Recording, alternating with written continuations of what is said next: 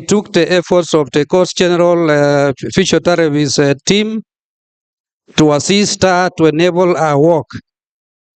So when she lost hearing, we started taking her to the regular school as recommended by the doctor at the Danica Hearing here in Nairobi. But during that process, my daughter was being rejected by schools because of a disability. So what is amazing about my daughter is, apart from, despite having the challenges, she performs in so many activities like dancing. She also participates in music and drama in her school at St. Kizito Lutheran School for the Deaf, and also at St. Angela Mumia School for the Deaf. And she can be able to memorize wherever she goes. When you even try to take her to a different route, she will tell you that that is not the place where you are. So she will actually direct you. So she does several other things like instrumentals, Scottish dance, and drama. They normally go up to national level. So it means that disability is not inability. We just give them opportunity in our society so that they can participate fully, but not just to sympathize with them. So that is it about my daughter. She's in Form 4. After Form 4, I'll be able to take her to college. So to my fellow parents, let's not stop there at high school. Yes, we know we have special school in primary and secondary, but that is not the end of education. Let's take them all through transition to colleges and university. Like now at TUM, we have provided all the inclusion efforts like the RAMs and even rooms for students with learners with disability, and they can learn together with any other person without a disability so that they can know their abilities beyond disability. Asante. Big round of applause to Bwana Jonathan. Thank you so much indeed. Thank you. Disability is not inability. And we're not talking about sympathizing. We're talking about participating in creating that inclusive society where every one of us can reach their highest potential, their highest level of human excellence. So, ladies and gentlemen, as we prepare to start, we want to celebrate all the guests who have managed to come here. Thank you so much. And we want to also recognize those joining us online, because this particular event is being streamed live on YouTube and Facebook. And for the rest of us, once the camera is on you, and simply because you may not know when the camera will be on you, just put a gentle smile. It's the easiest way to improve your look without makeup. Thank you. So study.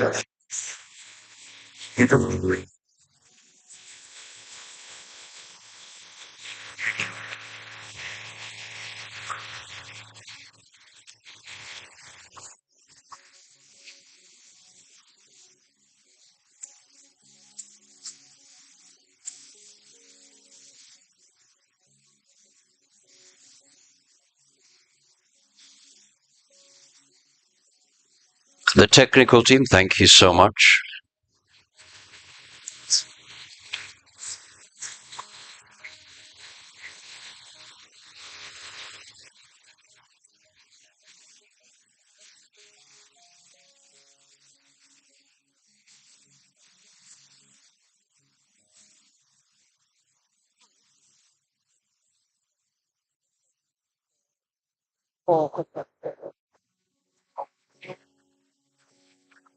Wow, thank you so much. Ladies and gentlemen, as we started, let's just have that video. It's always important to know that we do not live in a vacuum. That Kenya is blessed. Imagine the talents, the skills, the knowledge, the wisdom over the years the industries, the potential.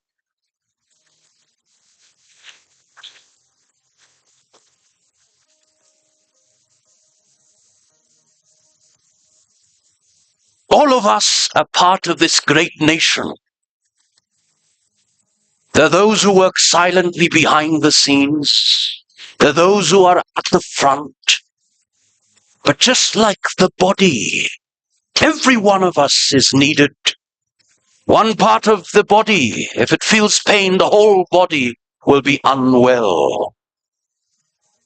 And so, ladies and gentlemen, as we celebrate possibilities, we're saying everyone has a place. No one should ever be left behind.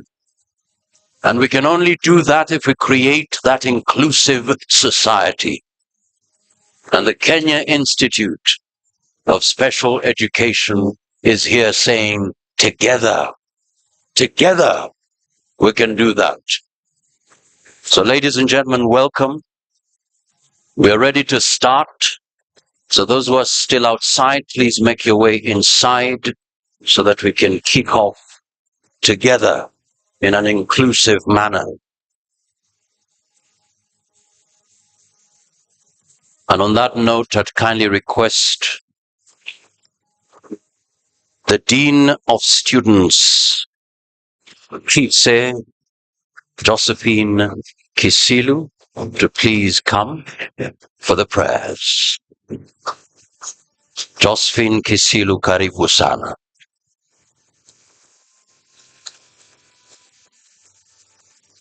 In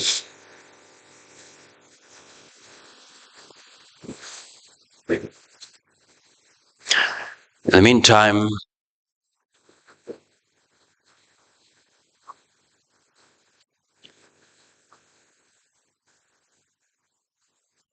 good morning.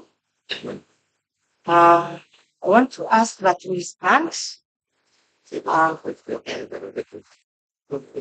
Good morning.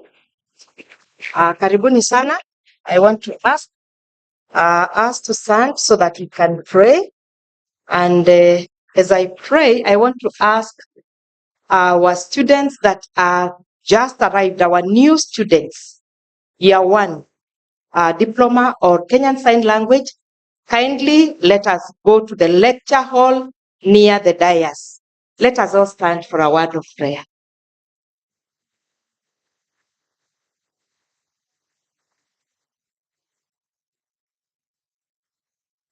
Our Heavenly Father, we want to bow before you, thanking you for the gift of life that you have given unto us. We want to pray, Jehovah God, because your word says in Ephesians 2:10, for we are God's handiwork, created in Christ Jesus to do good works, which God prepared in advance for us to do. We want to thank you for we are fearfully and wonderfully complex. Your workmanship is marvelous. How well we know it.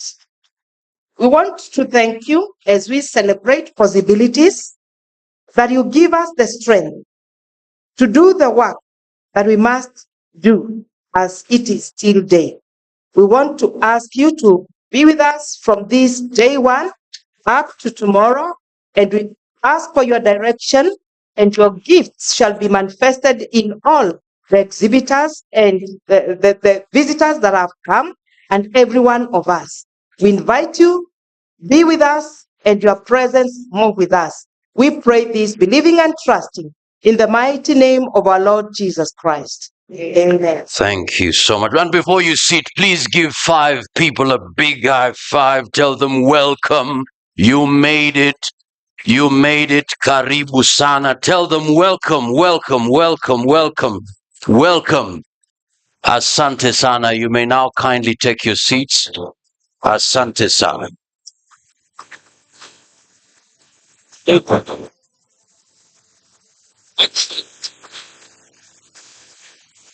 Excellent, excellent. We're ready to kick off our first installment of our engagement. Now, a note. Time will be one of our greatest assets. It's 23 minutes past 10.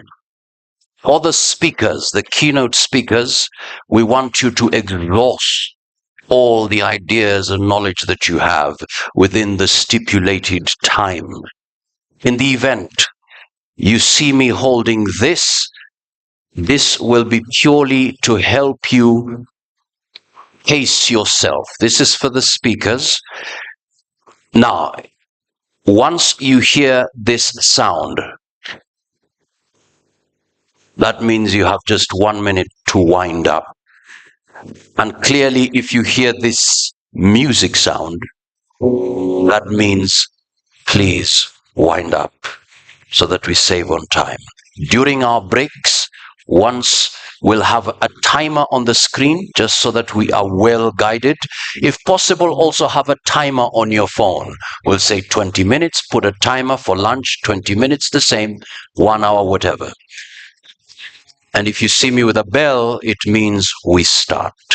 We move into the meeting hall. Ladies and gentlemen, we are ready for our first presentation. Get ready with your pens, papers, whatever you're using. Remember, Menti will be on your phones, so please don't close that tab. If you have any questions and comments, post them there, and we'll be able to pick those questions. Distinguished guests, ladies and gentlemen, we want to start. Resourcing for specialized learning materials, assistive devices, and technology. Let's have the video set so that we can see our keynote speaker for the session. Ladies and gentlemen, please. He is an ardent advocate of disability inclusion and a programs management specialist, having worked for Christian Blind Mission, Plan International and World Vision, where he led various multidisciplinary development, resilience building and disaster risk mitigation programs in Kenya, South Sudan, Ethiopia and Rwanda. Please welcome the National Fund for the Disabled of Kenya Chief Executive Officer, George Gathenya Washira. Makofi yake tafadhali. 25 minutes to talk to us and 5 minutes for questions from the audience. Karibu sana.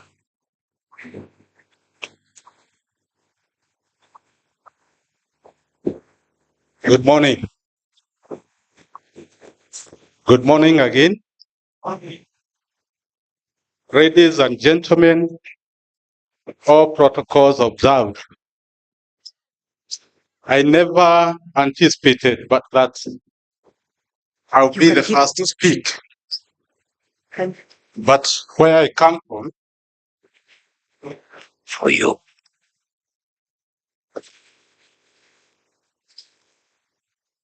however, where I come from, it's always said in my community that the worst way to start is by being the first one to get speared. So I'm happy that I'm not here to be speared, but to speak on a matter that is very close to us and very important on resourcing for specialized learning resources, assistive devices, and technology. And I'll do it my way. And to start off, I would like us all to think about assistive technology in a different way. And right here, you can see an animal called the pig. Who does not know about the pig?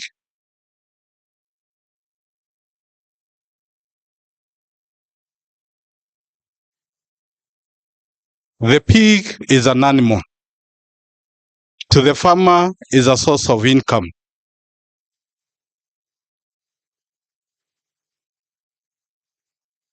To the veterinary officer,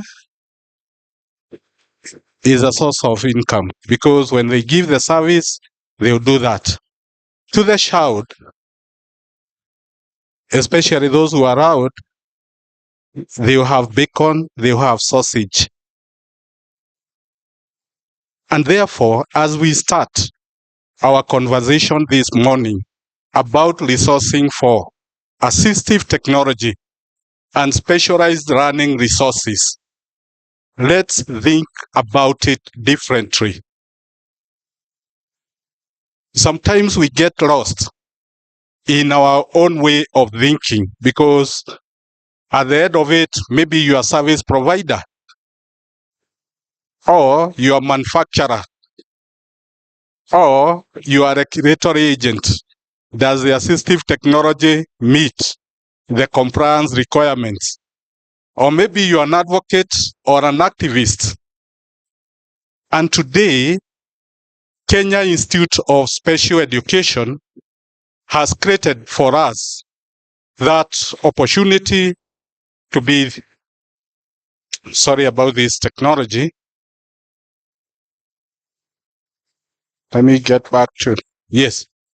KISE has created an opportunity for all of us to be in the same room as a user of assistive technology, as a service provider, as an advocate, as a manufacturer, as a marketer. And therefore, we cannot be able to effectively talk about resourcing without thinking about everyone.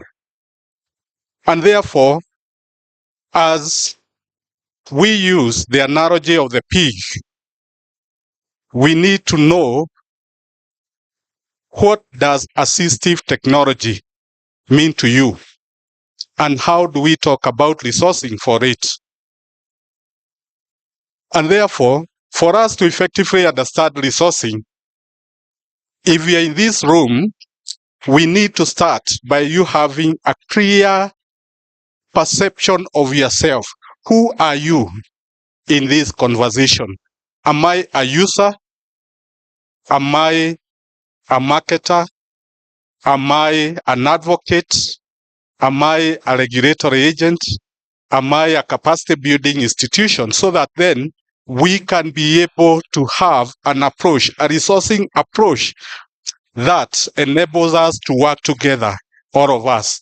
And then, if we are able to identify ourselves with our roles, then we improve our ability to see the situations in new ways so that we do not just look at our own piece, but look at how can I be able to collaborate?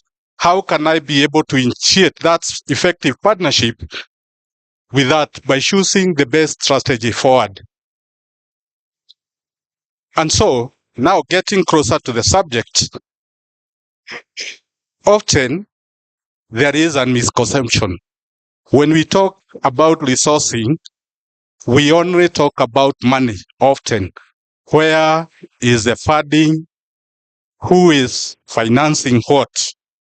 But this morning, I want to appeal to all of you that anytime we talk about resourcing, we need to begin with people.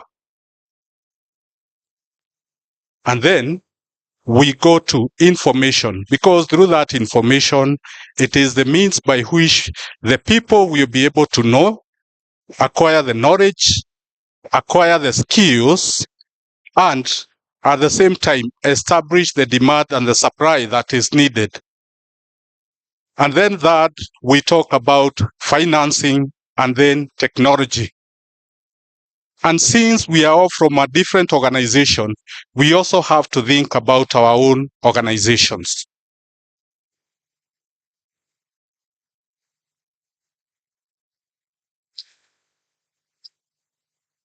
Let me begin with what is most favorite for us all. Because when I look at this hall, I can see the people. When I read the different profiles and meet with colleagues I know and the new ones I've known today, and the other ones that I'll know, we have the skills, we have the knowledge, we have the information. But often, what is not very much available to our disposal is financing. And therefore, this morning, I want to highlight 4 areas that we need to think about. And even as we go about our exhibitions, even as we have the different conversations, which are the ways that we need to consider? One, there is taxation and social security contributions. Our government today is talking about social health insurance fund. I know in our sector, in different settings, we have been talking about the National Health Insurance Fund supporting assistive technology, assistive devices. That usually gets raised from taxation and social security contributions. And then there is investment for profit and social impact investors, then loans from financial institutions, and revenues collected as part of business. I also want to highlight through this slide, perhaps to digest further about the financing option. And for us to be able to get effective financing, we need to think about the public sources, the private actors, the NGOs, and the community, and the individuals. And in the public sphere, we need to start by improving our governance systems and also considering taxation as a sustainable mechanism by which we are able to support learning resources. We are aware that in our context, we have had a different experience recently on matters of taxation. However, it is an important source of financing. The other aspect is investment for profit and social impact investors, where we have the social impact boards and cost-sharing partnerships. Then we have loans from financial institutions, where we have loan guarantees and microfinancing. We have financing and crowdfunding, and then revenues collected from business operations. Distinguished guests, ladies and gentlemen, I've run through those 2 slides quickly so that I can now get the real conversation.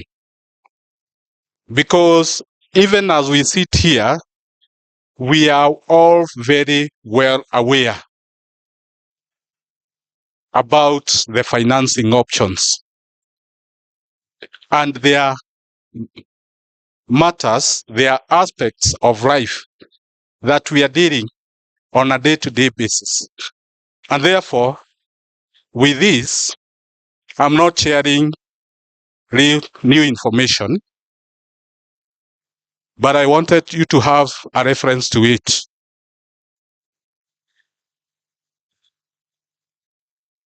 I would like to have my conversation beginning this point, because we are speaking about financing. And for most of us who are seated here today, anytime we are talking about financing, we talk about fundraising, and that provides the basis for our resourcing cycle. And within that fundraising cycle, we have to talk about long-term positioning, opportunity assessment, capture, proposal planning, and I'll go only up to that point. And therefore, ladies and gentlemen,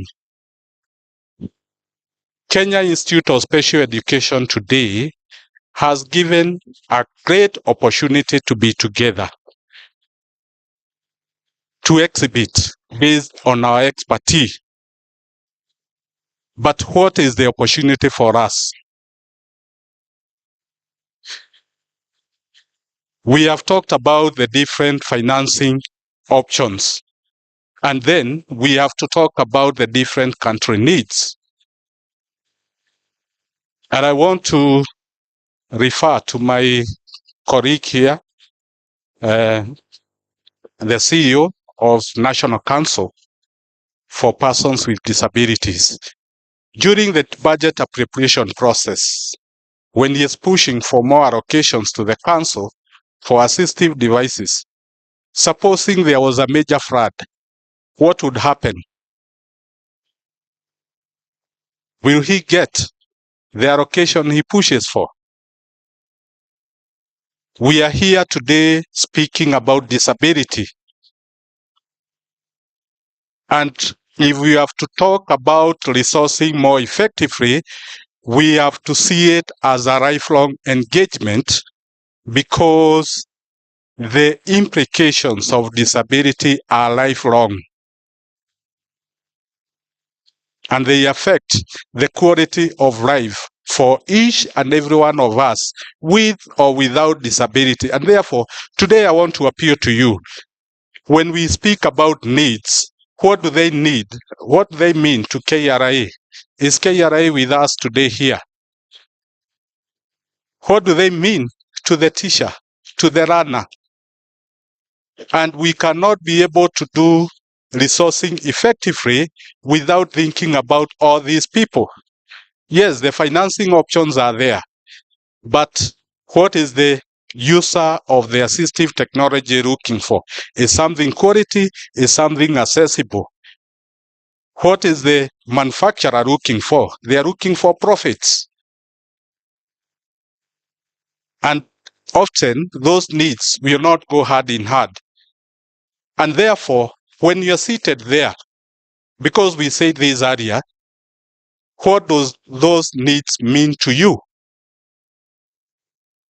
I can see the rights of MEDEX, Motivation Charitable Trust, even ourselves as National Fund, we are there. What do those needs mean to us, and how can we be able to get to an effective conversation? And therefore, when we have derived the right meeting, how do we engage in terms of resourcing? Are we seeing it from a glass full or a glass half? Somebody told me, whether you see whether the glass is full or empty, it depends on whether you are drinking or you are pouring into the glass. So when it comes to resourcing, are we drinking from the glass or are we putting into the pot? And then, suppose we had the resources that we need today. Are we going to use the resources to solve problems or to leverage on opportunities? I've listened to this conversation many times, but in most of the cases, and for majority of the people, when we talk about resources, we begin by speaking about the problems we have, what we lack, why we are less fortunate, why we have not been considered, among others. And what does that attract? It attracts sympathy, which is a temporary emotion. The moment somebody sees that, for a manufacturer, for an investor, they will listen to that person about what they don't have. But when they walk away, they want to make profit. And if we have to think about resourcing in the right way, we need to think about leveraging on opportunities, because that is what will sustain our conversation for a longer time. And therefore, even as we think about resourcing, are we looking at it from an entrepreneurship perspective or a charity perspective? You get it? Are we going for the grant, for the immediate gift, or for the long-term engagement to make the relationship sustainable? And therefore, where on this grass As we are gathered here today, we are gathered as producers. We are gathered as users, as distributors. We have many names to ourselves. How often do we get into a conversation to identify the local resources that we have, the local capacity that we have? And we need to get a little bit serious about assistive technology. 3 years back, we had COVID. Many of us did not know that East African breweries could produce what they produce. Yes?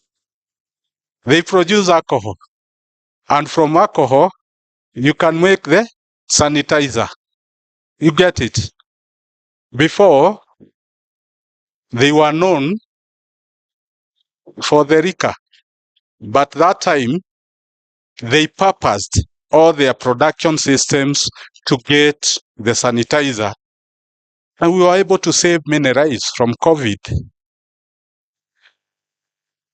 Let's ask ourselves, when we are fabricating a wheelchair, just the basic wheelchair, we require the same wheel as with the bicycle. I've gone to a number of workshops where that is done. We require the form iron, just the way it's done. And therefore, why are the industries in Kenya today or somewhere else not able to purpose for the same to be done?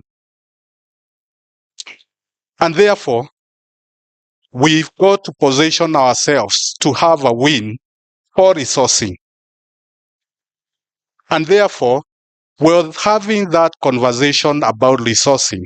We need to know that the same resources that we are aiming at are under competition. When in our own Ministry of Education, when the minister goes for more capitation funds to the budget, the Minister for Defense wants the same for security. Even at the household level, we have the competition, either to buy the white cane or to get food for the day or to pay school fees. And that's the reason why we need to position to make a win by analyzing our competition, developing the right messaging, and defining our value proposition. Having the right assistive technology today, how is it going to change the lives? And therefore, as I finish, we need to capture the right opportunities. We need to evaluate ourselves as stakeholders in this environment. What is our position? What is our ability to win the best opportunity?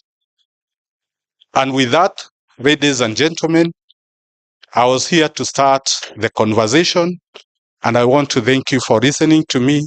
Let's continue this conversation. Thank you.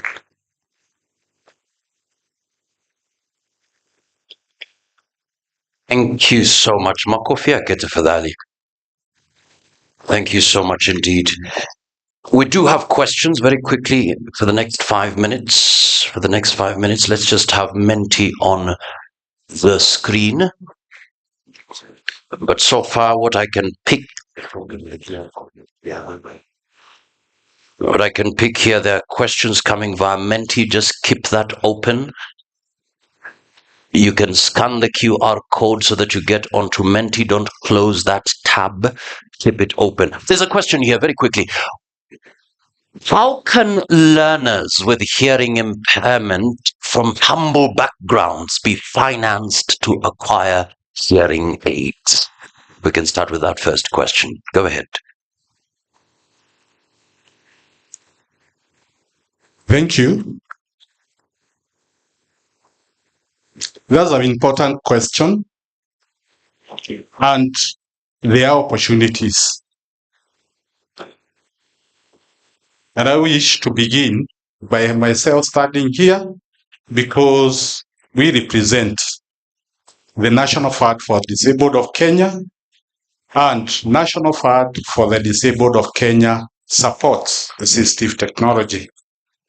And our primary target is vulnerable populations, members of the population, and therefore we have an enrolling process very active throughout the year where we provide assistive technology.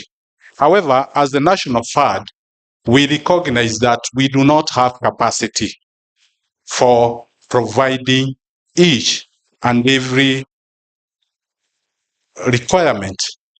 And therefore, we are here to emphasize on the need for partnership with the Ministry of Education, with Kenya Institute of Education, with other providers to ensure that every person gets the assistive technology. Key to that is recognition of assistive technology within the health spheres as an essential component of health and rehabilitative service provision. We are not yet at that stage in Kenya. And therefore, you find that when we do not have that level of policy emphasis, it becomes challenging because the demand and the supply rules, we have limited supply and then becomes a challenge with pricing and the like. And therefore, that's a conversation we need to have. We need to have more advocacy so that some of these aspects can be recognized as essential component of health and rehabilitative services provision. Thank you. Thank you so much indeed. We have about 3 minutes left. Any question from the floor? We'll get a microphone to you. But there's another question via Menti here that says, how can an assessor acquire assistive devices or technology to assist in assessment process? Yes, thank you. On that, I would like to indicate that Kenya Institute of Special Education is on the lead as a technical partner in providing services for the setup of education assessment resource centers and equipping their capacity to ensure that those who provide the assessment services at the resource center are available. And KISE is not working alone. There is National Council for Persons with Disabilities. They are also collaborating partners from various organizations, and therefore it is essential that we liaise with KISE, we liaise with National Council, so that the various needs that are required can be addressed. Thank you. Thank you so much. Makofi tafadhali. Asante sana. Thank you. If you have further questions, please continue posting them via Menti, and definitely our speaker will get those questions. Makofi yake tafadhali. May I kindly get sound, please, as he takes his seat? Thank you so much. Give me sound, please. Now we've gotten the meat of the first sub-theme. And now we want to interrogate it further through a panel discussion. But before that, sound, please. A bit of sound. Before that, I think it's about 15 years or so, 15 years ago, as a journalist, I interviewed this lady, and she told me her desire was to be broadcast journalist. And I thought to myself, is that possible in Kenya? But 10 years later, after that interview, I turned onto television and I actually saw her. I said, wow, she had a dream. She had the vision. What if we can do much more to those today? Listen to her story. Volume, please.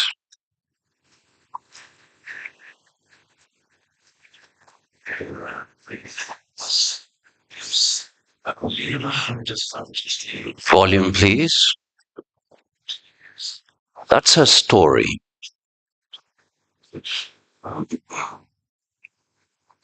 Born with disability.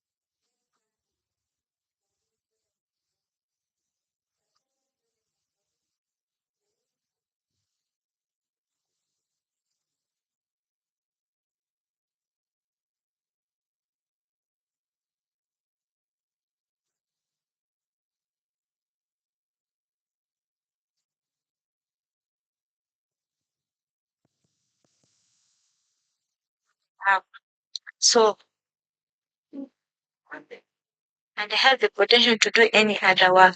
What else am I waiting for? I say I believe in disability. This is what I mean.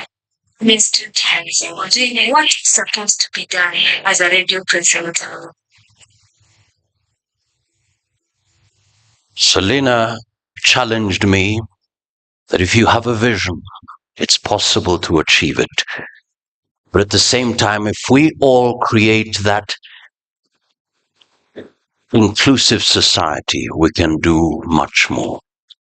Right now, I'd kindly request that we prepare ourselves for the panel discussion. I'd kindly request that we set this stage ready for the panel.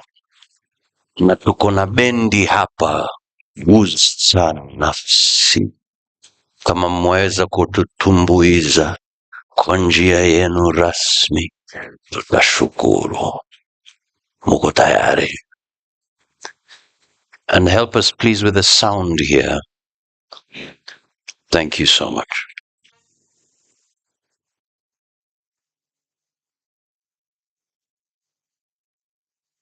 And the interview seats, please let's facilitate that.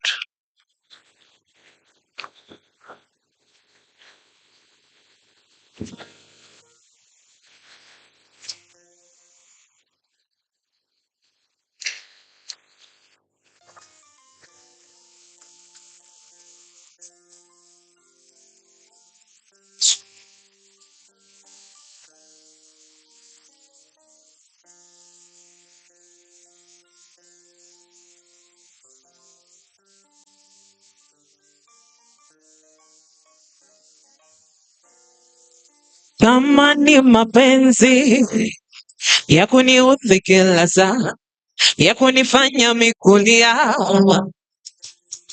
na kama riziki, mbona hujasema ili niweze rekebisha?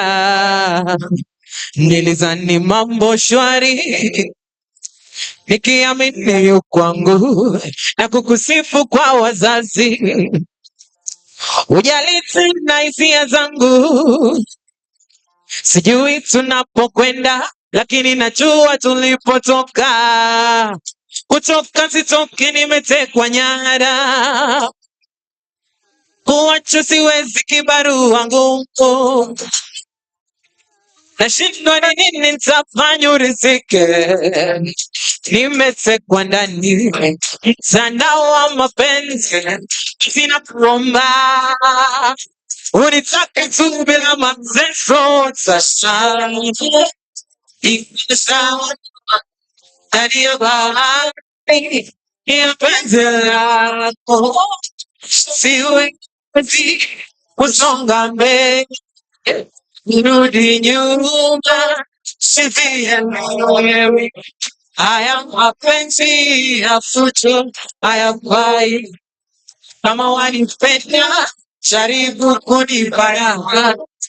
Mina shanga watu wakisema eti tunapendana japo tunasozana. Ni vizuri dadi nyumba kuwa na siri, lakini jaribu tusuluhishe. Bila hivyo itakuwa mchezo wa kuigiza kwenye mambo bandia. Mimi sitaki mambo ya kujifanya eti tunapenda japo tunazozana. Nimejaribu sana kujitoa ndani, ila nikipanga napangua mwenyewe. Natamani sana ungelewa hivyo, mimi mateka mabusu wa penzi lako, nieleze ni lini nitakuwa huru sasa. Nimezama ndani ya bahari ya penzi lako, siwezi kusonga mbele. Sijielewi, haya mapenzi ya futu hayafai. Kama wanipenda jaribu kunipara.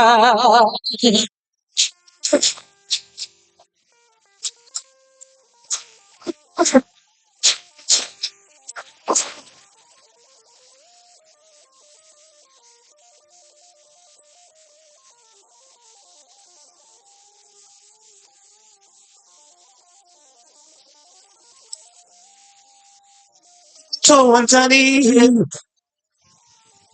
ila nikipanga napangua mwenyewe.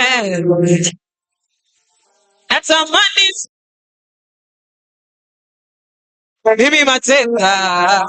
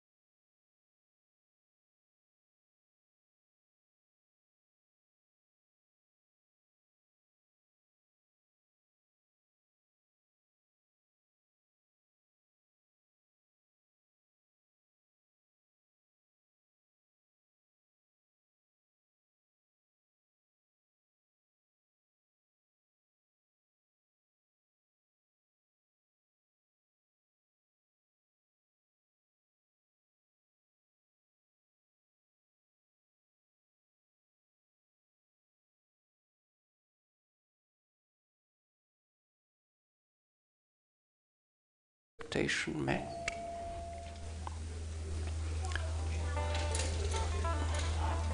So you can type in, and please keep that tab on.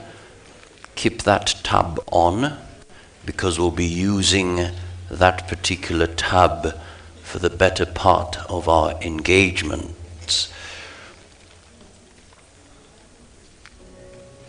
All right, learn about assistive devices in schools. Get a lasting solution for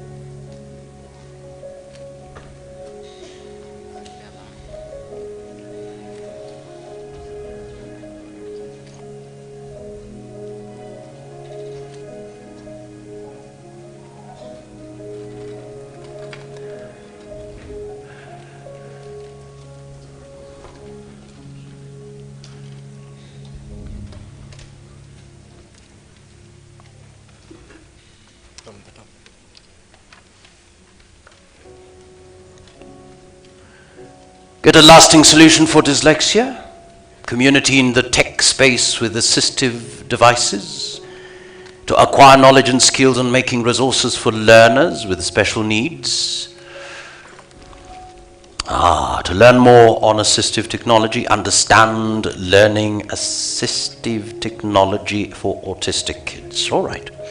Keep those comments coming in, and please take note of your phone, because we'll move that particular page to the one that will focus on the panel discussion. So if you have any questions, you will see everything contained there in. Ladies and gentlemen, we are ready for our panel discussion. Let's now have the program ready.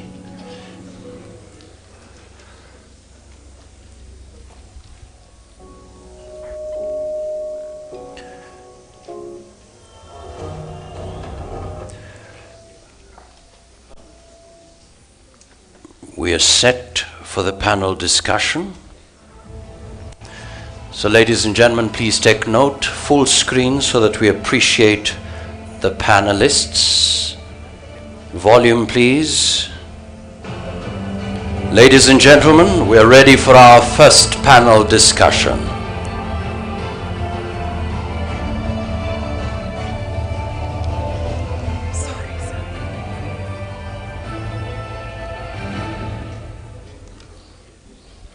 To discuss resourcing for specialized learning materials, assistive devices and technology, please welcome the Kenya Institute of Special Education KISE Deputy Director Finance and Administration CPA Anthony Mwangi. Please welcome the Ministry of Education Senior Chief Finance Officer Martin Wekesa Khauya. Please welcome the United Nations Development Program UNDP Deputy Resident Operations Representative Lars Tushwizen. Please welcome a mother to a 23-year-old living with cerebral palsy, Grace Kinga. Please welcome the IHAB Head of Community and Ecosystem, Ida Nganga. Moderated by the Citizen TV Senior Political and Current Affairs Reporter, Stephen Lepo. A big round of applause for them as they take their seats to the front. Welcome, welcome, welcome.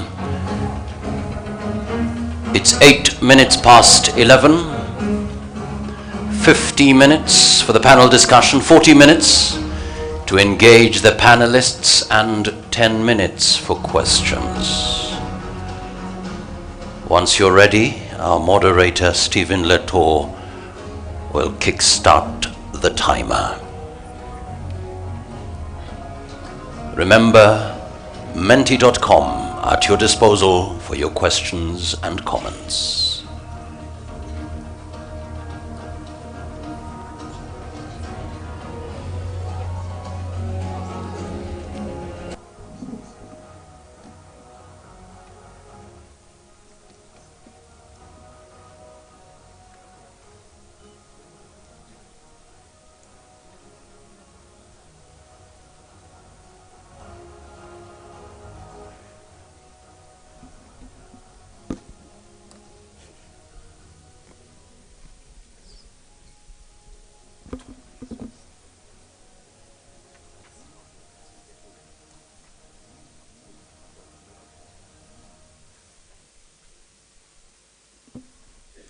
Ladies and gentlemen, welcome to the first discussion, panel discussion.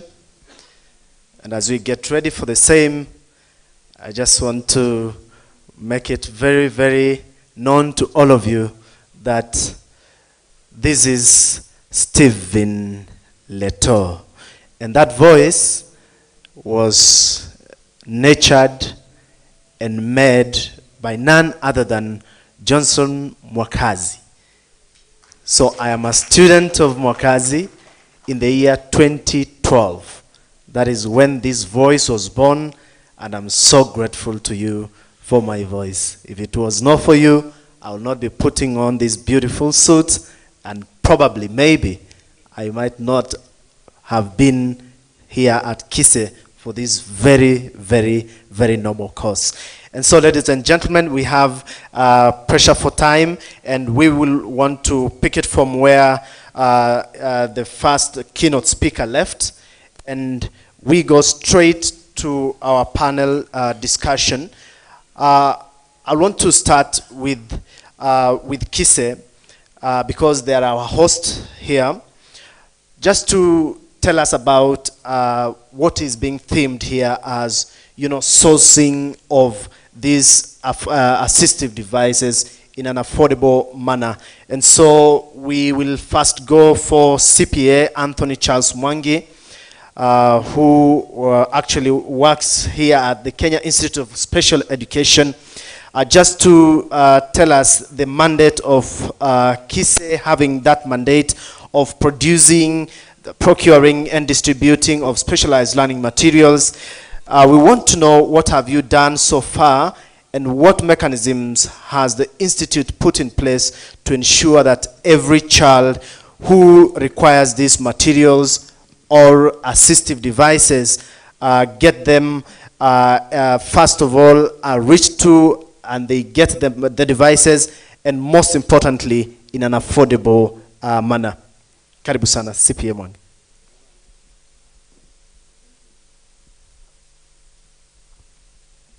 Thank you, Leto, for the question.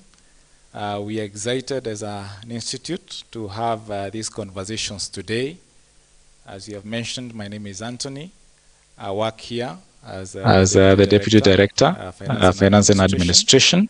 And we have had a journey, and I want to acknowledge that as an institute, yes, we have the mandate. We have diverse mandates, but one of them is what has brought us today, the issue of designing, production, maintenance and repair of assistive devices and specialized learning materials.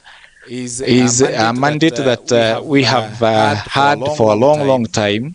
We have endeavored to do our best, though with meager resources.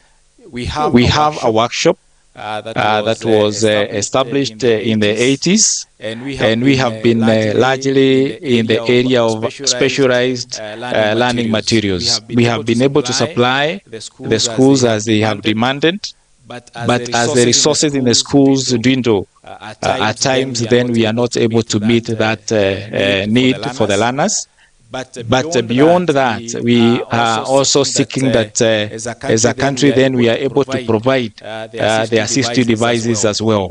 The assistive devices are those that now go beyond the classroom to make life possible and to bridge the difficulties that these learners and even persons may be experiencing, so that they are able to lead as close to normal life as possible. So we have been producing, and yes, even now we are glad that when the president came here last year, he was delighted to give this country the possibility of local production. One of the major challenges in the assistive devices area is that most of them have to be sourced from outside the country. That increases the lead time in terms of the turnaround time between need and access. It increases the cost and also denies our local innovators the joy and even the chance to be able to meet the needs of at our level. So that is where we are coming in, and that is what we wish,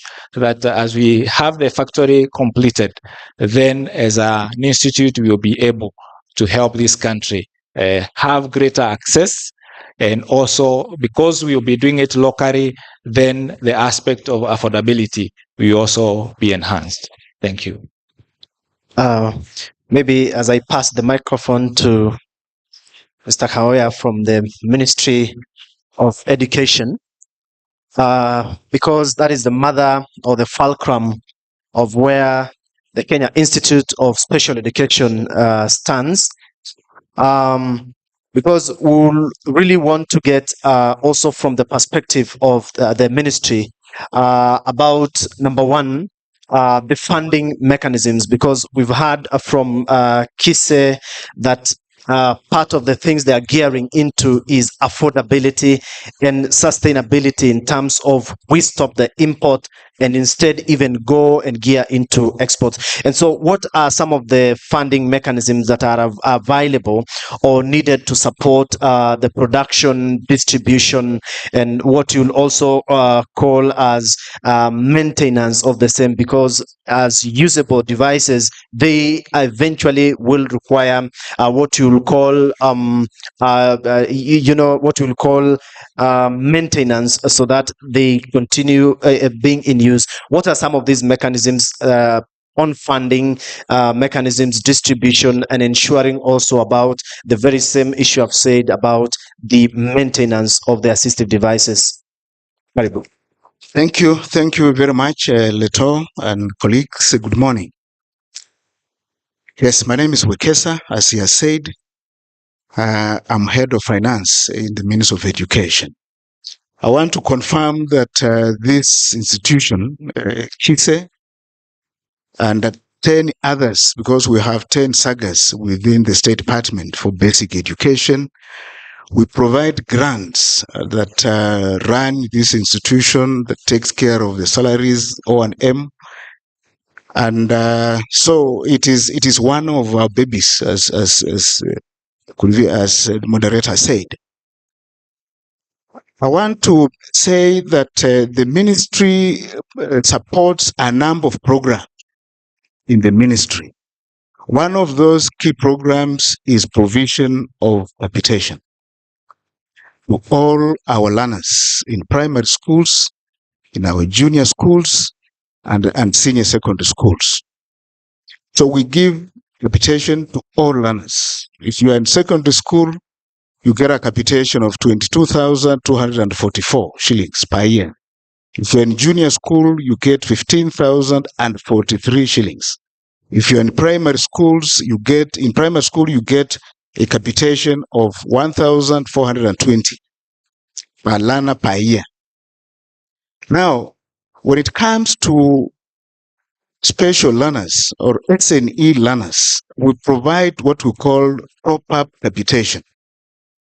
Again, varying given the level of schooling. If you are in primary, we give top-up capitation of 14,300. If you are in junior school and pre-vocational school, you have a top-up capitation of 35,700, and the same amount of money is given as top-up capitation for senior secondary schools.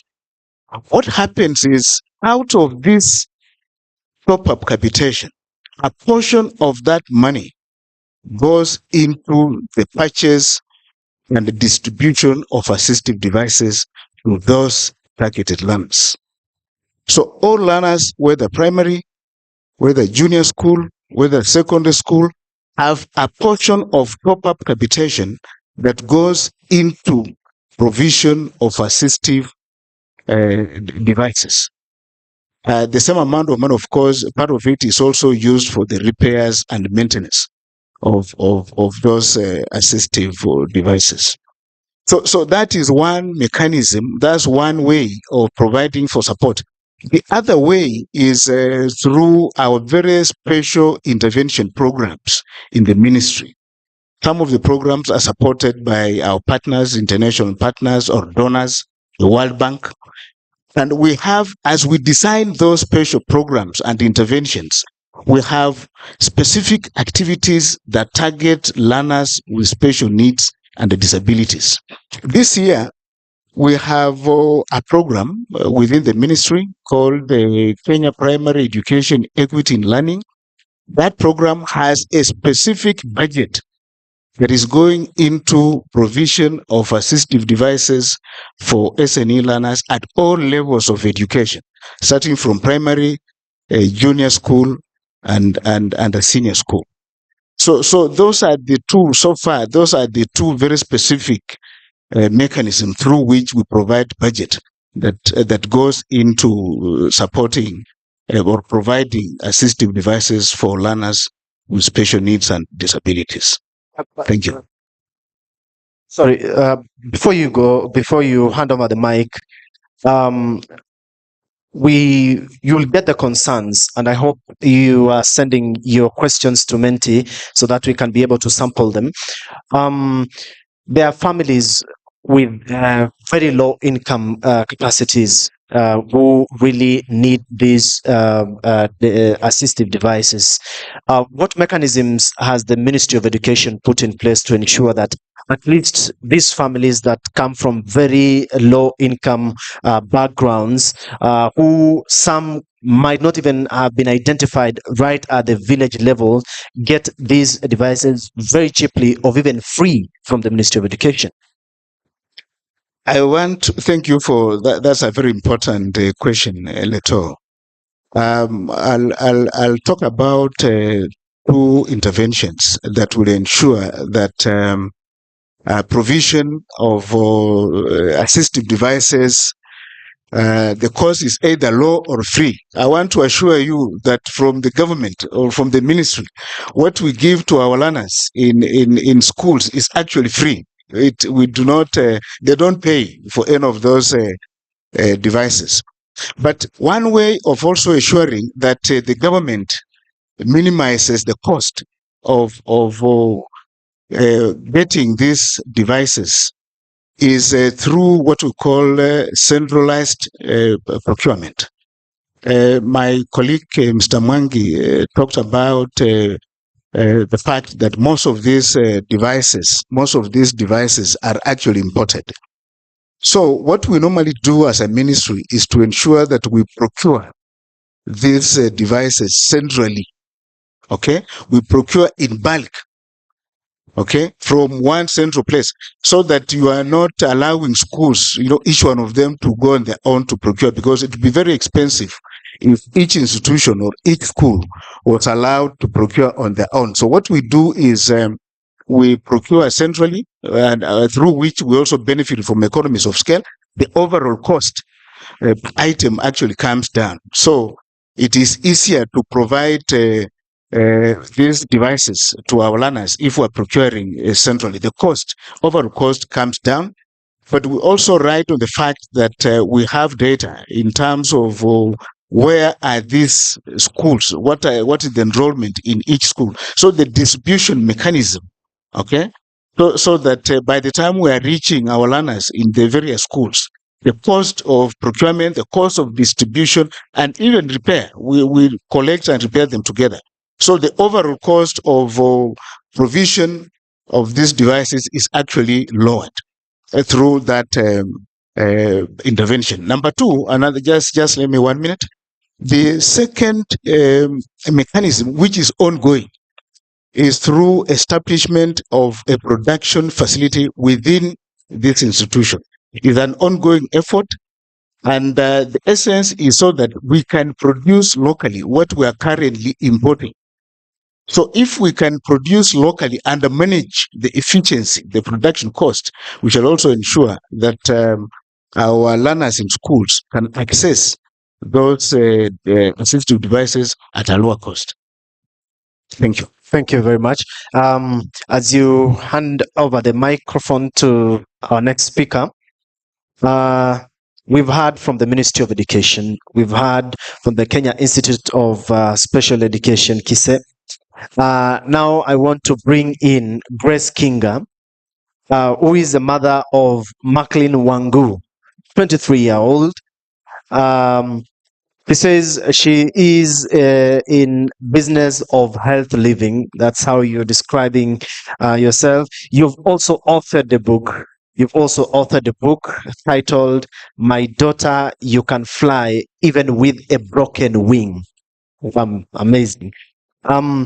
You are a parent, and the question I want to put to you is, what is your experience of acquiring these assistive devices for your daughter as she was outgrowing the existing one? What was your experience like?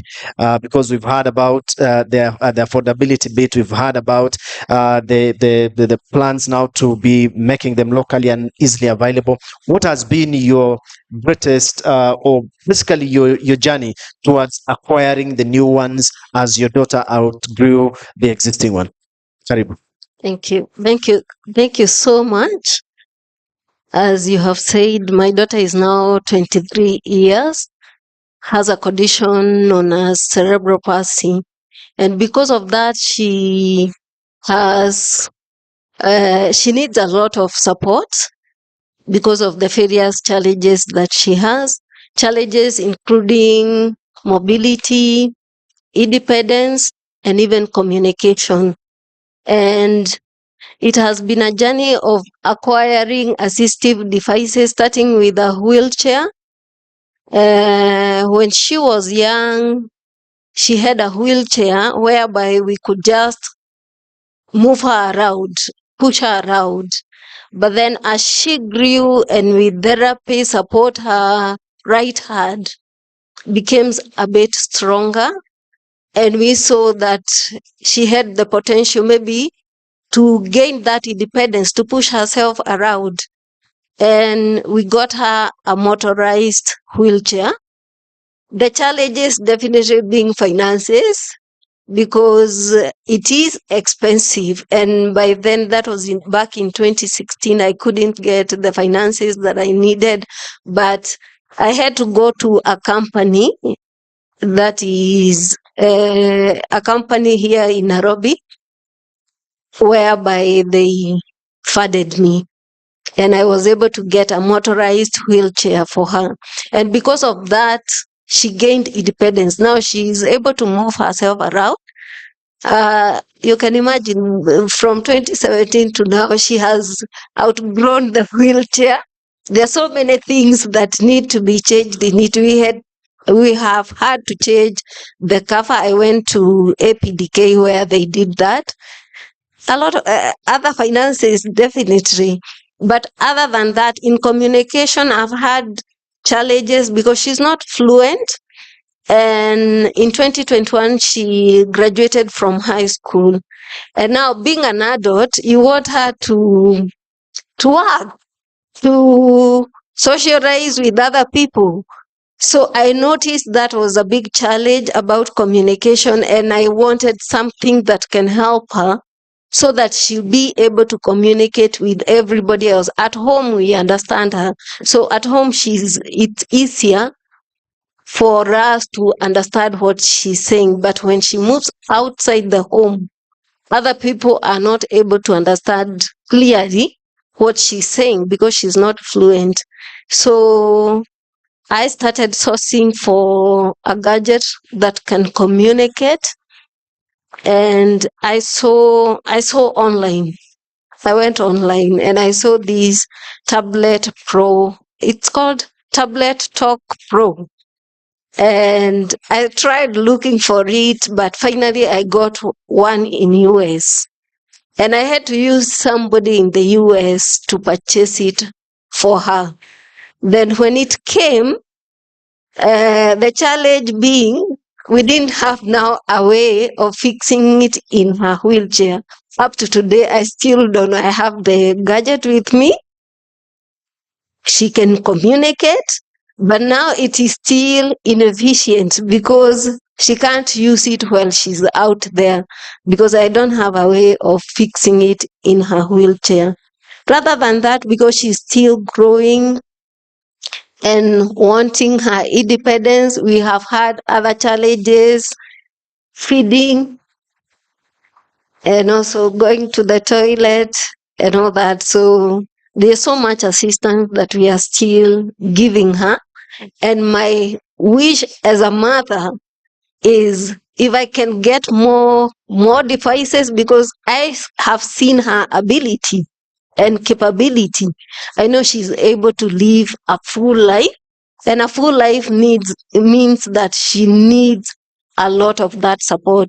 So if I can get that here in Kenya, I'll be a happy mother. Thank you so much, and I hope Director Kise, you've heard that concern that she has come with the device. She only needs it to be incorporated, fixed. So I hope Kise is well equipped with the engineers who can quickly fix that to you, so that as you leave today, at least your daughter will be smiling. Very quickly, because of time, I now bring in Ida Nganga, who is the head of community and ecosystem IHub. Your organizations, what are some of the gaps that you have identified in terms of affordability and accessibility of these assistive devices? Karibu. Absolutely. Thank you so much. So just to bring back the question for the people who don't know what we do, we look at ourselves as the catalyst of the ecosystem, bringing different stakeholders to come together to see what they can do to support people within the ecosystem, especially when it comes to assistive devices, right? And with that, we are supporting entrepreneurs to make sure that they can develop they can embed technology that can be used within the devices that are available, right? So if for your daughter, right, how can we be able to support people within the ecosystem and people within the entrepreneurs that are actually innovating within the space to be able to embed that technology that you have, right? And that's what we do. And that's what we're saying. We are the catalyst of that. How can we work with KCI to ensure that what they're doing and what everyone within the ecosystem, whether it is the stakeholders or the private sector, we are looking at those kinds of stakeholder engagement that are able to support, right? We believe innovation cannot happen in isolation. We can't do it ourselves, right? We need people to be able to collaborate within each other to make sure that it happens. Yeah. Because I know questions continue trickling in the platform Menti, and also prepare for your questions, floor questions for this panelist. But we'll want to get one more from our panel last season, who is the United Nations Development, works in the United Nations the development program. We want you to shed light on what is UNDP's role in all these, assistive technology for PWDs. Thank you. I've heard many ways of my name being pronounced, but you were pretty close. I hope I got it right. It was very close. My name is Lars. Just a clarification, I am the Deputy Director for UNDP, but I'm here as the chair of all the directors in the UN in Kenya. So there's 64 entities, and all the directors sit on one platform. So I'm representing a broader platform than just UNDP here. The UN globally operates on the presumption that the SDGs and the Agenda 2030, and that has one single sentence, punchline underneath it, which says "Leave no one behind."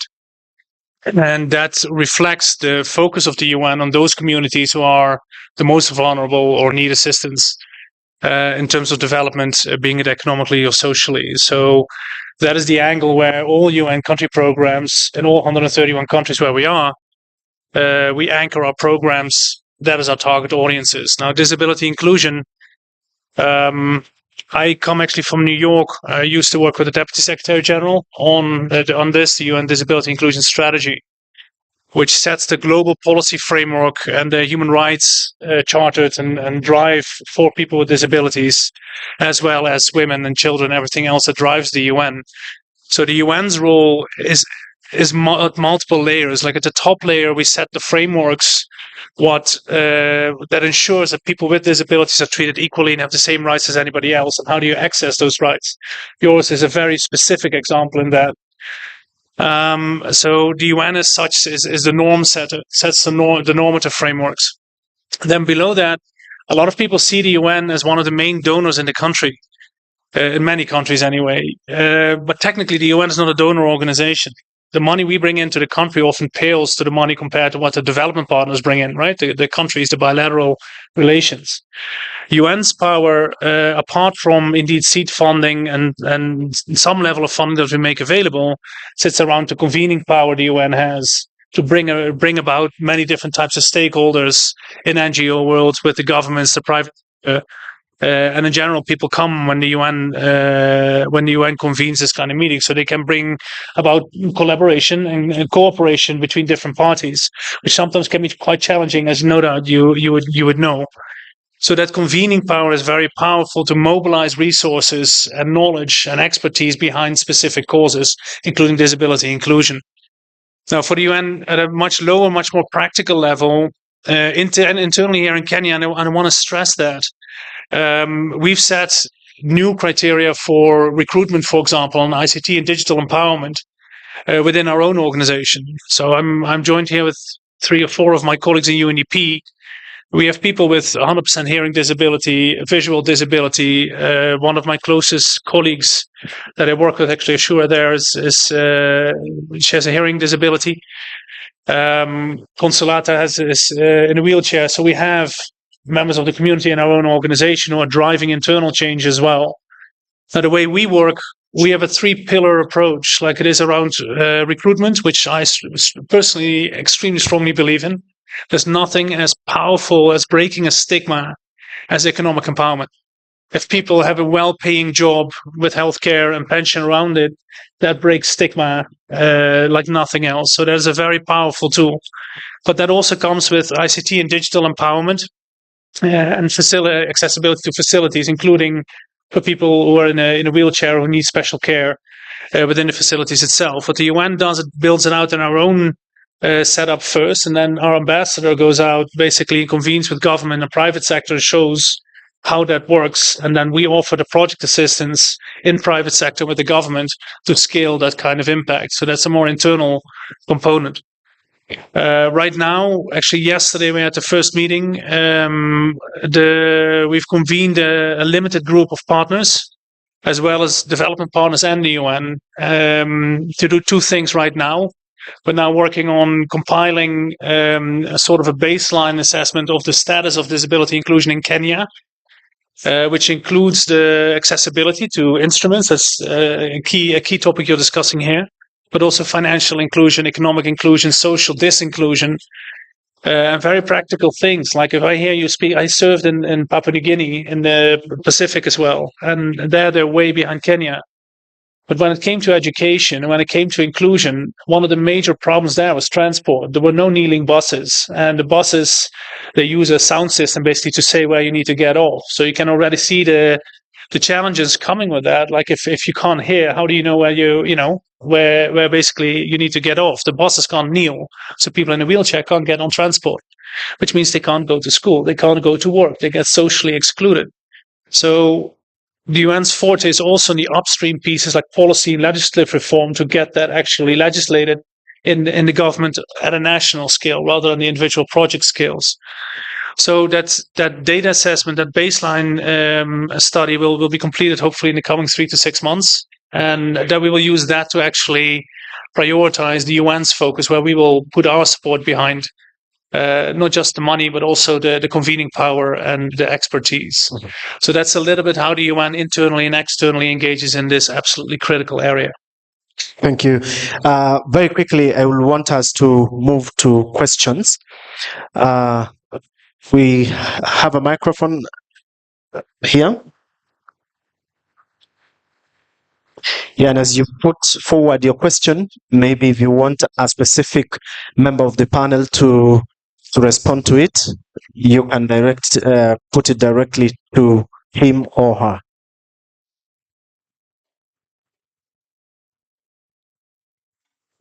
Thank you very much. My name is Christine Mutana. I'm a parent of two kids with different disabilities. And my question is, as much as we are discussing assistive technology devices and all that, when are you going to have a conversation around intellectual disability? Because a lot of conversation I've had is about physical disability. For my children, they have the intellectual disabilities actually a bit severe. So how are they helped? How is this expo going to help me help my children? Thank you. We'll take that among the panel. Thank you. So as I mentioned earlier, we are coming from a place of being a catalyst, right? And we are very fortunate today to have 3 startups that we've supported that have embedded tech into how learners learn. There's Loho Learning, there's Uptike, and there's Ikitabo, addressing exactly what you said. They're just at the end, so it would be great for you to just go there. So what we are trying to do is create a bed where we are able to create a testing ground with actual users, right? We can't do it ourselves. As I said, innovation can't happen in isolation. And this specifically actually addresses what you've just asked. So we can have a separate conversation on that. But yes, we are generally doing that as well. Let's also check on Menti. You've been sending your questions. We can get one. Have educated other employees on how to interact respectfully and inclusively with colleagues who have special needs, fostering a culture of understanding and empathy. What mechanisms are in place for learners with hearing impairments acquire the necessary assistive devices in Vihiga County? Who will take that in the panel? Let's have it. Let's Head of Finance take it. Okay, thank you. I think the question is not just for Vihiga County. I think it's a need that is spread across this country. One of the things that we have to acknowledge is that as a ministry, there is a lot of intervention for those children who are already in school.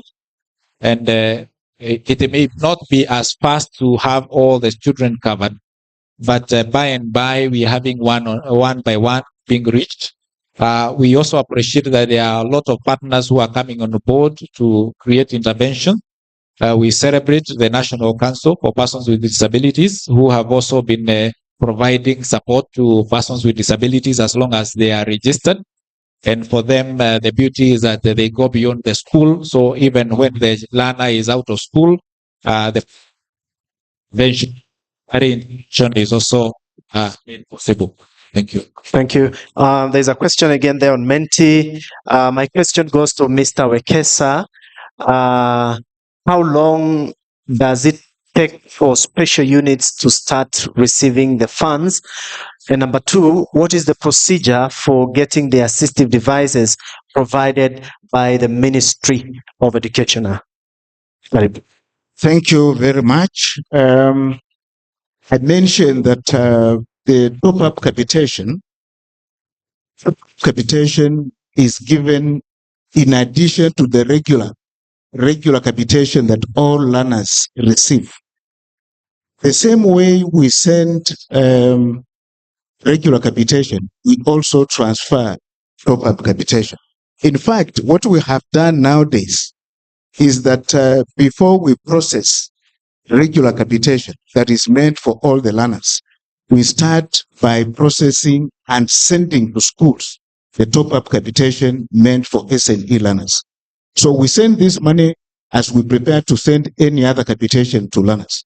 But we give preference to this top-up capitation meant for learners with special needs and disabilities. So it is sent every term. Yes.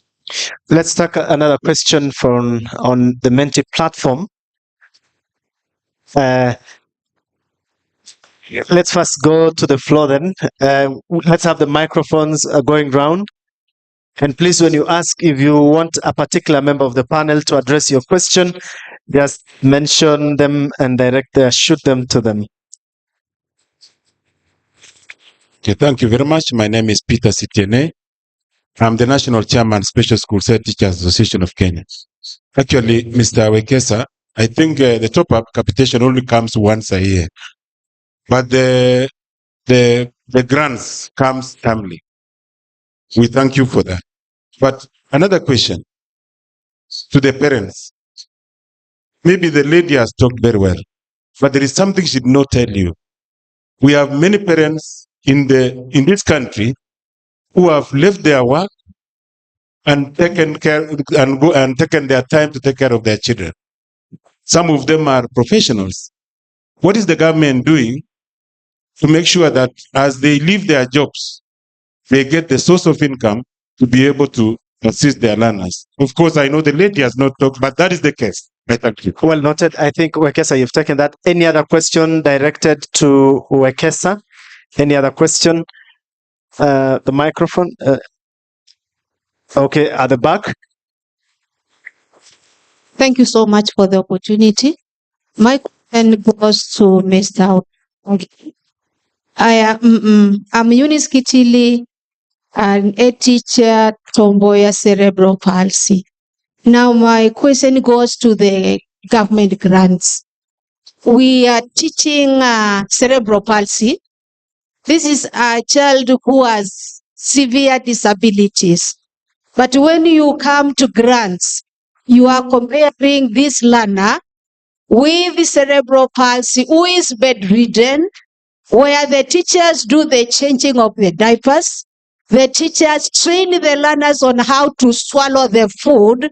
The teachers carry the children to the bus, they upload and offload. And when it comes to capitation, you are comparing that learner with a learner who is a child. I think something should be done. At least you put it to a level of a learner who is deaf-blind. That is my request, sir. Well, Wekesa, maybe take those two quickly as we sample others at the back. Thank you. I want to start with this last question. But first of all, I want to acknowledge that we have had challenges, and it's not, we are making progress. When you look at a few years back, 5 years or so back, and where we are today, I appreciate that we're making progress. So there are challenges. I know that we still have a long way to go. In the Presidential Working Party report, okay, in the Presidential Working Party report, one of the recommendations is that we start providing different funding for different types of disabilities, so that we are not talking about a top-up that is uniform, because we know that or that team recommended that different types of disabilities can have different costs. So we have to start differentiating, okay? We have to start differentiating from one type of disability to the other. But as at now, I just want to say that we have not reached that level yet. We are just giving a uniform top-up capitation for all types of disabilities.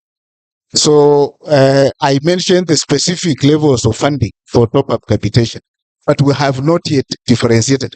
That's the way to go, but we are yet implement that recommendation from the Presidential Working Party report.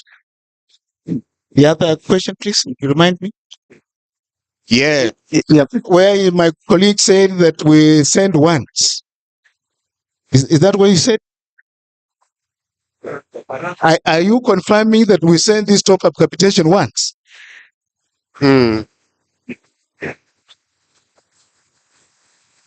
Only once. I want to confirm to you because I'm part of the team that processes. We don't send once. Because you see, let me confirm to you this. Top-up capitation comes together with the other money meant for capitation. So we receive this money as a block from the National Treasury. Okay? When we receive money as a block for every term, we start by processing top-up capitation. Once we have processed, then we process the other regular capitation. So it is not that we receive top-up capitation, then we wait for another one for regular. No. So we send 3 times. The challenge that I know, ladies and gentlemen, if you listen to me, the challenge that I know is that we have a lot of delays. And it's not our making. Why delay? The delays come from Treasury, not us. Why delay? Thank you. I think at the end of the day, the money comes whether it comes once or distributed. I think the other question Mr. Sitene was raising was the issue of the parent who has this child with disability and they are affected in terms of their livelihood because they have to take care of this child. As an institution, and I think as a sector, we are acknowledging that this is a major issue, and that is why we are speaking to the issue of parental empowerment. As we speak today, we are setting up a program and an infrastructure where we'll be addressing the parental empowerment issues. But I would wish to say this, as you listen to Grace, with every assistive device that is identified and acquired for these persons and children with disabilities, you bring them closer to independence. So that even for those with cerebral palsy, the challenges may be lesser if we avail more assistive devices to them. So that in the long term, then the recurrent support is lower, despite now the initial outlay that is required for the assistive devices. Thank you. Any other, because of time, we are so pressed with time. Master of ceremony, all protocol observed. My name is Dr. Nzoka, senior lecturer in Kenyatta University in the Department of Early Childhood Special Needs Education. My question goes to Mr. Wekesa. You have named the institutions that the government has been giving various individual grants and capitation. What of the students that are in higher institutions, universities that is there any consideration you are giving us? Thank you. Okay, sir. Any other that can top up? Yeah. Can we have a microphone? Yeah. Okay, so I can taking that quickly because of time. Take a minute or less. Thank you, Leto. I'm head of finance in basic education, which covers primary and secondary schools. So I may not be in a position to make a comment on funding of university learners with special needs and disabilities.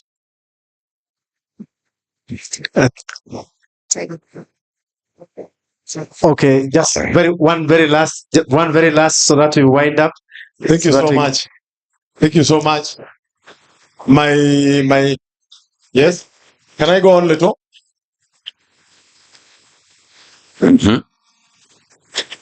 My name is Cosmas Onywera. I'm the chairperson of KISE in Kenya, and we are in the house about 42 of us. Very quickly, Bwana Wekesa, it's a pleasure to have you here. Pleasure to have you here. I want to shoot 3 questions, whether relevant or irrelevant, but they affect my department. The EACs are actually the people who monitor and ensure that the right thing is done to the children with disability. I'd like to bring it to your attention.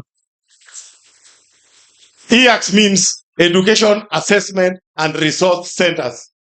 These are the entities where we work, and we assess children for appropriate placement to school. I'd like to bring it to your attention that we are not well resourced. There is a bottleneck as far as the funding meant for EAC function is concerned. You know where that fund goes, and I can tell you that there is an issue about it.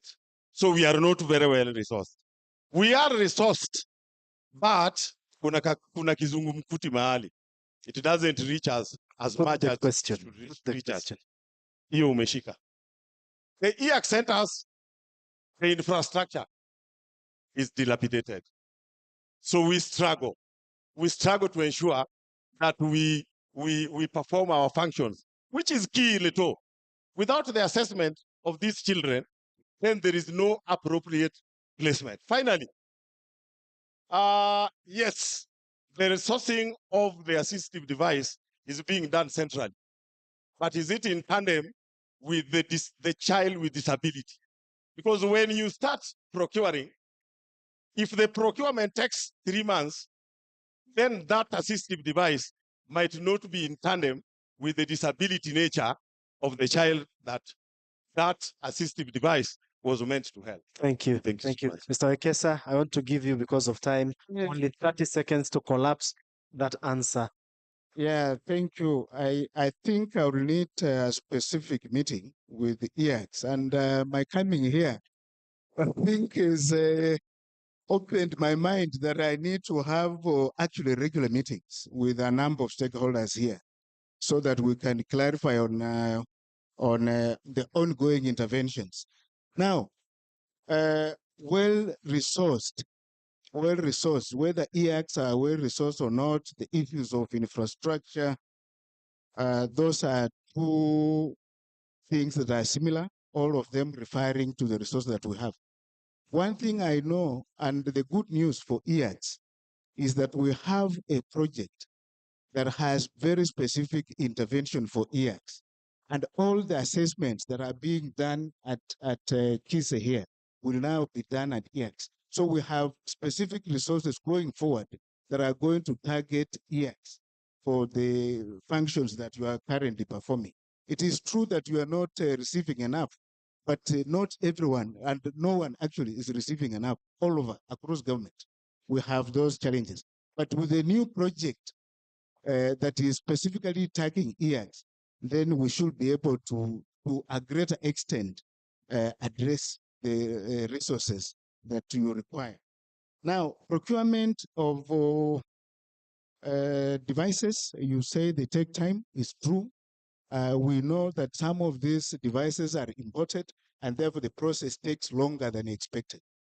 But we start off the procurement process on time, only that because we're dealing with some of the devices that are not locally procured. So we have to really follow the procurement process, which is actually guided by law. So we cannot take a shortcut.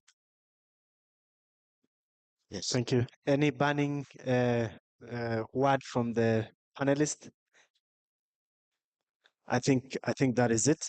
I think that is it from us. We've taken much more time than we were allocated. For the questions that have not been answered, keep them posted on Menti, so that by the end of this, at least each one of you will have gotten a response, and also those who are going through them can see what are the areas of concern, and then that can be addressed. Asanteni sana. Thank you for my panel. Asante. Wow, thank you so much. A big round of applause to the panelists and the moderator. We'll have a gift for our panelists. Thank you. Apologies for that. Wow. Indeed, there are many questions that needed to be responded to. So please make sure that all the questions that you have, the Menti platform is still on to make sure that we do not miss out on your questions. This is an expo. Host those questions. Even if you asked verbally, please still post so that we can keep a record of the same data. They say is the oil of the 21st century. So makofi nyingine tafadhali to the panelists wanapopokea zawadi zao. Asante sana.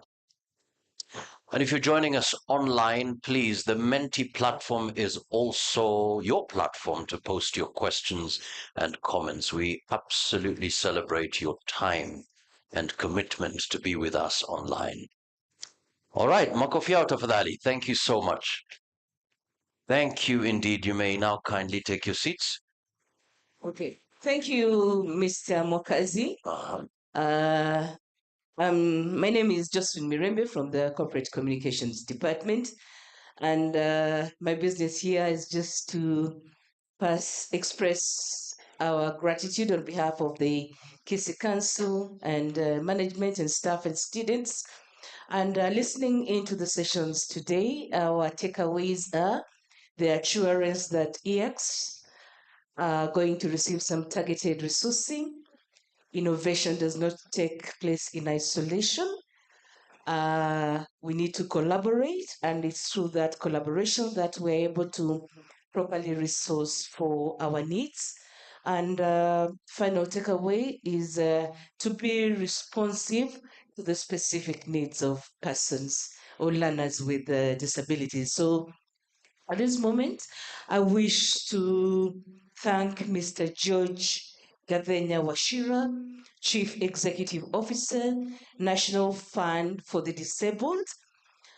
Thank you so much. And the bags we are giving away today were resourced from NFDK. A big applause to NFDK. Our panelists, I start off with Mr.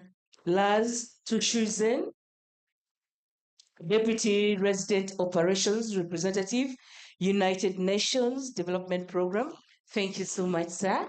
Na karibu tena. We've got Mr. Martin Wekesa Haoya, Senior Chief Finance Officer, Ministry of Education. Thank you. Then we have Madam Grace Kinga, who is a parent of a child with disability. Tunasema asante sana. We've got Madam Aida Nganga, Heads of Community and Ecosystem at IHAB. And finally, one of our own, Mr. Anthony Mwangi, our Deputy Director, Finance and Administration. Thank you so much. Back to you, Mwakazi. Thank you so much for that. A big round of applause once again to our panelists, our moderator, Tunasema asante sana. I'm well informed that our chief guest is about to come in, and I'd kindly request, ladies and gentlemen, once he comes in with his delegation, if possible, let us be upstanding in honor of his presence and supporting him in his leadership as well. And certainly the concerns that you already have will also be taken care of even in his speech. Thank you so much.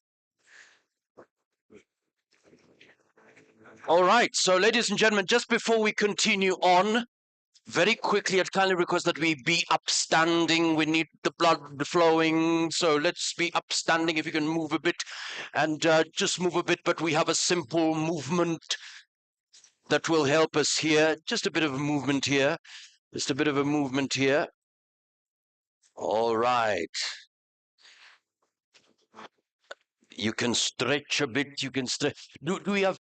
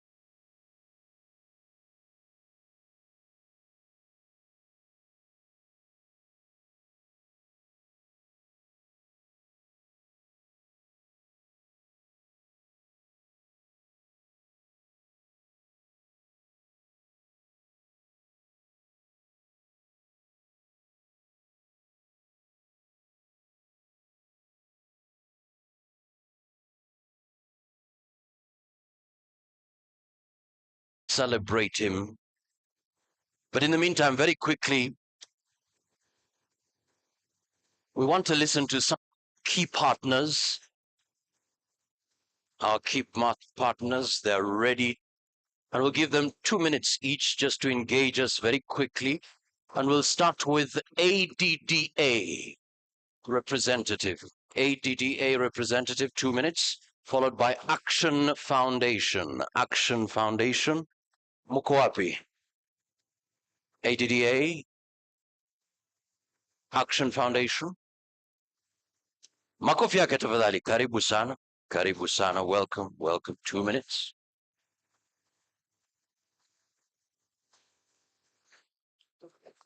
This is BDDA. This is BDDA. So actually, is it morning or afternoon?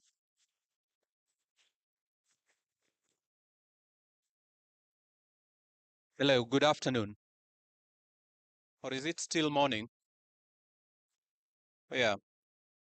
So I work with the Agency for Disability and Development in Africa. My name is Thomas Etiang. And we are a key partner to the Kenya Institute of Special Education. And what is very important, at least for today, is the fact that our institution, in partnership with the Christian Blind Mission and the German Cooperative Development, we're implementing an inclusive education project. And this project, it's some sort of a pilot project that we're implementing in Machakos across all the 9 sub-counties. And one of the things that we've done with the Institute is procurement of learning materials, accessible and inclusive learning materials. And what is important here is the experience that we have realized within the schools, because we got equipment targeting those with visual impairments, those with hearing impairments, physical, neurodevelopmental, amongst others. Now, as the learners have been using these equipment, and I would want to give an example in one of the schools, it's called Mumbundi. We noted that the learners have been using this equipment to support them in coding practices, coding exercises, because we also have learners with disabilities within the regular schools. So one of the materials that we procured from KISE was used in that regard. But as we move further, we realize that as KISE has been doing this, there are certain challenges in terms of funding and financing. But what we have been encouraging the teachers to do is to use the knowledge that they got from KISE to try and improvise what they have received already. So once again, I'd like to give thanks to the government of Kenya, KISE, and all the partners we've been working with, including the Christian Blind Mission, for the good work that we are doing in Machakos. And it is our hope that we extend this further to other counties across Kenya. Thank you. Asante sana, Makofi ADDA. Up next, we'll have Action Foundation, one of the key partners. Karibu sana, 2 minutes. Action Foundation.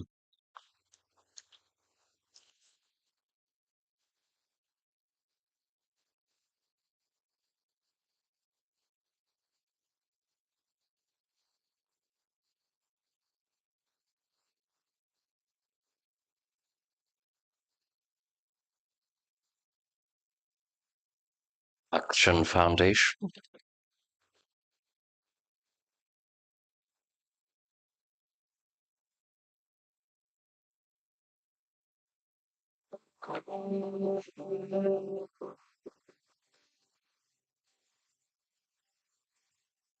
So, distinguished guests, ladies and gentlemen, we are ready for the next panel discussion.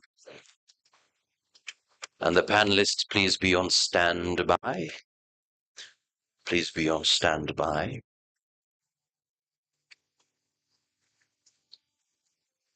Let's have the screen ready. And let's have the seats as well, all set.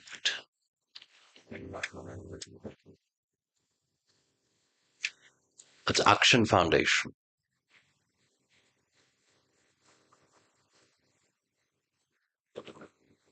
Okay, so ladies and gentlemen, our next panel discussion.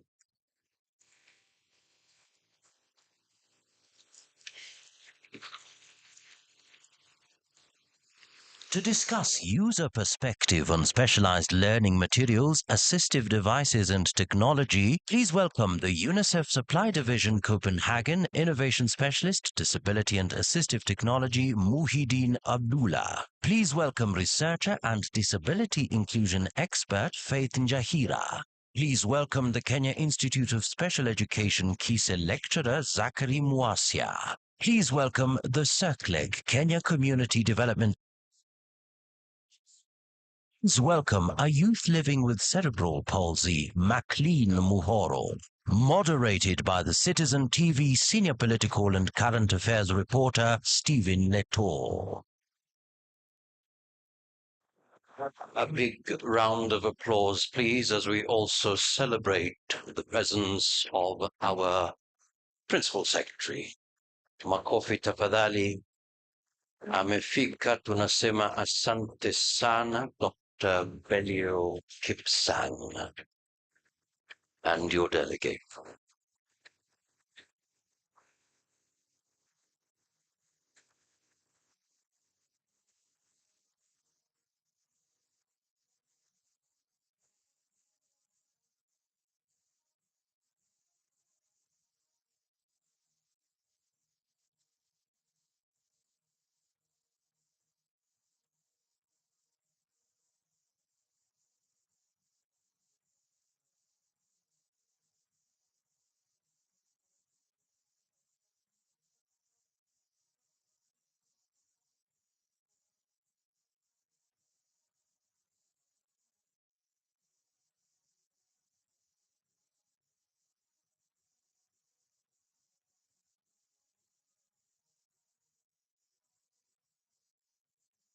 Distinguished guests, ladies and gentlemen, and to the moderator, we have 30 minutes for this engagement, starting now.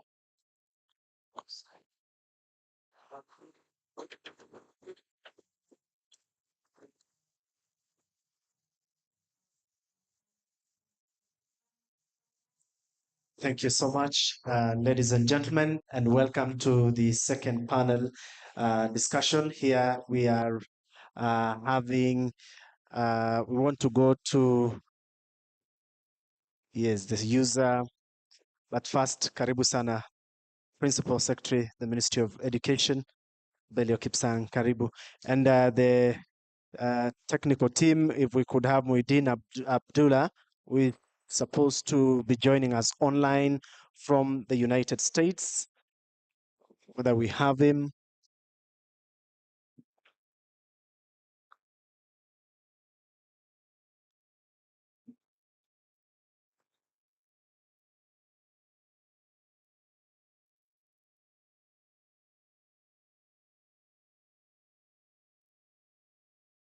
Do we have Muhyiddin?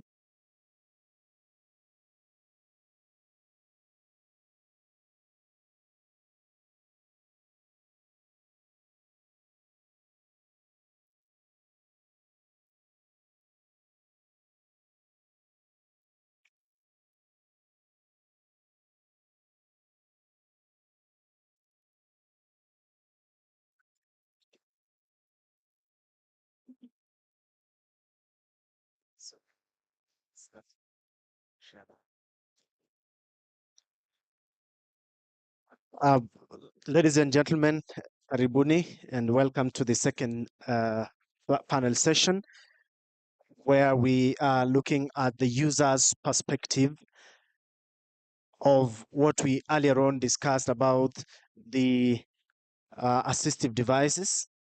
Let us start and hear what will be your assessment in terms of the user perspective what are some of the considerations that you think educators should keep in mind when selecting the assistive devices and technology tools to ensure that they meet the diverse needs of learners who are using the assistive devices? Welcome. Thank you very much. Thank you very much. My name is Magdalene. I am a person living with disability. I use a prosthesis on my left limb, and it helps me for movement, and I'm able now to just live life normally, just like any other person. And so, to answer your question, is that I'd start by saying that people assume that when it comes to assistive devices, especially for prosthesis, it's a one fit all. You know, you have to be assessed, measurements have to be taken in order for you to have a customized system. And then once that has been done, you have to be trained, and for you now to be able to get used to your prosthesis and be able to walk. So some of the things that the educators, or even just the prosthetist, I would say, they need to have the training, they need to have, the education to know how to go about this. And then when it comes to, accessibility, I'm privileged to be here in Nairobi and be able to get a good quality prosthesis.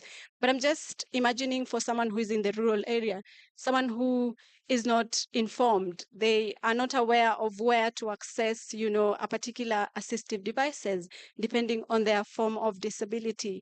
And as much as probably they might get an opportunity to access one, but how affordable is it? Because most of them are very expensive.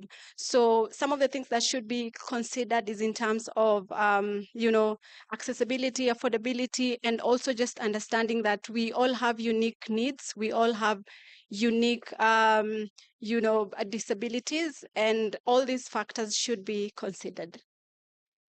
Maybe we go to Faith and tell us, there has been a lot of lack of public awareness.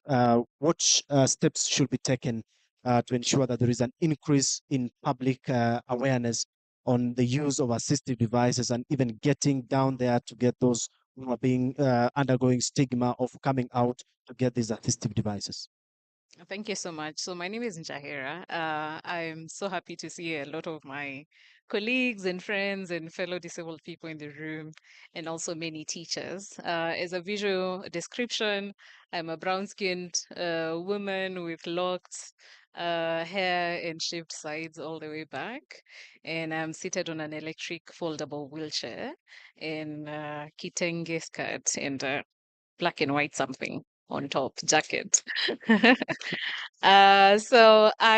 background, I did special needs education at KU. So I'm happy to also hear Dr. Nzioka, who taught me at KU. I also did the functional assessment here in KISE. So I'm seeing my fellow assessors, EACs in the room. And so when you ask me what needs to be done, one, we need to resource the facilities that are there properly, because without the resourcing, for example, there has been so much budget cuts over the last maybe 15 years to EAC offices and EAC officers, which has directly impacted on children being able to access education. So these kids are at home, and without these children and people with disabilities being seen, then people don't realize that the provision that was made for all schools to be accessible, even just basic accessibility, and there was money that was sent out within the last 15 years. But you go to public schools now, that has not happened yet. So that question is one that it's more of like people need to do the work that they are meant to be doing, and the money needs to be used for exactly what it is sent out to do. And also in terms of like broader things, it's something like transport. Here we're thinking about just education. You can think it as simple as that, but you have so many uh, students, pupils, teachers with disabilities who cannot work, who not go to school, who cannot even go to the local primary school next to them, leave alone the special needs schools, the segregated ones that we still have, because the roads are impassable. right? If the roads are impassable, it means, and we already don't have a system for maintenance of a lot of our motorized wheelchairs, for example, then you have to have your parents or you have an assistant the whole time. And if it rains, you're missing school for weeks on end. And if you're a teacher who has a disability, who uses a mobility device, and you don't have a personal car, then teachers in the room might know how it goes, but that really looks like sometimes being summoned, and being, having to explain a lot about why you cannot come to work on time. So, in terms of what needs to be done, we need to make sure that persons with disabilities are getting the services that we need, because then without that, I have muscular dystrophy.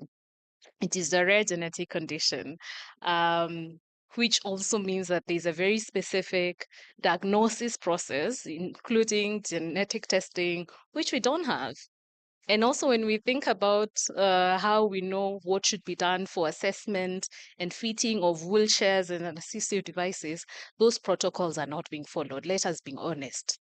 Those protocols are not being followed properly in the country, and that leads to a lot of injuries to the people themselves who are using these devices.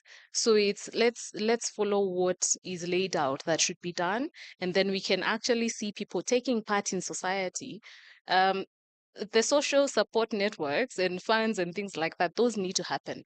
We're not going to say we need people to work so that we stop giving them money. Even in those developed countries, you still need that money to come out, because until the day we have parents being exempted from tax, parents of children with disabilities, parents of people with disabilities, until the day we have that, then we can't say that the social protection monies are not going out. So it's a lot of those things. Thank you. Wow. A round of applause. Now let's bring in Mr. Nyange Mwasia. He is the lecturer at the Kenya Institute of Special Education, KISE. Mr. Nyange Mwasia is a lecturer in KISE, coordinator rehabilitation for the newly impaired 2011 National Assistive Tech Champion Award winner by the GOK through Ministry of Gender, a master's student in inclusion and special education needs at the University of Birmingham, and a passionate advocate of disability inclusion through assistive technology. Karibu, and just if I can put a question to you, what do you think should be done to even incorporate the issue of the assistive advices technology into even the healthcare system in society? Welcome.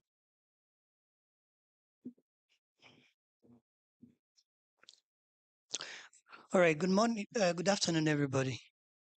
Hello, good afternoon. I see you by voice. Good afternoon. Oh, thank you. For those who can't see me, mbele ni hapa. Lest they'll be looking at the back. So thank you a lot for gracing this very occasion. We really value your presence. Now, I'm grateful for the question on what can be done on specifically the health to make sure that assistive technology is applied. Now, just before I answer on health, allow me first of all reiterate that assistive technology makes things possible to persons with disability. To the rest of you, it only makes things easier. Even the touch phones that you are having, they are making things easier. Ukipewa katululu, you'll be able to use comfortably. But for persons with disabilities, then that device makes things possible. Now, having said that, then when it comes to health, for assistive technology to apply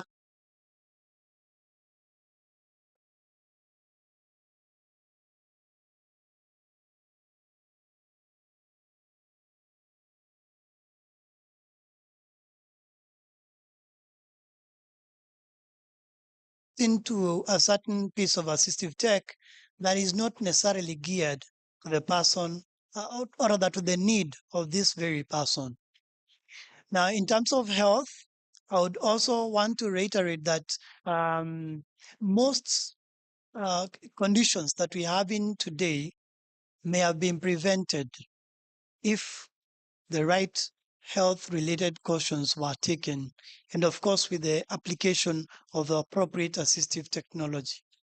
So, with the developing world and especially the advancement that we're having in technology, would apply different things.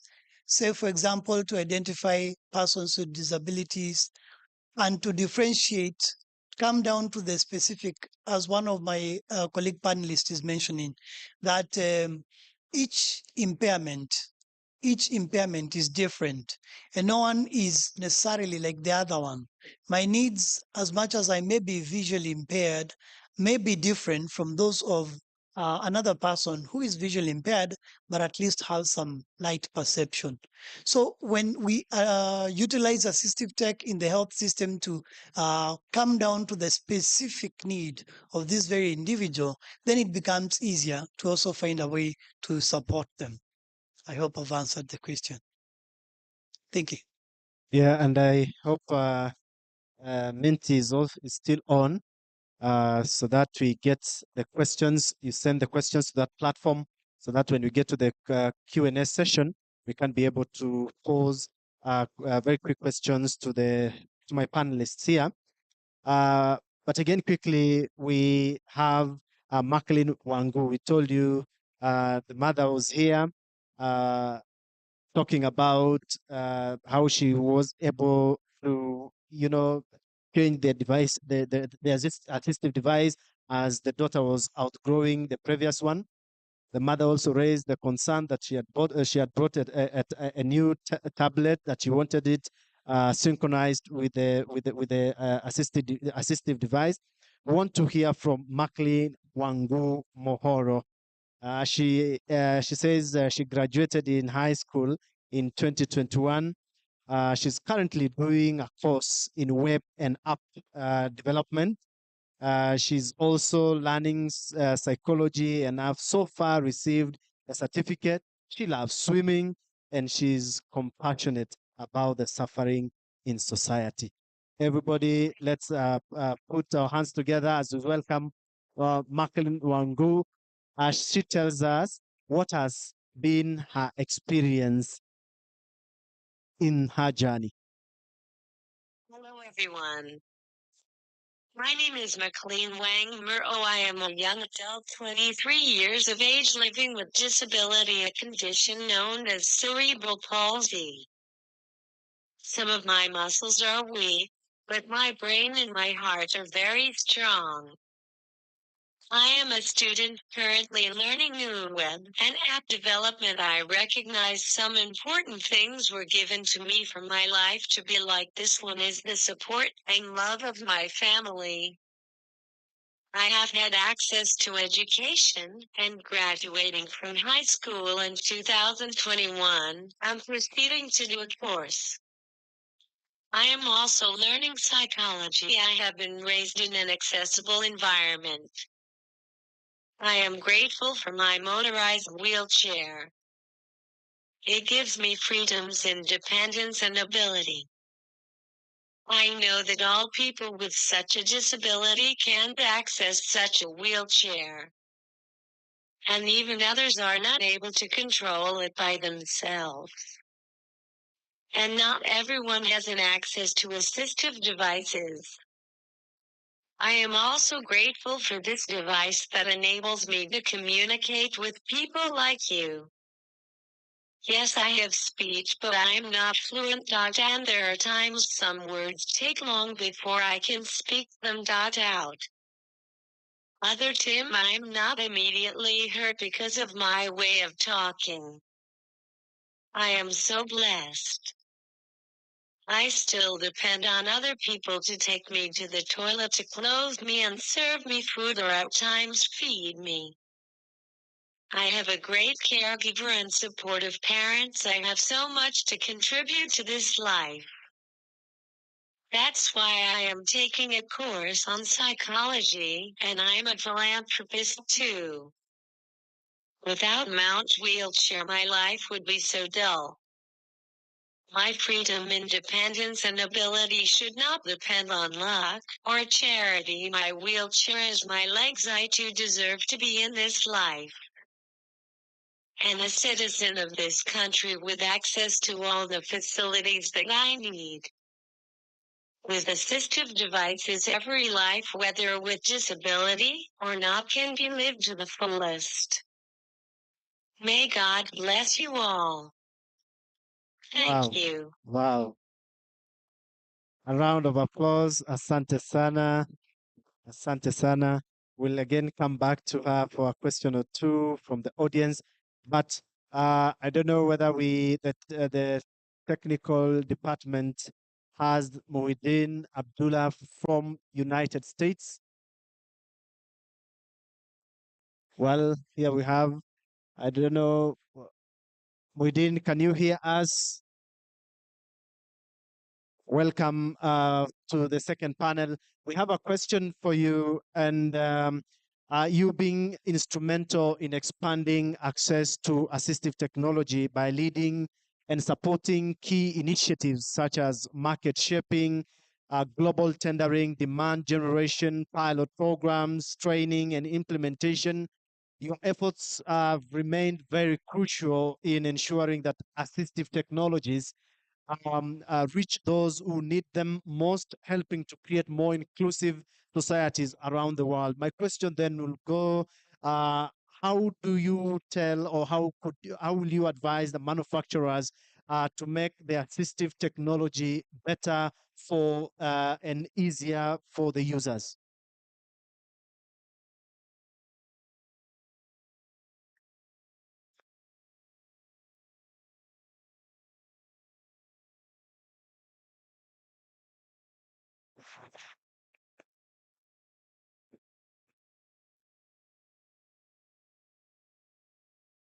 Modini, if you can hear me, kindly unmute from your end so that we can be able to hear you loud and clear.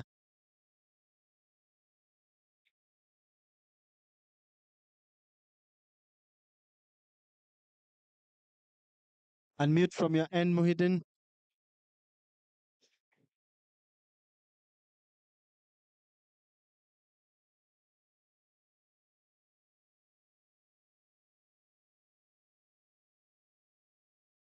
I think as we try to set his end, there's also a time difference that we could be struggling with. Technology is also that way, but we could quickly take a round of questions as we have him ready. We'll have microphones go around and see whether we can sample one or two questions to my panelists on the issues they have raised. Do we have him? Okay, proceed, Muhyiddin. Karibu.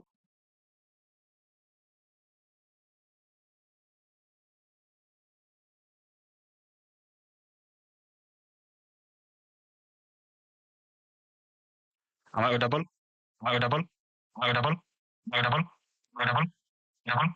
Can you hear me? Can you hear me? A bit of an echo. There's an echo on.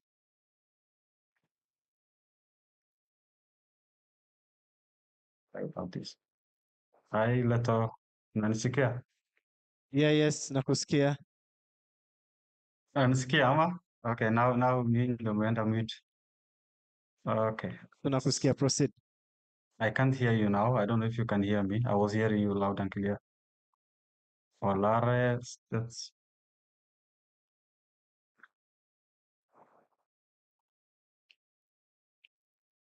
maybe we can unmute the mic on your end. This one that has Olare. No, the screen. There's someone on the screen. So I have three screens. I have one for KISE-Expo, my screen, and there is Olare. I think the person who just joined.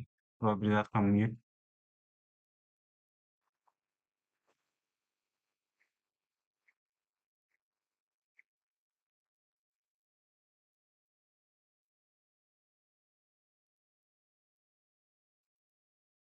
We are on, proceed. We are on, proceed. We are on, proceed. We are on, proceed. We are on, proceed. You can hear me? Yes. If Stephen, if you cannot, sorry, at least I can know you can. Can you hear me? Yes. Okay. Okay, sure. Thanks. So Stephen, so my name is Muhyiddin Abdullah. I work for UNICEF Supply Division. I'm based in Copenhagen in Denmark. It's a headquarter unit. Supply Division is a headquarter unit, and we are working in a team that's trying to enhance access to CC product globally through our tendering. Also, market shaping, that's through reduction of prices through negotiations with the global companies and having a long-term LTA in place that's accessible for all. And also, we are also trying to provide infrastructure support so that whatever product that is there in the country is also supported so that uh, it's it's functional. So that we just don't provide products that's appropriate, but also making sure that the product that's provided is also appropriate and quality. So uh, just to quickly touch on this, maybe this may be beneficial for the members who are in attendance. So UNICEF Supply Division has a global catalog that's accessible for all. And in this catalog, we are trying to include more of assistive products. So our catalog is typical of what you actually have in Kenya, maybe called GV, or globally what we call Amazon. And anyone can actually buy products through us. And we are trying to have a long-term agreement with global suppliers to renegotiate those prices and make sure that they are also accessible. The only difference with our catalog is that corporates who want assistive technology, we are including inclusive education products, and we are including vision products, probably vision product by the end of September or October into our catalog, and it's accessible. So your question in terms of our guidance, the advice we can actually provide to the suppliers. I think one of the biggest challenges, myself being from Kenya, is the availability of poor quality products. Most of the products that we actually have in Kenya is actually poor quality. And we have a standardized document that is there. WHO and UNICEF have produced those products to actually guide on that. And myself, been a trained occupational therapist from Kenya. I know some of the products that we provide there are not quality because we don't follow the global standardization. And that's also in terms of also the competition for products when it comes to having, when we talk about having companies and products that are produced in Kenya to be able to compete in the global market. So I think this for me is one of the thing that I can actually give as an advice. I think secondly is also the provision of guidance to provide appropriate products. We have cases where assistive products, including wheelchairs, are actually being distributed. And I will use the word that distributed. It's not being provided. And that means that people are called into distribution areas and they are provided like NFIs. I think this actually causes more harm than good to the beneficiary at the end. And I can give you a case of where a wheelchair that's actually been designed for hospital, which is temporary product that has been designed to be only used for 6 months, we actually provided for a child with cerebral palsy who requires more support. So I think to me also this is one of the biggest challenges that we have in Kenya and in my country myself, being from Kenya, that we actually have to look into. I think as we have this discussion. Thank you. Well, thank you so much, Muhyiddin. A round of applause to him. Round of applause to him. Round of applause to him. Round of applause to him. Our microphones going around. If we can get one or two questions very quickly because of time to my panelists. Any questions, even on Menti? There is a question from Menti.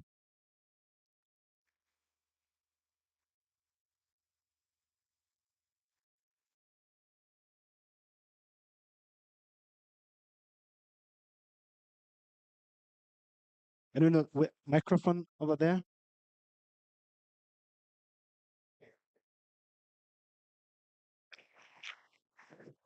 With your permission, I can read one of the questions from Menti.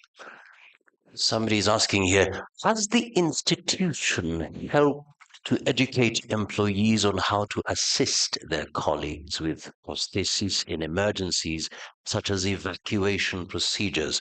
That's a question from Dennis Nyakundi.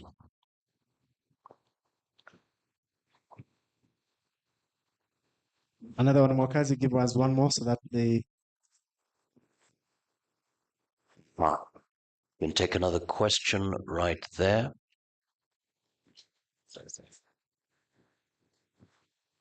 Dr.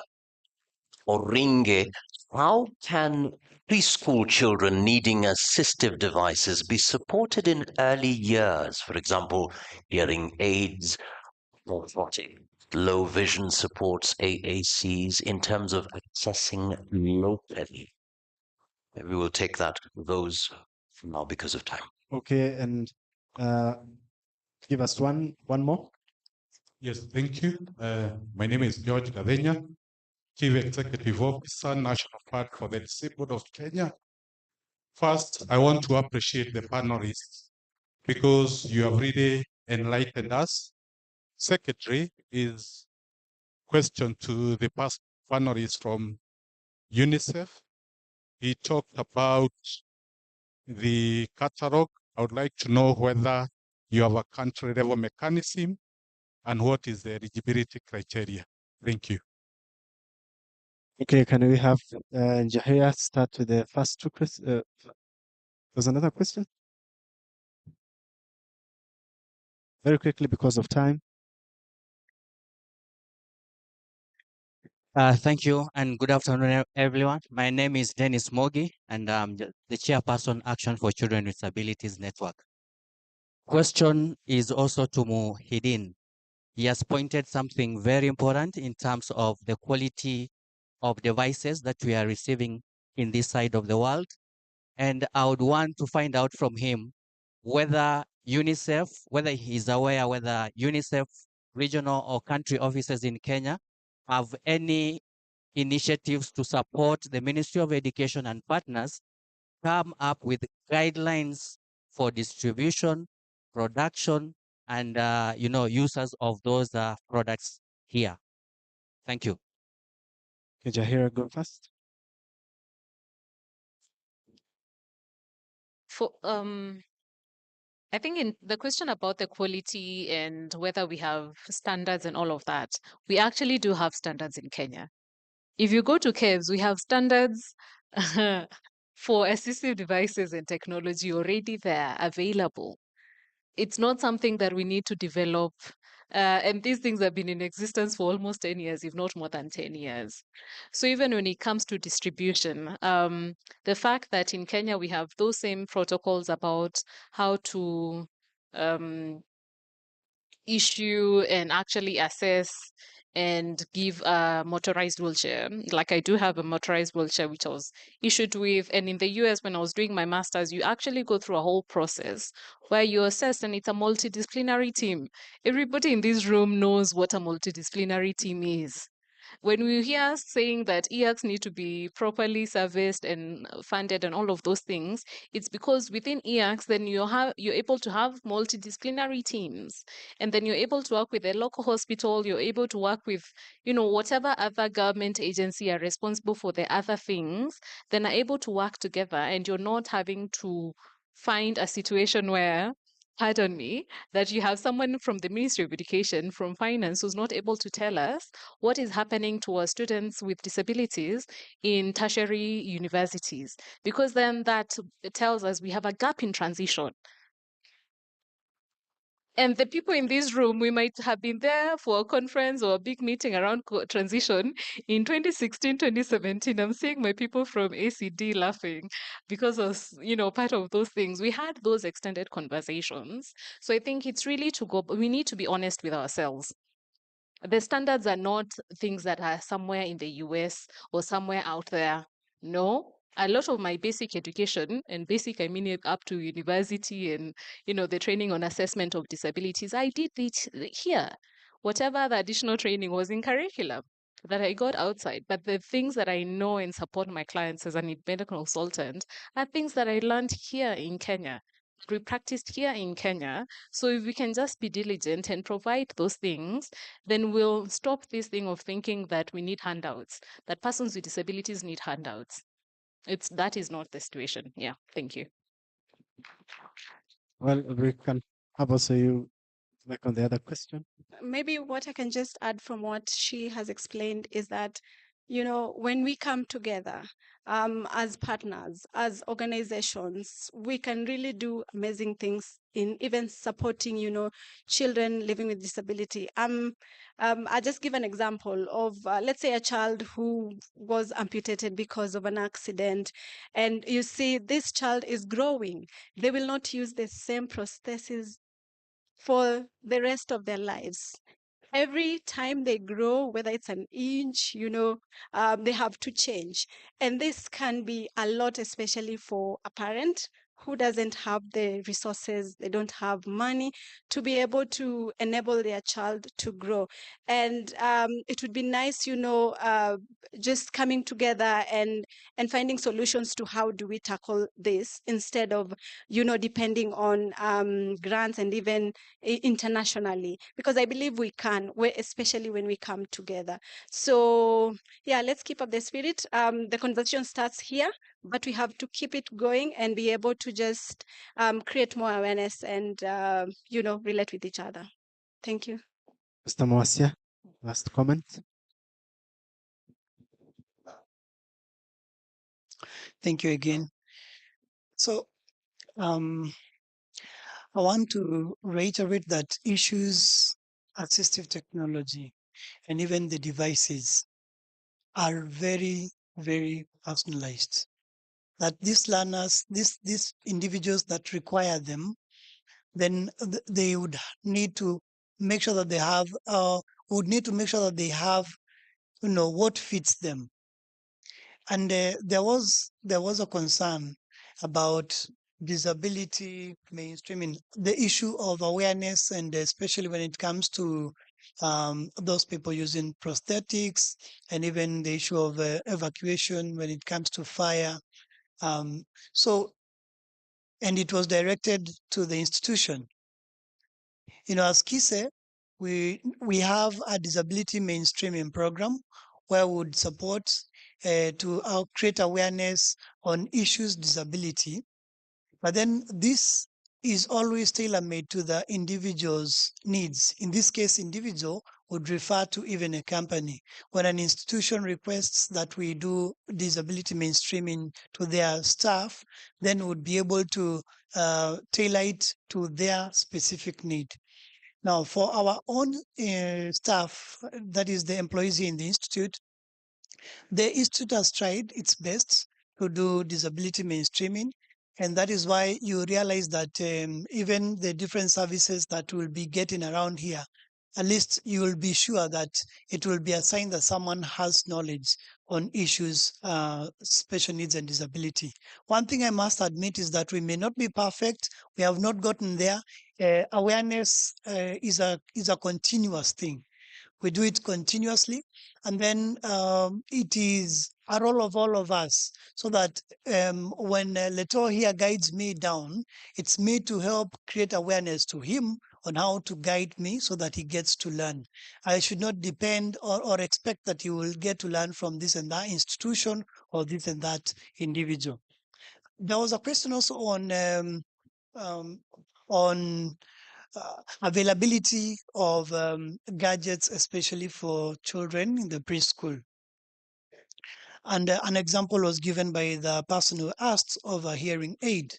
So the government has realized that need, and that is why it is putting up a factory here in the institution, here in KISE, where we are trying to see how best we can have as many assistive devices and other technologies would be developed here, and those that would not be possibly developed here to be assembled here. what we mean is that there are companies that may have their specialized devices, like the one I'm holding, for example. I'm holding a refreshable braille display. So we may not, as a country, be able to develop this or produce this, but then it's possible to have alliance with the company producing this kind of devices to have them assembled here. Now, in one way, will definitely lower the costs. Lastly, allow me mention that parents of children with disability really deserve an applause. Please help me applaud them. Well, maybe you never understood me. When a parent with a child who is 13 years, a child who is cerebral palsy, for example, then it means that that very parent has lived, has been, quote unquote, disabled also for the 13 years. Please help me appreciate the parents of persons with disabilities. And again, to reiterate the need for accessibility of this assistive tech that we are talking about. We just had Wamboy already demonstrate to us that, like I was mentioning, assistive technology makes things possible to us, whereas it makes them easier to you. So to her, the assistive technology enabled her to speak because that is her immediate need. To me, assistive technology may help me see. For example, when I came, when I was just in front here, I couldn't see what is in front of me, how you people are looking at me. So I needed to use some piece of technology so that it would help me. And there it is. It tells me a little. Take picture. So The image shows a large indoor event or conference with many people seated in rows of chairs. The room has a high ceiling with bright light, and there are large windows on the upper part of the wall. The audience is diverse, with men and women dressed in formal attire. In the foreground, there is a red carpet and a large floral arrangement with yellow and white flowers. Behind the audience, there are several photographers and videographers with cameras on tripods. The walls are decorated with drapes in black, white, red, and green colors. So Wow, thank you. So with assistive technology, I would use the phone's the phone's camera to utilize the power that my two eyes cannot have. And with that, I am not disabled. I'm only impaired. I'm only visually impaired. Okay. Absolutely. So if you are in a position to avail any piece of assistive technology to any person with an impairment, you'll be making their life possible. Please do, whether in the production area, whether in the manufacturing area, whether in the finance or any other. And to all of those that, the NGOs that may be around and even any funder that may be present here, please be ready to sign those checks to make sure that these assistive pieces of technology would be available to these persons with different impairments, so that we reduce their impairments, we reduce their disabilities to only impairments. Thank you. Thank you. A round of applause to all my panelists. Asante sana. And I now hand over we gift them kidogo. So karibuni, but the questions you've been sending into the Menti platform will also be sampled down and look at what are the key issues that you are all raising with regard to our theme today. Karibu. Wow, thank you so much. Big round of applause to the moderator and the panelists. Good afternoon, members, participants, and protocol observed. Principal Secretary, Ministry of Education, Karibu Sana, and on behalf of the KISE management, students and staff, I wish to present some goodies here to our panelists who are discussing user perspectives around assistive technology. We want to say thank you, and I wish to start off with Muhdin Abdallah. He will be presenting online Faith Jahira, who is the independent consultant and researcher. We have Magdalene Chesoli, Community Development Officer, SACLID Kenya. And we have Macklin Muhoro, Youth with Disability. And one more for Zachary Nyange Mwasia, who is a lecturer at the Kenya Institute of Special Education. Asanteni sana.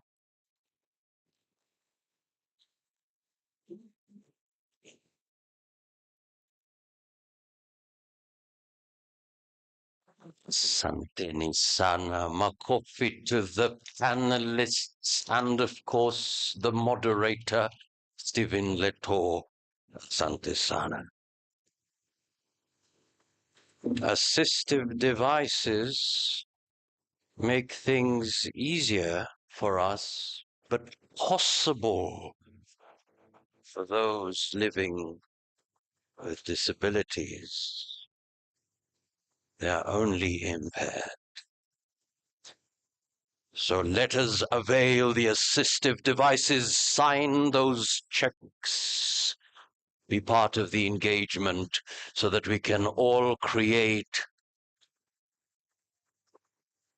that inclusive society. Ladies and gentlemen, 3 minutes to the top of the hour.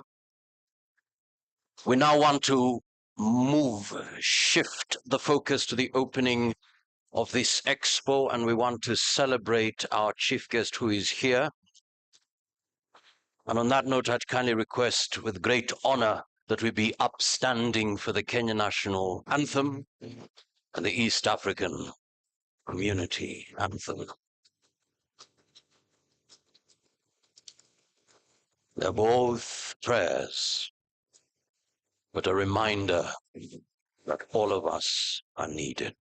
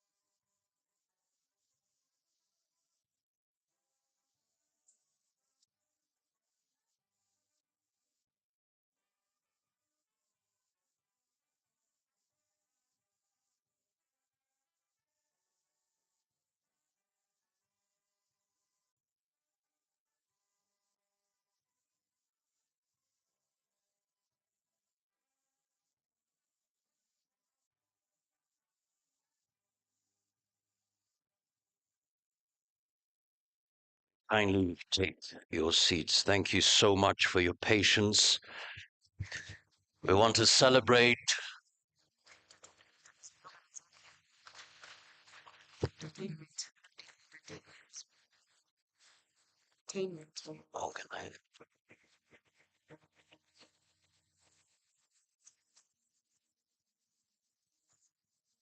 So thank you so much indeed.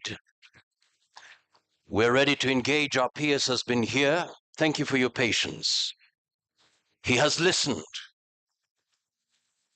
and I'm sure he will give us a response. Ladies and gentlemen, as we welcome him, a few months ago, His Excellency was here.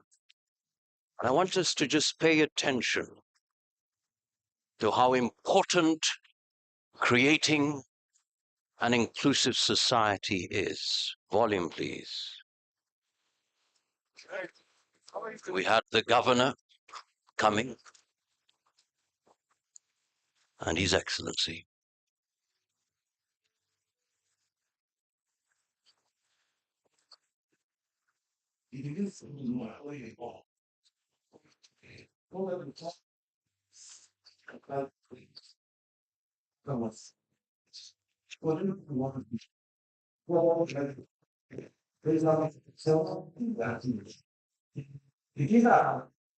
That every child should have the chance to feel reality that to their kindness, level of appreciation that identifies their talents, their knowledge, and determination can allow.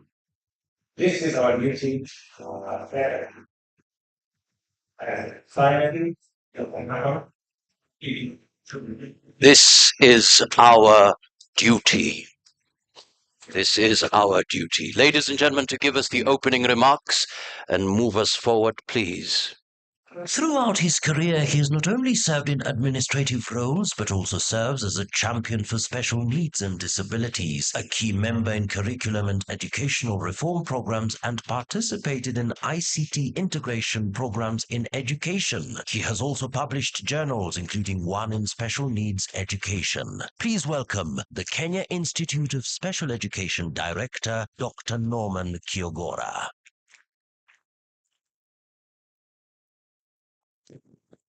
Thank you so much. Let's appreciate our MC. He's doing very well. Our guest of honor this afternoon, represented by the Principal Secretary, Dr. Bello Kipsang, TSC CEO, which I were represented by the Director, Teacher Management, CEO of the National Council for Disability, who is a very key player in this space. We also appreciate the council members, our partners, various stakeholders, our dear parents. Where are the parents? I guess one should see the parents present. Please, parents, can you stand up? Our parents. Parents, oh, let's appreciate this great team. The life of any child with special needs rotated upon their lives. Thanks so much. Thank you so much for coming. We also want to appreciate our partners who have worked with us very closely. Kindly stand from where you are. Our partners, there are so many of you. I know that we have the National Council CEO for National Fund for Disability, Sense International, my good friend, the Deaf Society of Kenya. Those partners stand up. UNDP, those are very many of you. Can you stand up? Just appreciate them also for supporting us. Thank you so much. I want us to appreciate the committee that's organized this particular forum. The chairman of the committee is here around the team that's done very well. Mr. Rika, your members, I know they're busy all over. You have done a great job. We appreciate. We want to say, when I guest of honor, sir, and I want you to thank the rep of the CS in this forum, Dr. Bello Kipsang. As you enter the gate, you will see a plaque written. This particular facility was initiated in 2016. And the only thing groundbreaking was none other than the PS who is in this meeting today. Let's appreciate him. So the choice of the CS rep was quite right, because it's a person who has been in this space for some time. He has supported us so well, and he understands what goes on here. Because this facility is so its construction, is so its groundbreaking, a well done job for you, one PS. So your presence today confirms that we are the right person to speak to the heart of the parents, to speak to the space of disability, to speak to our stakeholders, and we want to appreciate that initiative. We want to thank the CES also for allowing us to have this day and work closely with them and to have this day operational. I know the government protocols, not like today, I don't have to make speeches. Means to welcome all of you, my council members. The chair will recognize you when it comes in, but we want to thank all of you. I want us to recognize I know the TSCC will be recognized when the time comes for her to make the necessary remarks, but I want to recognize the NEC rep, the CEO of NEC. We say the CEO for National Council, where are you? NEC. Let's appreciate him. Director Kemi, Dr. Morris Odondo. Thank you so much. We also have the chairman of special schools in this country, Mr. Siteneng. Let's appreciate him also. SEP CEO, Dr. Magonga. Let's appreciate him. We also have NYS, Peter Kingori, who has been very supportive in this journey. NYS director, Kingori was around. Yeah. Also, we have director, mobilization, university, and trustee at DAT Foundation. Is around here? ADT. Universities who are present here, please. Where are you? University reps in this forum, university representatives, where are they? University, please stand up. Let's support the universities. Thank you so much. Our guest of honor, mine is not big speech, but I want to really appreciate the discussions being initiated today by the stakeholders in this space. And then discussion was done last year by the head of state when he said, can we have production of these devices which are affordable within this country? And I want to appreciate the stakeholders for coming in front here. You have just challenged us. They use us. And we are saying as a team, in discussion, I think it's very far, but it will be done by all of us. And we have to have it work because we must speak for those who can speak less for themselves. We must stand for them at a time like now. And you know, our guest of honor, sir, we want to thank the government for two major projects which are going on in this institute. One is the Center for the Parents Empowerment. Because I do not know whether you know, when you get a child who is deaf as a parent, how do you handle that child? This center will be filled with specialists to train the parents, and they can be able to handle these children in their homes. The other one is about the devices. That's one part of the stakeholders within us here. So we can have a discussion, how do we make these devices fundable by this particular space? So this discussion, our guest of honor, sir, it's a long, long journey, and we are ready to work as a team. But as a government agency in this space, we are prepared. Work with all of you and live on this. I don't do a lot of talking about NPS. I don't do that. The government support in this institute, it is enormous, and we appreciate. We want to thank the Chief Service Commission. I know the TSC is represented here. In the last 1 week, when guest of honor, they brought in 30 specialists to help assessment, to help also training in all areas of specialties. Let's appreciate the TSC also in this space. I want us to thank our stakeholders, one PS. We are at peace with our stakeholders. We engage them. And we've seen as an institute, our stakeholders take center stage. We don't fit in their they fit in their programs. What I'm saying, it is not them fitting our programs, it is us to fit in their programs at all times. So with much ado upon PS, we want to thank you for identifying with this particular space of disability. We want also to appreciate the government officials who are here. I know we have seen minister officials here. I've seen the chief finance officer, he was a panelist, and many more others. We have so many delegates from all over. We represent them are following us online. And as I finish on a PS, I want to say there is a delegate. There's a lot of discussion going on in the public about this particular discussion. Yesterday, by 4 p.m. yesterday, this particular expo was trending at number 3 because everybody's interested to know how do we support this society, which many times is not recognized by anyone. I don't know, many of you invite these people in your social gatherings, like weddings. I don't know, many of you do that. Parties, birthday parties. Many times we discriminate some of these people. They are human beings, they have feelings, they have aspirations. It's the high time that we recognize first and foremost this space for disability are first human beings. And then they have dreams, aspirations, and they can also make sure that they become part and parcel of the society. I want to thank all of you once more, and I'm happy to have you here. I cannot mention one by one, but I know all of you because I interact with you almost daily. Almost daily. And I was traveling also when I appears with the technology because I was told there's no physical programs. I was told you have scanned and then a program with you. I said, what are you telling us? They said, no, this is a space we're in, technology development. And therefore, we want to thank all of you. I want to thank all of you for accepting to be in this space. And when I MC, I proceed or you proceed from there? I proceed. Once you mention, we'll have the profile on the screen. Go ahead, proceed. Thank you so much. I think when I come here, then because they have guests to speak, and because I'm very excited. It's all right. Thanks. That's okay. Okay.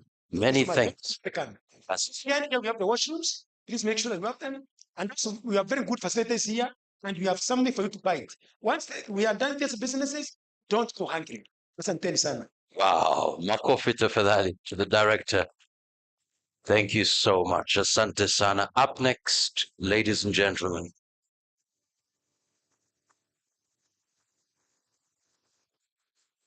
He has wide experience in community work and disability rights spanning nearly 20 years. He was formerly a public administrator with the government of Kenya and a founder of the Northern Nomadic Disabled Organization, the first organization of persons with disabilities targeting nomadic communities in Kenya. Please welcome the National Council for Persons with Disabilities Executive Director Harun Hassan. Big round of applause, please.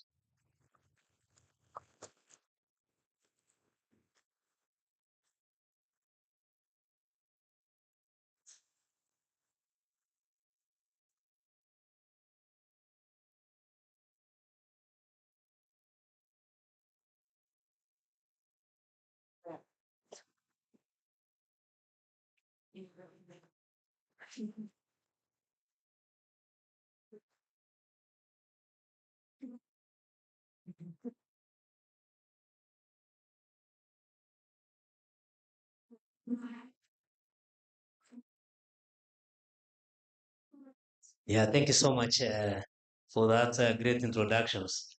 Our chief guest, Dr. Belea Kipsang, somebody who is known in Kenya as very passionate on basic education, the heads of the various institutions, whether government, NGOs, or private sector in the house, the chair of KISE, Mr. Hubert here, who was one time my DO when I was a schoolboy in Mandera, the council members and my immediate former chair, Mr. Mishiri here. Good morning, or this afternoon, good afternoon. Good afternoon once again. I'll be very brief. You know, this important meeting organized by KISE came the right time, Mr. PS. November this year, Kenya will be celebrating 20 years of formal recognition of disability agenda as a human right agenda. Disability Act 2003 was signed around that time by the then president, Mzee Moi Kibaki. And this year, we will be celebrating literally how as a country we have progressed on matters disabilities. Disability issues started, way before independence. And many people agitated for inclusion rights, especially the blind communities. And it started with a young man from Aquina who fell in love with a white woman when those time issues of the race were really an issue. And it brought forth the issue of relationship and disability actually. And that led to the first protest march to the then Kenya's first prime minister and the first Kenya's president, Mzee Jomo Kenyatta. And a lot of issues now started beginning. And then came President Moi Kibaki. President Moi, after President, of course, Kenyatta.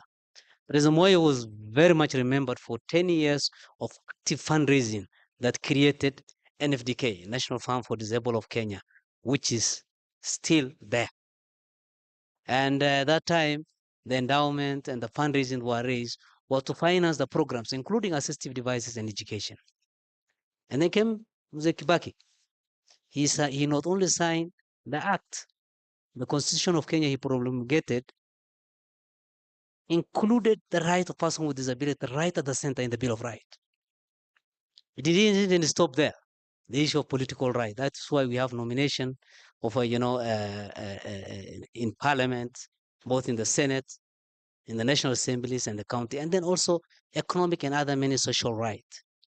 And then the creation of National Council for Persons with Disability, which today I'm the team leader. Quite incidentally, that time I was not someone with disability. I couldn't understand what the wheelchair President Kibaki temporarily set on meant to millions of Kenyans with disabilities. I think that is when they petition there is an issue here. Probably the old man, in his own wisdom, he saw the challenges of the wheelchair. That's when he signed the Act of 2003 that created National Council, which is now 20 years old. And then President Uhuru's administration was only being recognized for implementing the Constitution. One of the key things that we can remember in that administration is the issue of AGBO, access to government procurement opportunities of women, youth, and persons with disabilities. That's a big breakthrough, and it's something that many other entities or nations learn from us. Quite a number of times we receive delegates from other African countries how Kenya has progressed in issue of tax, that if you're earning certain amount in your payroll, you are exempted from tax exemption, the duty-free car, a number of things. And then this administration came. Focus here is empowerment or socio-economic.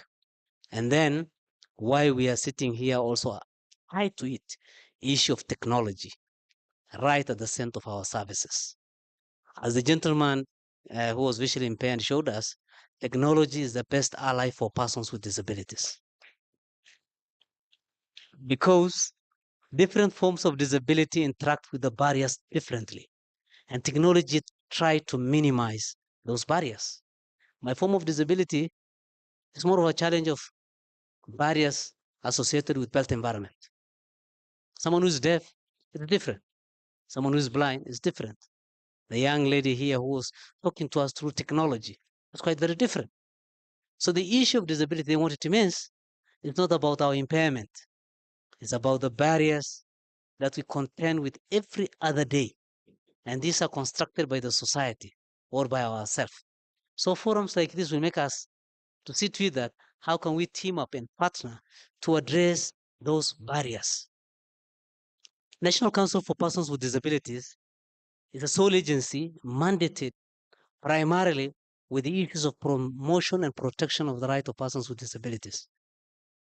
And one of our key mandate and core mandate is issue of data and registration. If you are not registered, probably accessing government service become a problem. And we have made that process very simple now by embracing the directives of His Excellency the President, digitize key government services. That process, if you remember very well before, it was so cumbersome. A form that don't speak to each other across all the health facilities in the country. Client go there, and then the form is shipped to Afia House, waiting for Director of Medical Service to sign. And then it takes quite a number of years to come to the National Council to put or to register or to capture in the database. The last 2 years, we decided to break that. And we work closely with the COG and Ministry of Health and move that signature from Director of the Medical Service at Afia House to County Director of Medical Services. We not only stopped there, we embraced the technology. And we put that registration right in the hands of the client now. The only thing you need now is the medical assessment from your county directors of health at level 5 and level 4 in all the counties.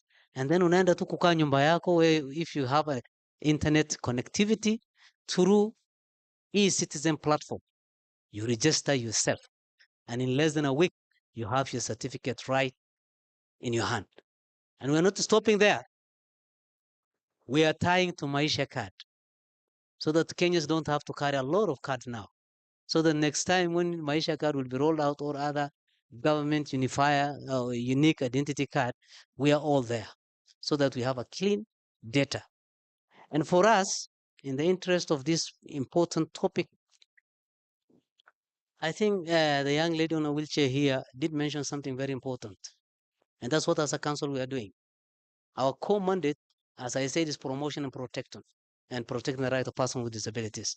There's an active engagement on amending the act that is transitioning us into more of a regulator actually, to give us more teething, to ensure that we oversight and regulate the service of persons with disabilities in this country.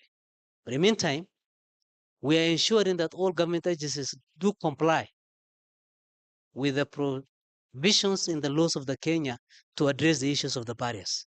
The last 2 years, we have produced 2 important reports. What is the status of disability mainstreaming in this country? It's government self-critiquing itself so that then we can allow how we can improve the services for persons with disabilities.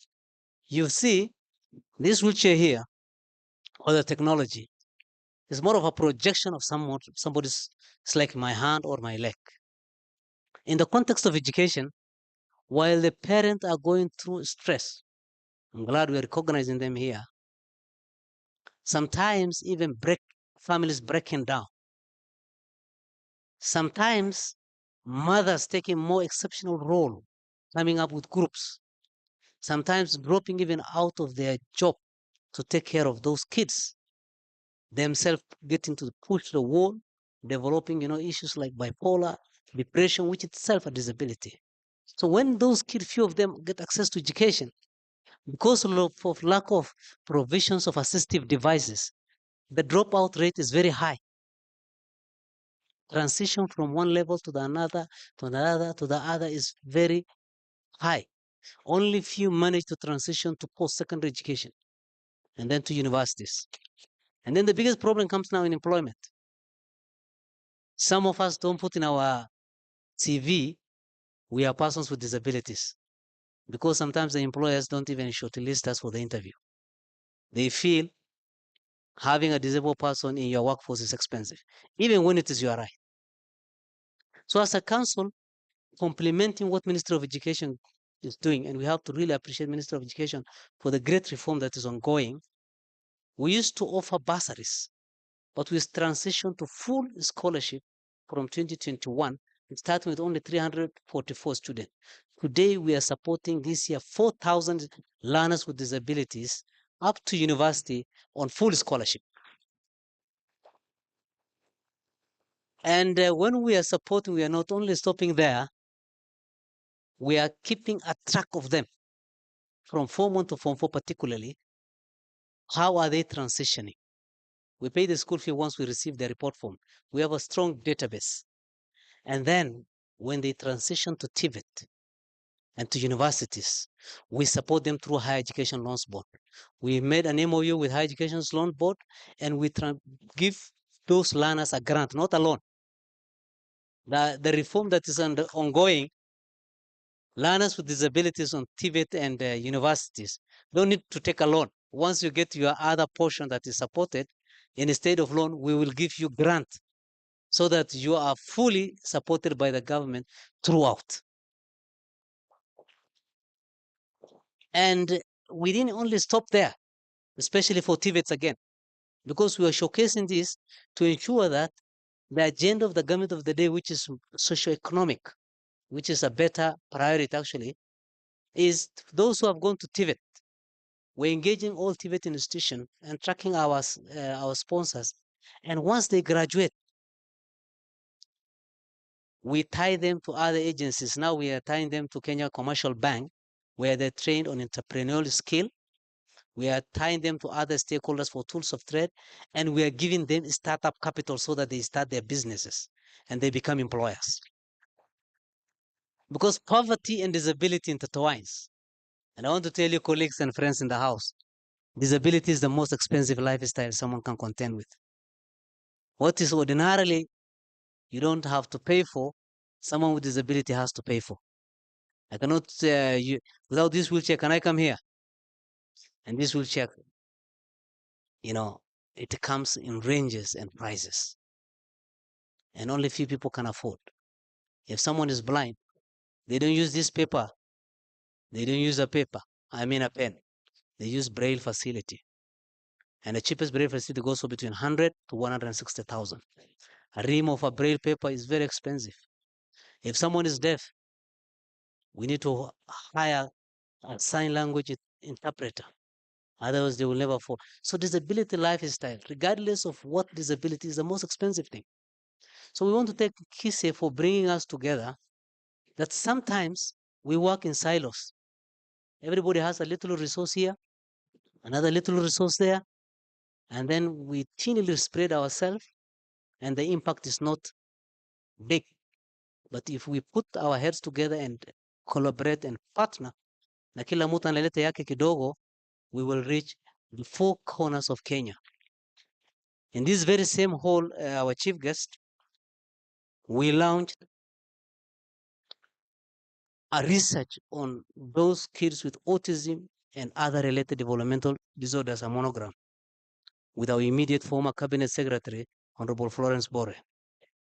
That research showed the challenges those groups of disabilities go through, those groups that require constant attention,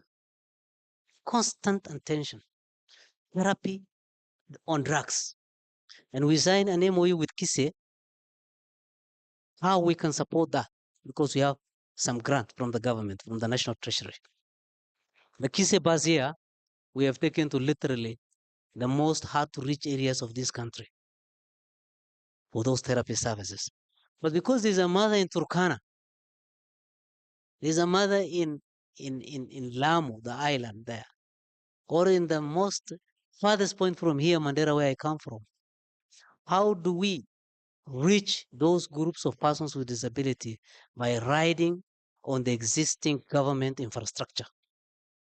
So very soon, and I have to say this as a good news, very soon, the government of Kenya will be releasing a support for all autism and other related developmental disorders, for therapy, for drugs, free, because we have already mapped almost all of them, and some players in the house are our partners and they have engaged us. We are working now with KEMSA, directly procuring through KEMSA, and using the KEMSA infrastructure to take all those services to all health facilities in Kenya. So the mother in Turkana, if she has to go for a therapy for a kid, she just needs to report to that hospital. We have already mapped her kid there. She has to pick her drugs from there because KEMSA has already created an infrastructure around there. So that we see to it that some basic things that makes someone to have lesser stress is being catered for by the government, and then we focus on other things. We have also partnered with KISE on provision of Kenya Sign Language for the last 3-4 years. This year, some group are graduating. We fully sponsored about 379 thereabout. And we were going to graduate them this year. Last year we did, because we are posting literally or supporting key government entities where direct services is required for a Kenya Sign Language interpreter to be there. We have also a concern from the deaf community, how that curriculum can be developed. And I've raised that with the CEO here, how that can be really improved so that we can involve the stakeholders around that space, that it's not only interpreter, but professions of Kenya Sign Language is well developed. I'm glad USAID is working with us in provisions of that services. Very soon we're going to be allowed announcing something. So mine is to say, let's work together. There are about 1 million Kenyans with disabilities, according to KNBS census. But the disabled persons in this space contested that World Health Organization estimates about 5 to 6 million Kenyans have a disability. And disability is on rise. Kenya roads have been known to be a major killer. Not only that, contributing to a lot of people to be person with disability. My disability is through road accident. I spent 1 year in hospital at the National Spinal Injury Hospital. 99% of the patients there are through road accident. Lifestyle disease, hypertension, diabetes, war, many things are churning. So in this house, in one way or another, whether it's our neighbor, whether it's our family member, in one way or another, we have direct interaction with disability. But some of us in this space here, by holding these temporary offices, we have a bigger responsibility to speak what is right to be done and how, by working with you, we can do it right. So thank you so much, and we look forward to further engagement. Asanteni sana. Thank you. Asante sana. Makofi tafadhali. And we also want to recognize students living with disabilities. Makofi yao tafadhali. They're here with us. Asante sana. Up next, ladies and gentlemen, because of time, let's have the screen. Asante sana.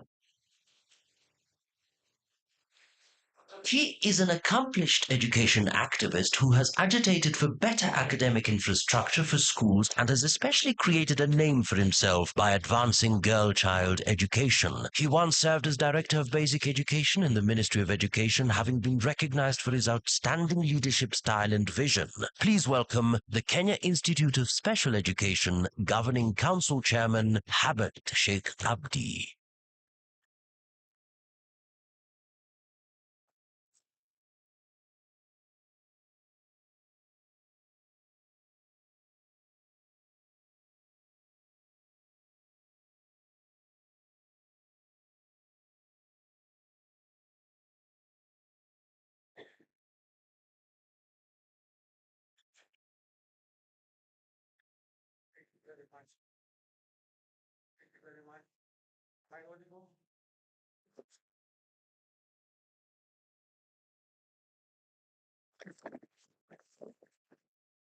Thank you very much, Master of Ceremony. Our guest of honor this afternoon, the PS, the Department of Basic Education, Dr. Elio Kipsang, who also happens to be a good friend of mine. As you have been told, I served one time as the Director of Basic Education, and special needs education was part of my dockets. Good afternoon. Good afternoon again. At the onset, let me say I'm a graduate of this institution.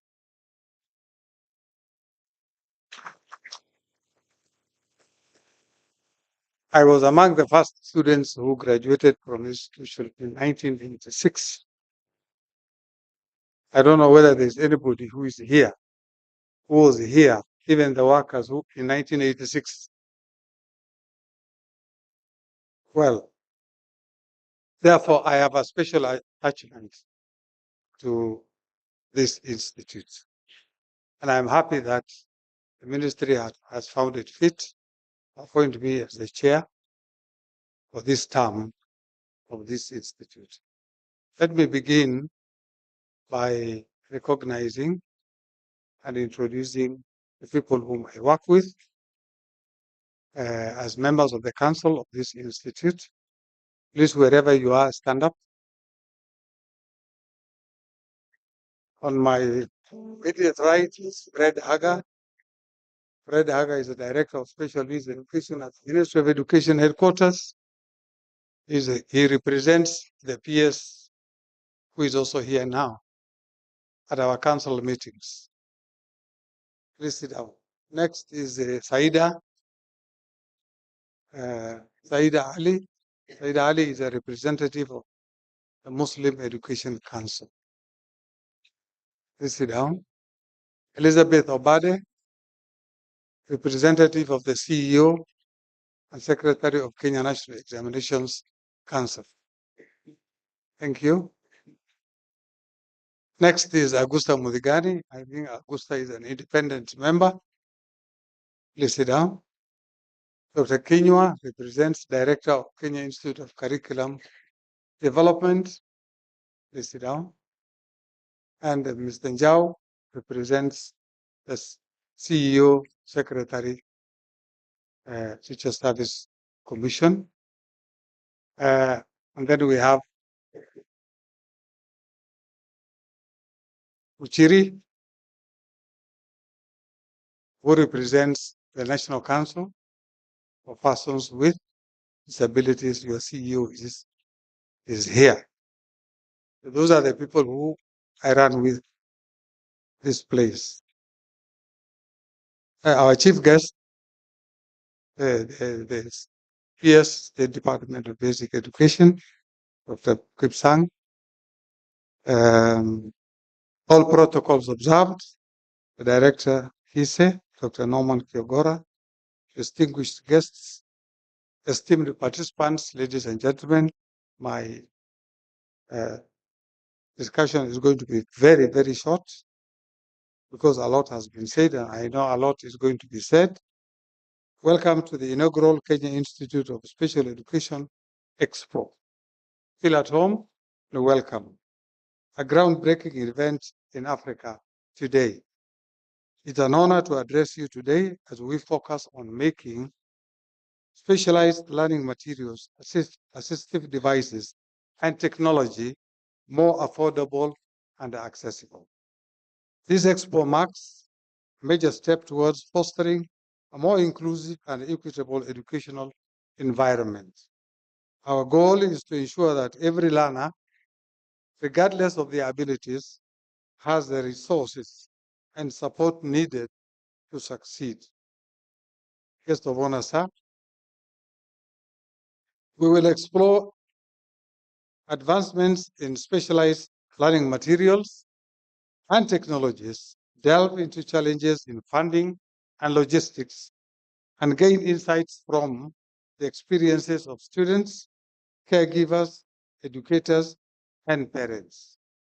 We will also discuss how effective policies and innovations in AI and IoT can enhance support for individuals with disabilities.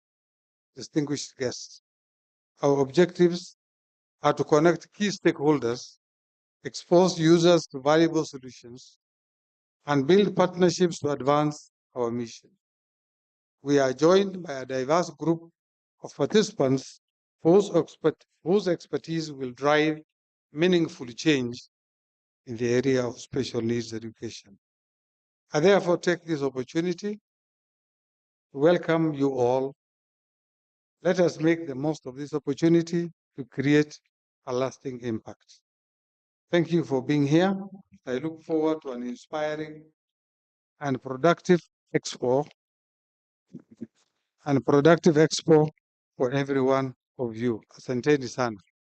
Having said that, there's something that I always want to leave with people when I talk to them on matters disabilities. Last year at such a time, I was an able person walking with his 2 feet. Today, I'm walking with a crutch. I can't walk with my 2 feet. What does that mean? Or what am I trying to imply? That each one of us here, whether and who is able, is a potential candidate for disability. Am I right? And therefore, we don't need to pity those people with disabilities. They require support. They require empathy and not pity. And I say so because I am 63 years old and I have now become disabled. I have lived 62 years without disability. But because of a simple fall, I am now disabled. And so each one of us also has that potential. I'm not praying that you get it, but the potential is there. So the people with the disabilities are part and parcel of our society. They are part and parcel of our communities. And there's no way we are going to run away from that. This government of the Republic of Kenya under His Excellency the President, as you have heard, is committed towards inclusive population.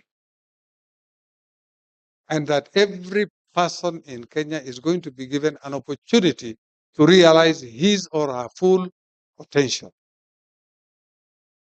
And I think we need to congratulate our president and our government. Please, let's give them a round of applause. With those few remarks, thank you very much. God bless you all.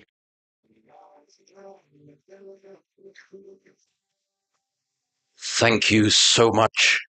And now, ladies and gentlemen, I'd kindly request that we be upstanding as we welcome our chief guest. He has extensive professional experience in areas of higher education, financing and administration, leadership, management, micro-enterprise development, agricultural value chain financing, computing and other areas of business and management, among others. He once served as Principal Secretary, State Department for Basic Education and Early Learning and PS, State Department for Regional and Northern Corridor Development. Please welcome Principal Secretary, State Department for Basic Education, Dr. Belio Kipsang. A small request from the stakeholders. We have jumped to one key stakeholder, the TSC. Please make your remarks, then the guest of honor can come in. Please come over. Sorry for that, Miss Singapore. Come. She gave out that as a specialist last week. Please say remark, then the guest of honor. You welcome the guest of honor. Okay.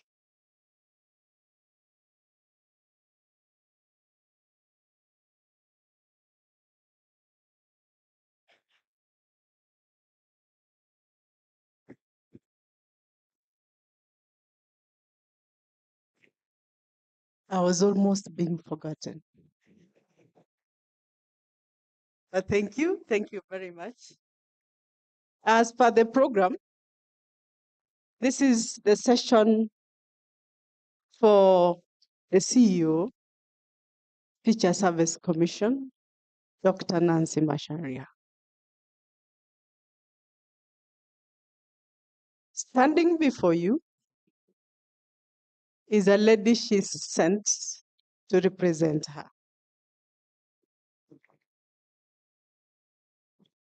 But before I say my name, I bring her warm greetings and to pass her apology as she sends her best wishes as you continue with this expo. She wishes you the best of it all. My name is Antonina Lentoijoni. Those are only two names. The director in charge of staffing at the TSC headquarters. So, as before even I give you her message, ladies and gentlemen, we all agree that this is a very unique platform, very unique platform. Sir, the PS, I was among the first seated in this hall. I've seen experts sharing experiences. I've seen individuals taking us through their journeys. I've seen even parents sharing their experiences on how they are managing situations.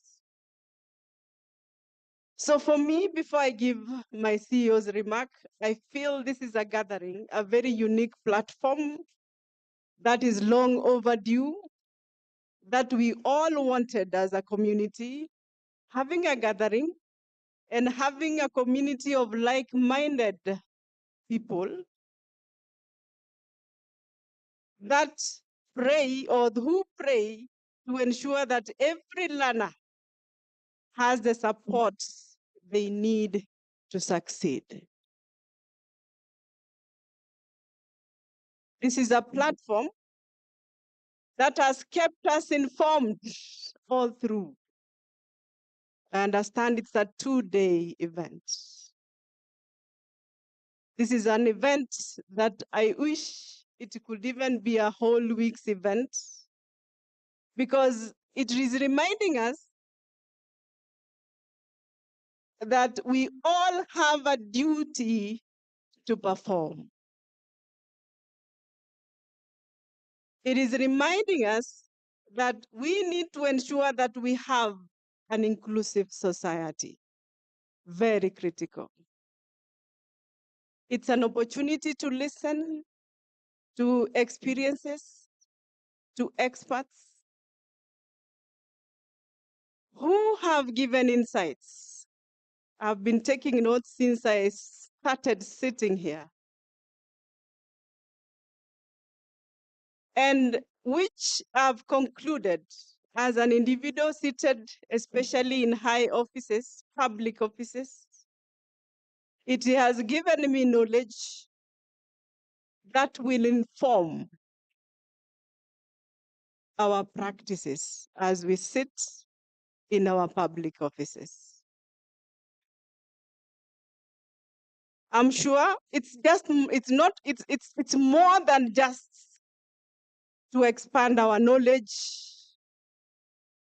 but it's more of making a difference of our children. It's about embracing innovation. It's about connecting.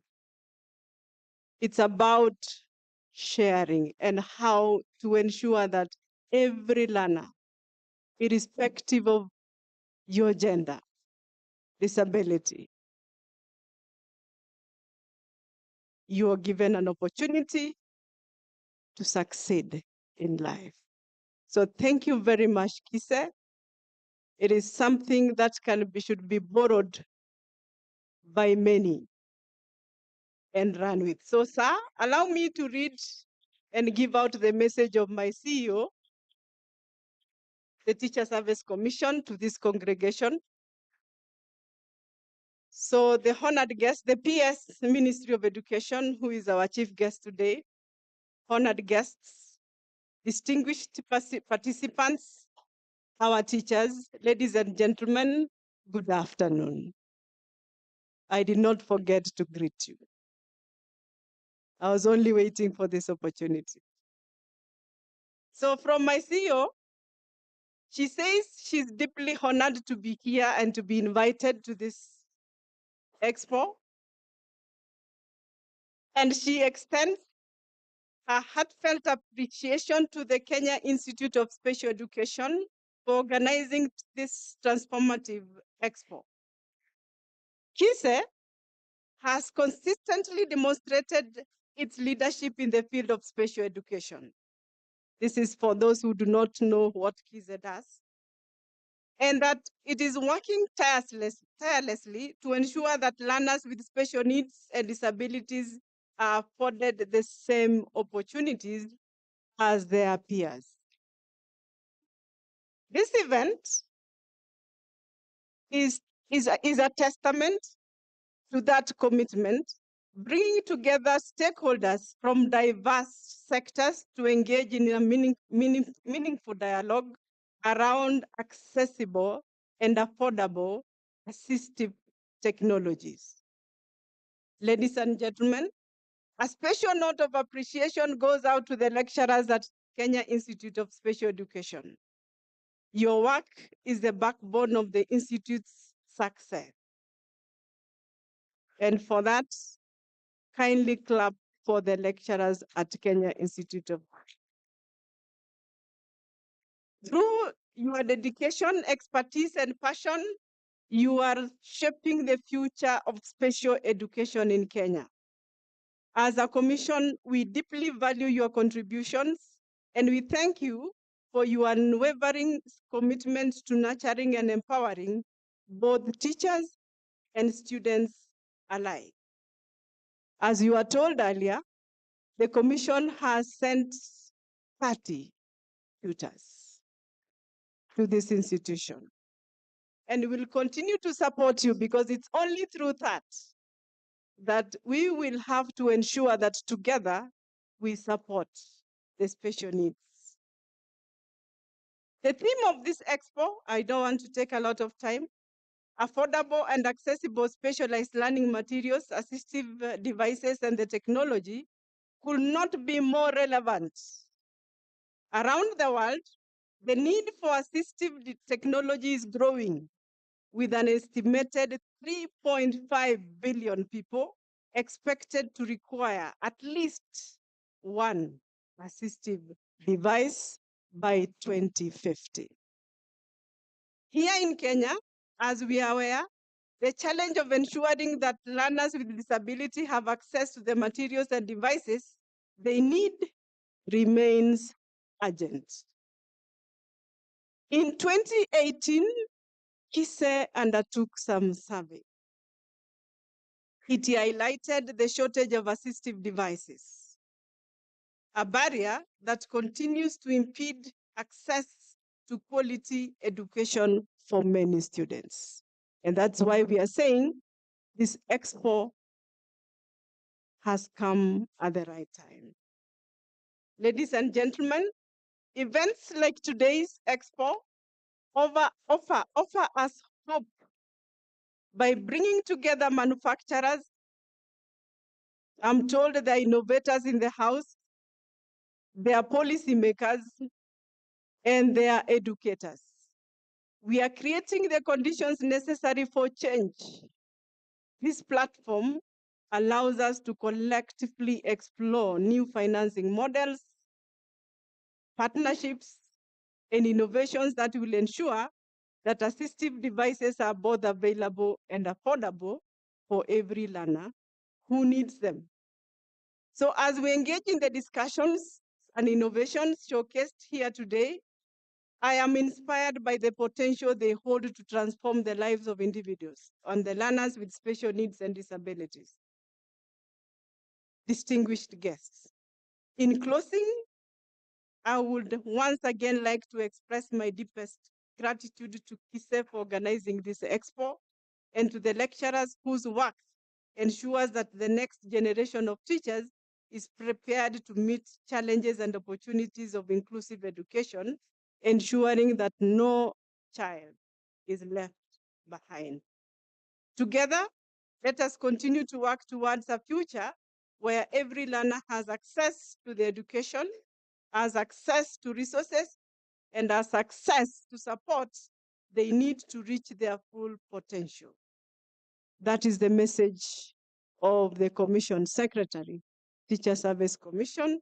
And so thank you and wish you all a productive and inspiring expo. God bless you all.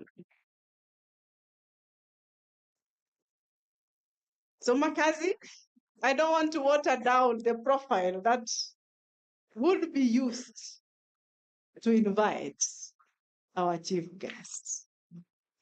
So hand over to you. Thank you so much.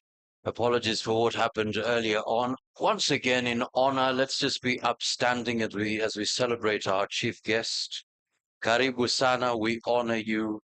Bwana PS. He has extensive professional experience in areas of higher education, financing and administration, leadership, management, micro-enterprise development, agricultural value chain financing, computing and other areas of business and management, among others. He once served as Principal Secretary, State Department for Basic Education and Early Learning and PS, State Department for Regional and Northern Corridor Development. Please welcome Principal Secretary, State Department for Basic Education, Dr. Belio Kipsang. Asanteni sana, thank you very much.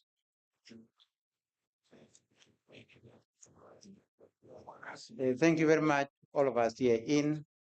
I would want to take this early opportunity to apologize for arriving late this morning. It coincided with another meeting that we had with the leadership from the northern part of this country, where we were also discussing issues, education, and interventions that we all require to ensure, as we are here today, an inclusive education in our country. So once again, I would want to apologize for the delay and being late in the morning. Once again, I would also want to acknowledge the panelists that I found, or those who are here when I arrived.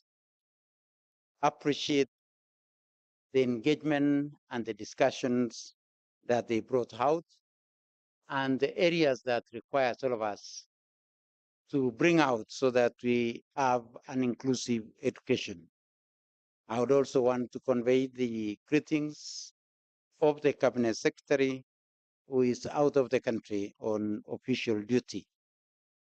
So once again, asanteni, and thank you, KISE, for bringing us together in this expo so that we can be able to appreciate technologies, to appreciate all that is there that is making it easier for all of us to be able to engage in an inclusive environment and ensuring also that we give equal opportunity to each of our children in acquiring education and ensuring that we live to the spirit of what the president said when he was in this institution about giving everybody an equal chance, an equal opportunity, and ensuring that we carry all of us on as we move forward as a country.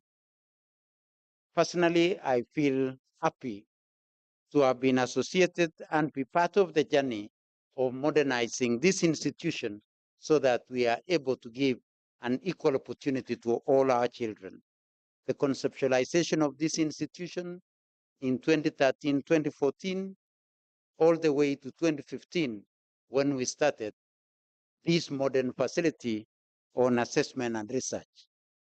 Also, as we move forward, to make it more easier for all of us and for our parents to be able to move forward with their children with disability and challenges. And therefore, the construction of our parental center that will be able to assist and to ensure that our parents are comfortable when they bring their children to be supported by this institution. And also move forward on effecting the directive of the president of having a production center that will be producing and assembling assistive devices. So we feel honored that we have been part of this journey. So once again, the chair of this institution, the management of this institution, my colleagues from government, all other organizations that assist us in sponsorship, both of this expo and the work that this institution is doing, our invited guests who are here.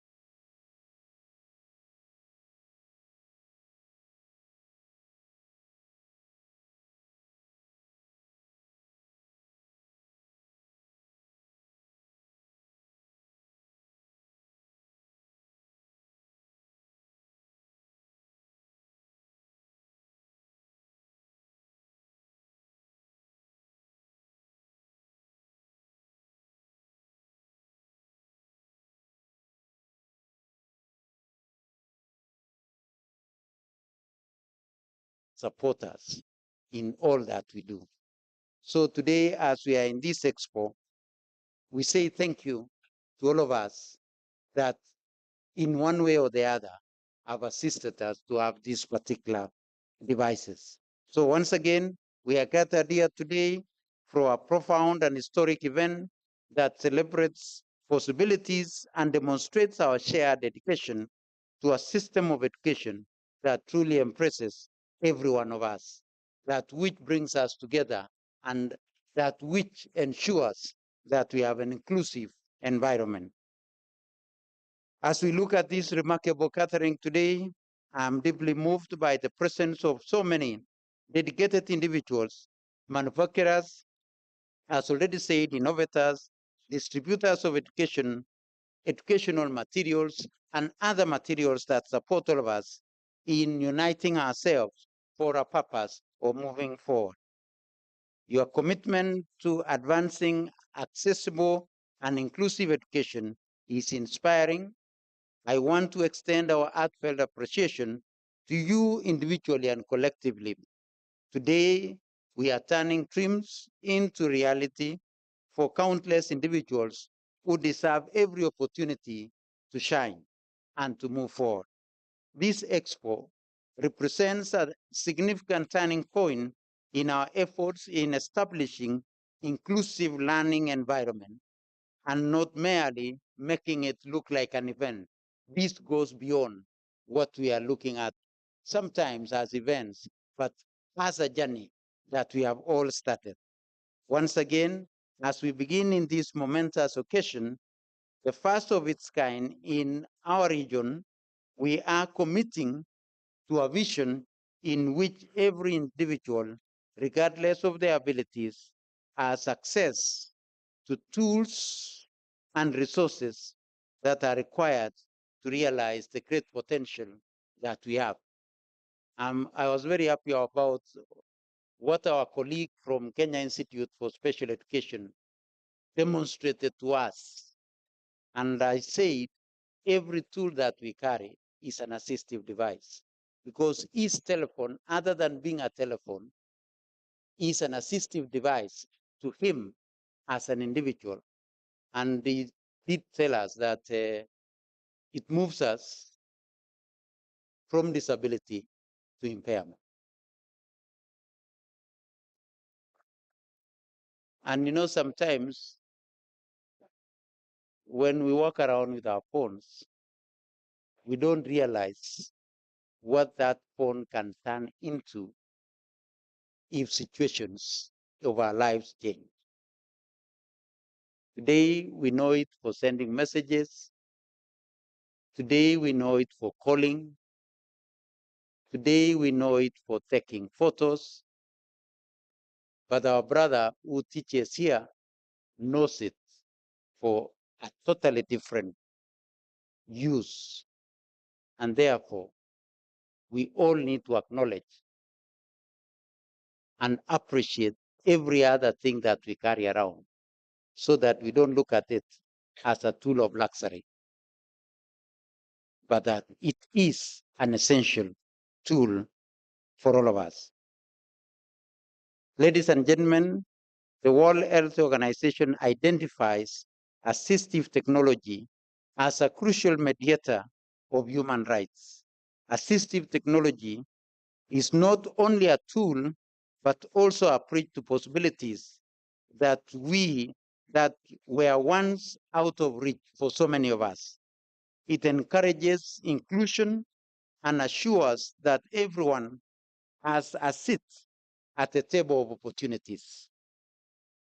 Again, in our educational institutions, we are witnessing a transformation, starting with this institution.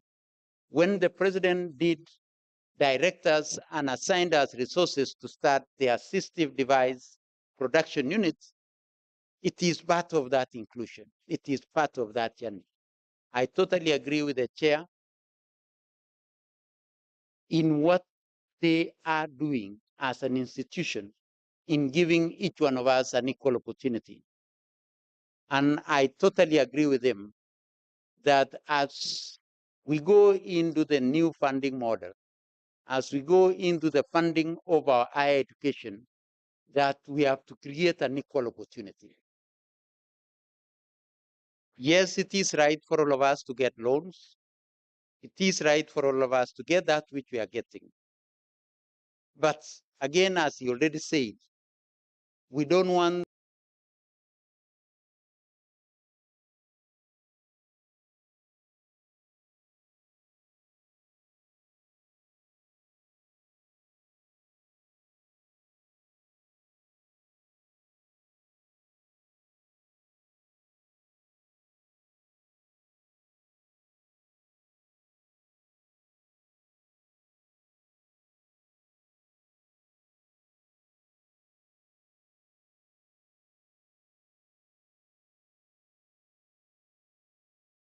students to acquire the skills they need and live an enriched life. This expo provides a vital platform for showcasing these advances, for fostering innovation, and for creating connections that will drive progress in accessibility and inclusion, both in education and in life. Ladies and gentlemen, I'm informed that the objectives of this expo included showcasing innovations, and celebrating the incredible advances that we have had as a country and as a society in ensuring that we provide solutions that makes it easy for us to move together as a community and as a people. That we are using this as a user exposure so that we provide an opportunity of engaging directly with these particular technologies. Again, it is critical for all of us to build partnerships, because it is out of these partnerships that we shall be able to move forward together as a society. It gives us an opportunity for collaboration that ensures that our efforts are sustainable and impactful to our country. It is worth to note that under the directive of the President, as I've already mentioned, the government has put in place plans and actualized commitments by providing necessary resources so that we, as an institution, KISE, can be able to put up this particular assistive device production unit and a factory that will make it one cheaper and easier for all of us to access these critical assistive technologies that will make us move forward. As ministry and having been part of the journey of ensuring that we have an inclusive education, we have now consolidated all resources and resources that are required to ensure that assistive devices are available to our kids. We've been sending resources to our institutions, to our schools. Sometimes you get a school with 15 children. So even if you send them the small amounts that we send, they may not be able to consolidate that resource to be able to acquire the necessary assistive devices.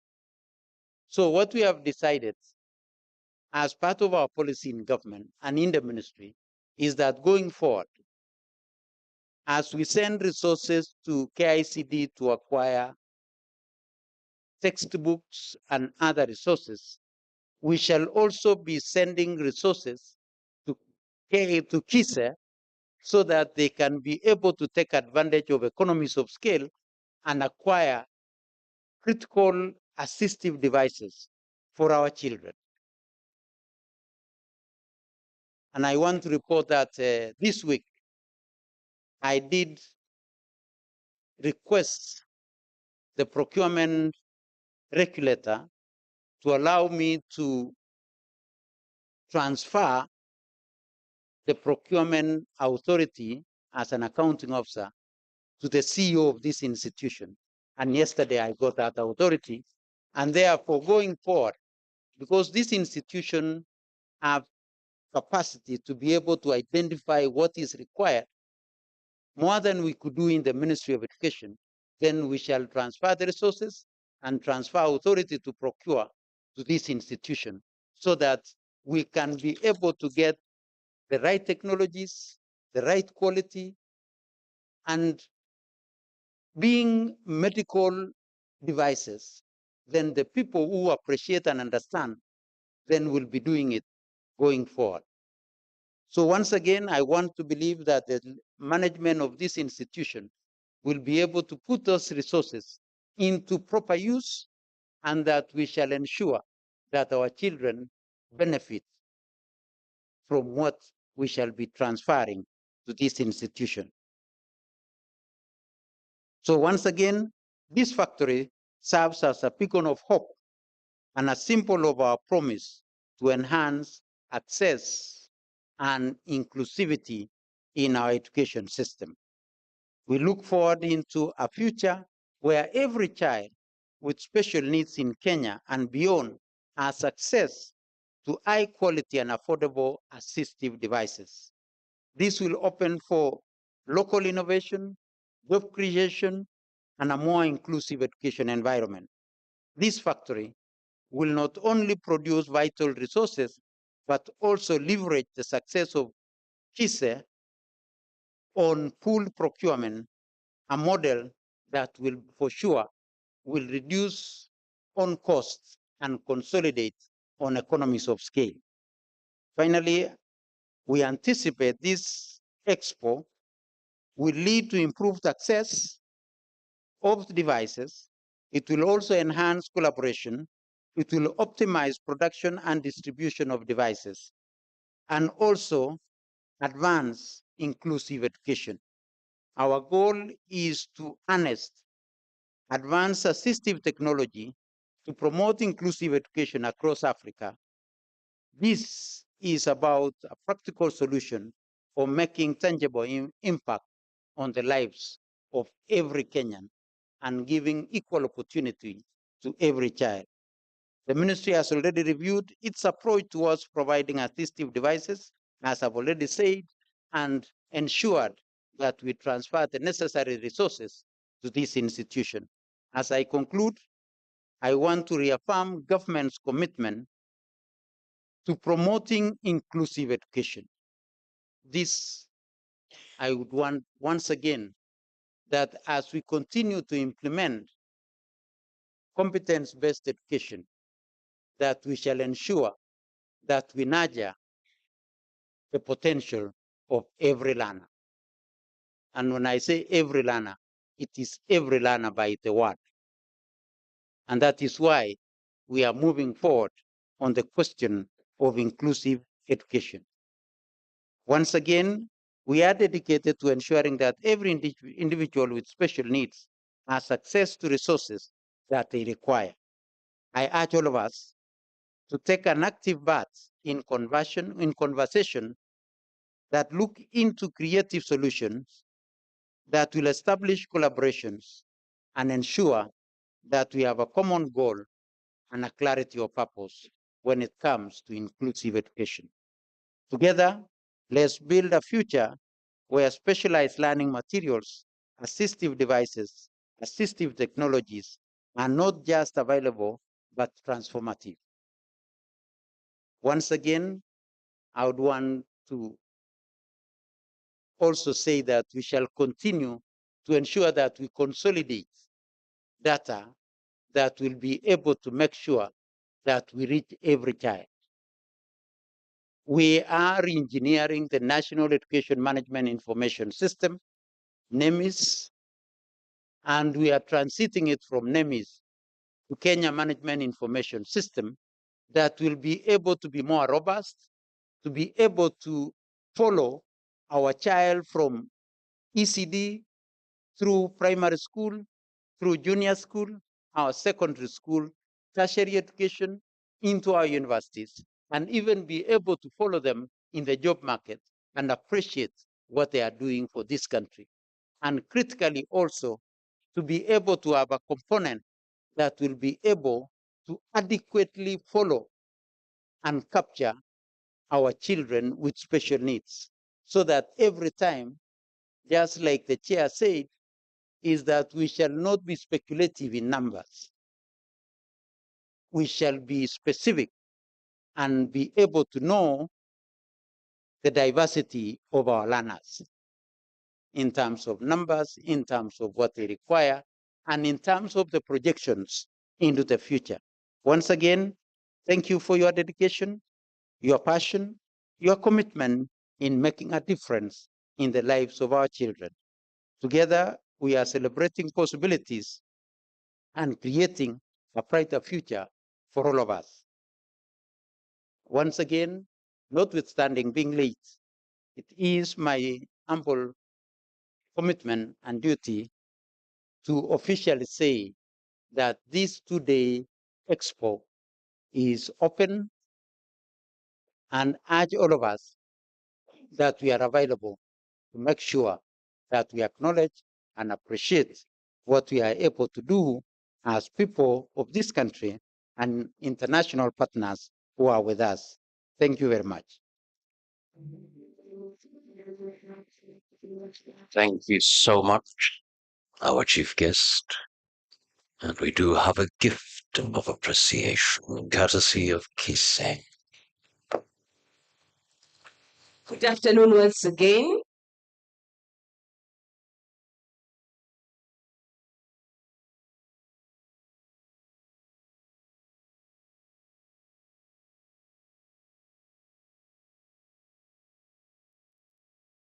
token for you. And the reason why we do this is to say asante. We know you are representing our able Cabinet Secretary, Honorable Julius Ugamba. As the director and our chairman, offer you this token, a token that is a lion. We wish to appeal to the caring and flexible spirit that exists in the lion.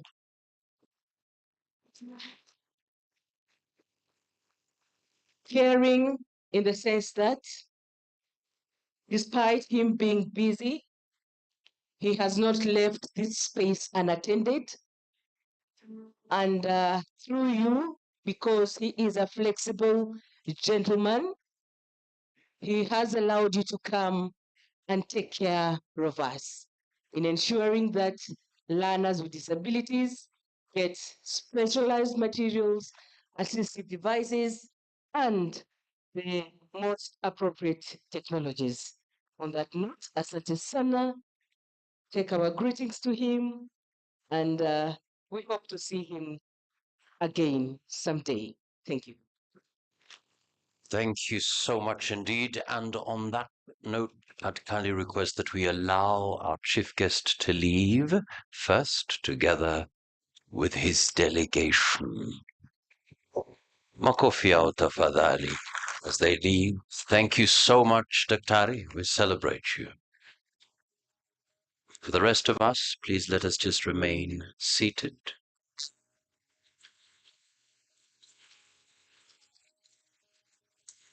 Let us remain seated for a moment. Quick announcement, ladies and gentlemen. It's 17 minutes past 2 p.m. We should be back here for a final session. That'll be quick. Then we have such an exciting afternoon. You don't want to miss that. Let's have the timer on the screen. And if possible, if you can have that also on your phones. It's not just for luxury, but it's also an assistive device. We'll have 50 minutes for our lunch. The nearest exit, please take that, and you'll be guided where you will serve. Our lunch begins now.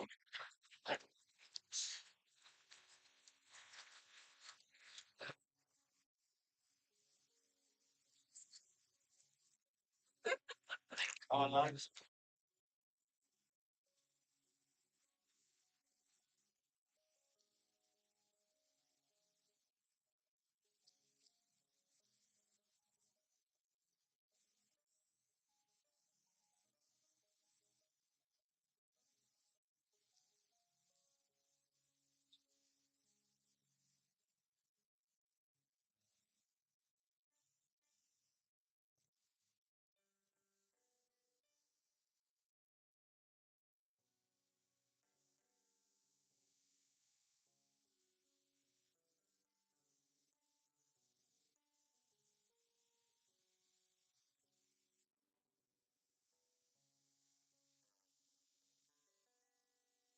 We have lunch. We have lunch.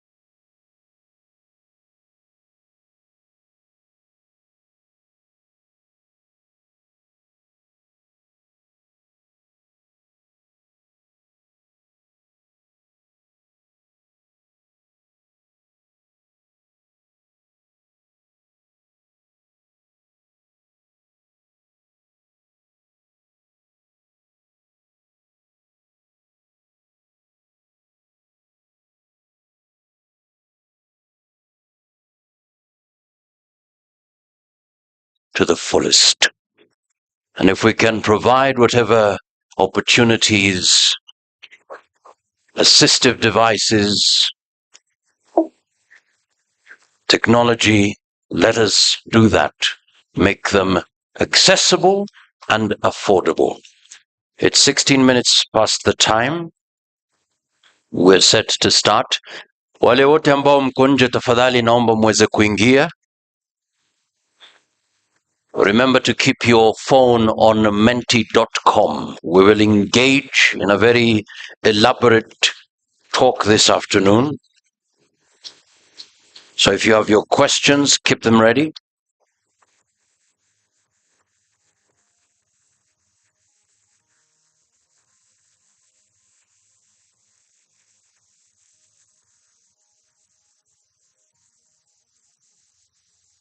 But as we prepare to start,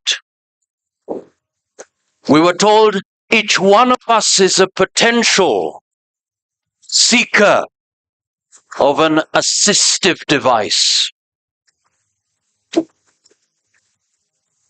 And there are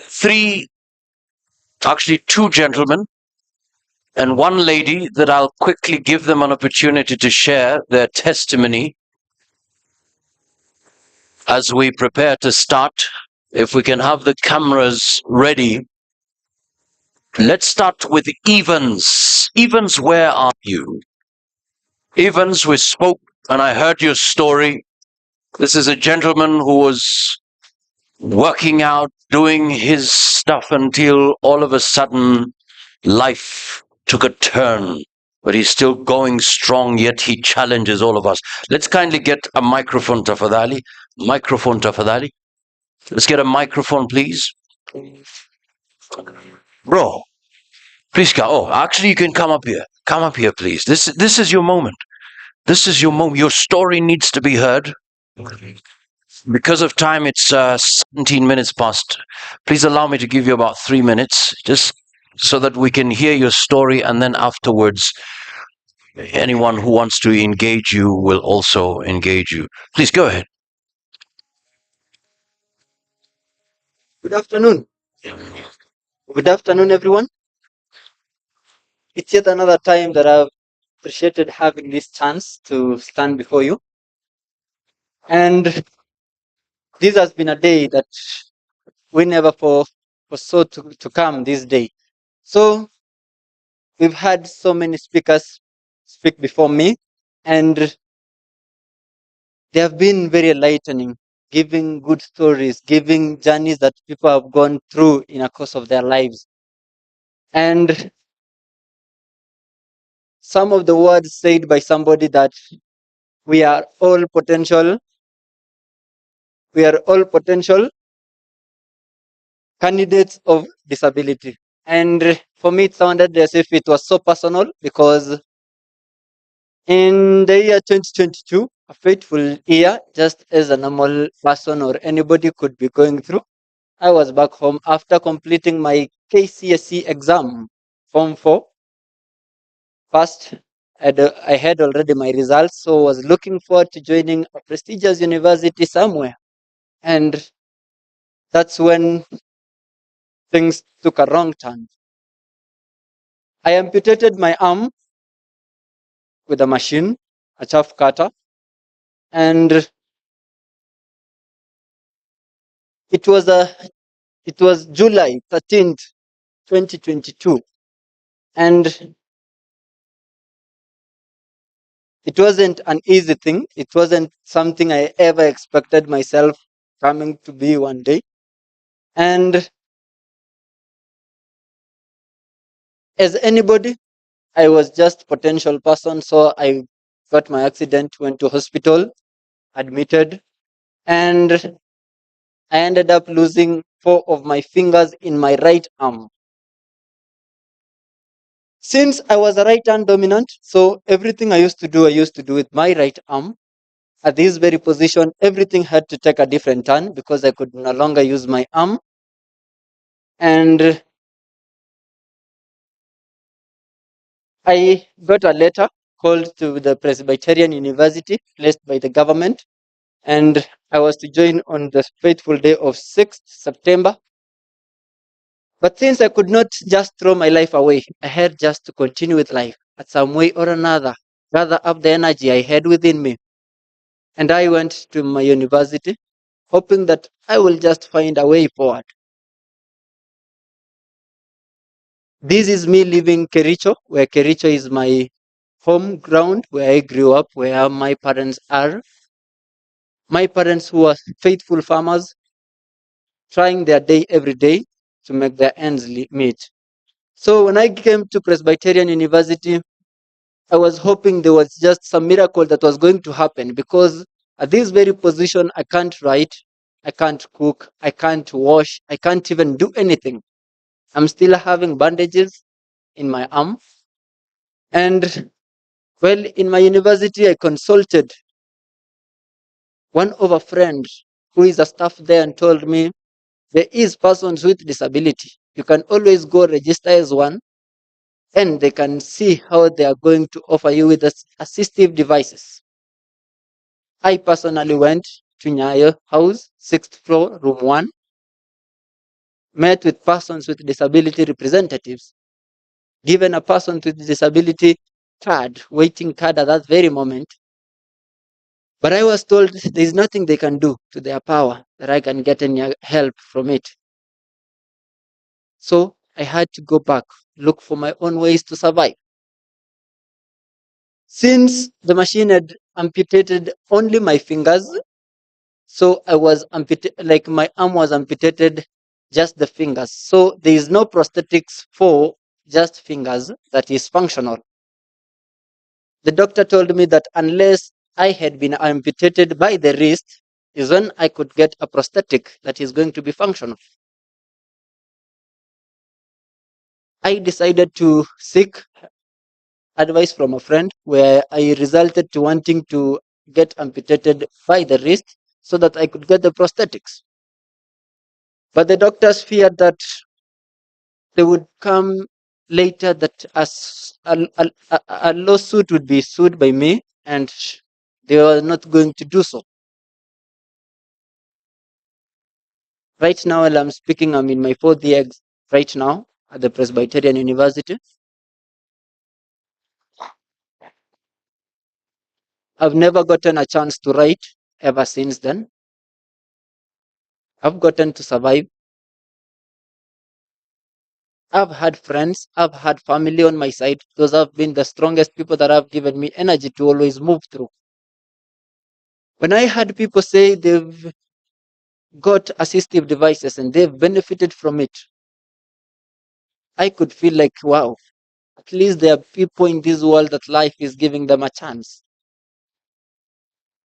That despite the conditions we are all in, it's not all of us that end up being in the same space we are all supposed to be in. But I thank God that I've been able to go this far. And hopefully, God helping me through. I'm hoping to complete my studies next year, May. And yeah, that's just an encouragement to anyone who ever feels like life is almost hitting an end. I was one day able, very well, doing things on my own. Never ever expected that anything could take a turn that it took. That's my story. Wow. Evans, thank you so much. A big round of applause for him. Thank you for sharing your story. And definitely, as you said, life is giving people a chance. Unfortunately, now, some people. That's why we all need to give that chance to everyone. Thanks, bro. Appreciate it.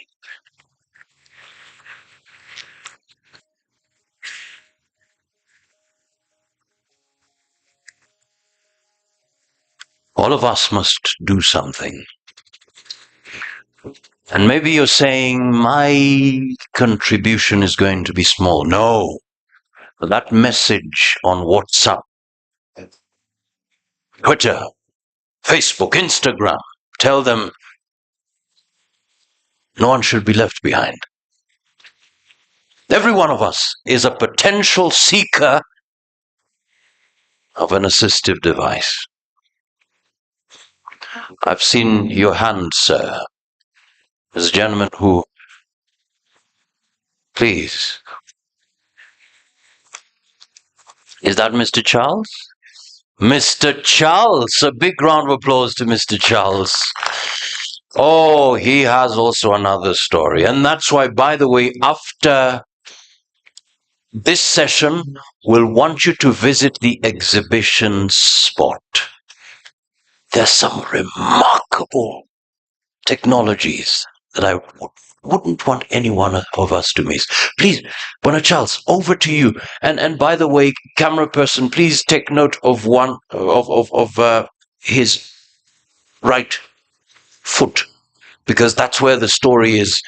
But again, the power of technology and stakeholder contribution. Go ahead. Good afternoon, everyone. Good afternoon. Good afternoon. I want to just share some information that happened to me about 2 months ago. When I met him outside here, he was looking at my foot and asked me what happened. By then I had visited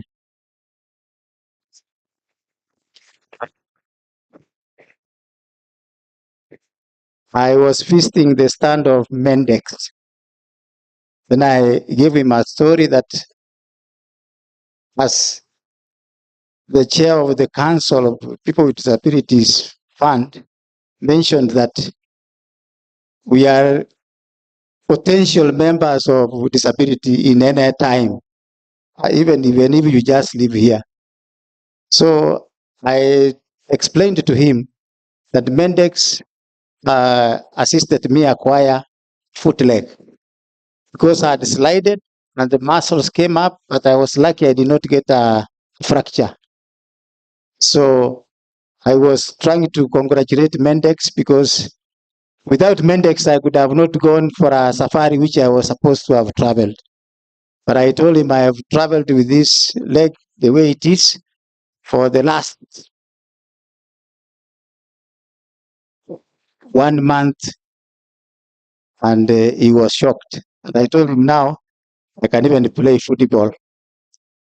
Actually, I traveled from Kenya to Egypt, then from Egypt to Israel, from Israel to Palestine, from Palestine to Jordan, then to Ethiopia, and then back. And I told him the foot was like any other foot. I did not have any problem. Even now, I don't have much problem, except I'm giving it a bit of time. So if I heal, then I can go to the normal shoes. You can see I've a different shoe here and another different shoe here. So I was telling him it's a miracle. And the way I am, I'm aged. I'm a retired senior citizen of Kenya. I'm about 62 years. So he was wondering how I look like I'm very active, but I told him, you know that now I've gotten used with the foot leg. And I thank God for that kind of assistant he gave me.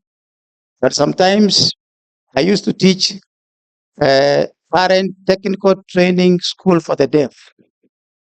And we used to feel for those children very much because we were taken there even before we studied a bit of sign language. So I used to come for some seminars here. This institution is very important. That is late 90s. We used to learn sign language. And they used to have my name as this way. I used to be very smooth here. So I used to tell them, my name is, that's my sign name. And I think I still remain with it. So I thank God. Sometimes you may think that you are not a potential member of people with the challenges.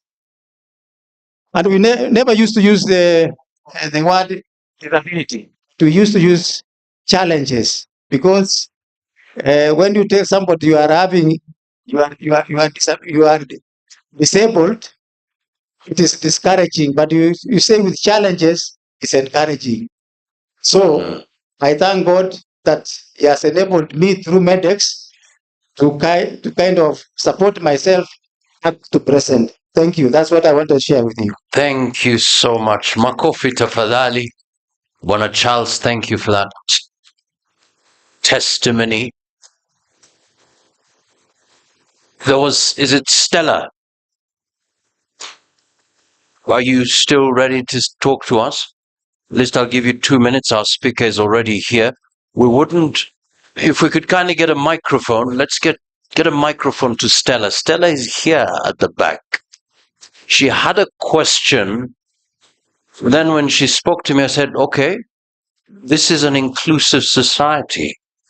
Because of time, we'll just give her the opportunity to speak, then we get into the presentation.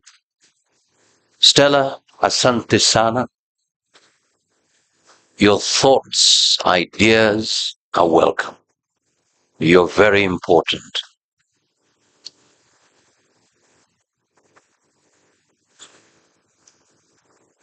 Go ahead, Stella. Asante sana kwa majina, mimi Stella Nekesa.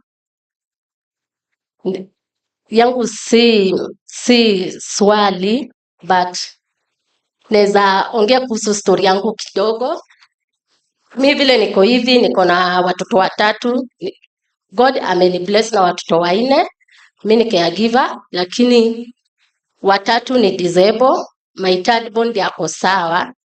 So kupitia hiyo hali tulikataliwa kwa ndoa kwa ajili ya watoto, wakaniambia sijui ni laana, challenge ilikuwa mob, wakaniambia nirudi kwetu.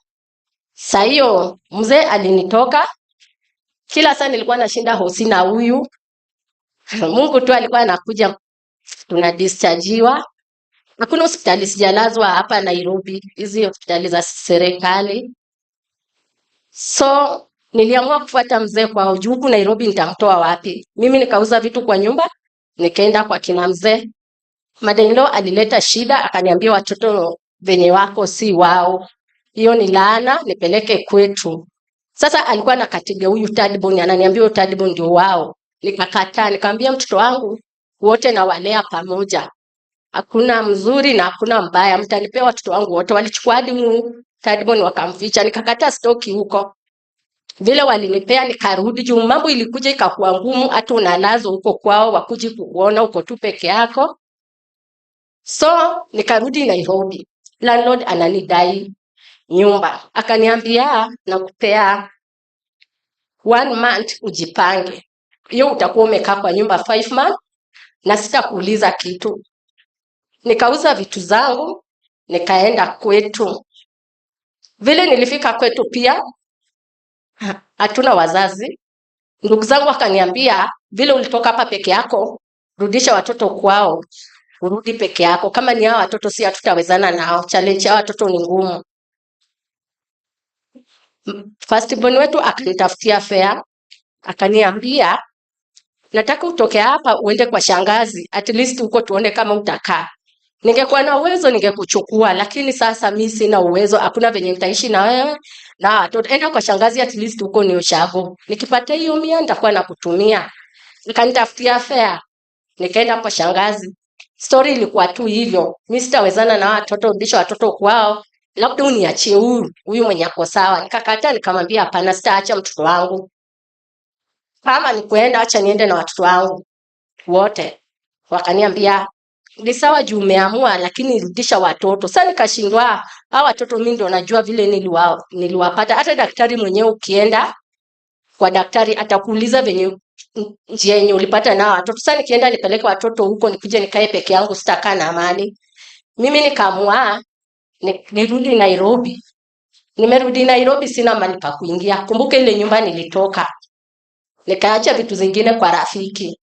Sasa hivi ikakuwa tu niko randa na watoto huku, unalala huku, huyu pia hivyo. Mwezi ikaisha, kuna mali nikasaidika, nikapewa 2000, nikaenda nikarent nyumba yangu, nikaanza hapo maisha. Imagine Nairobi, hauna job, hauna mbele na nyuma.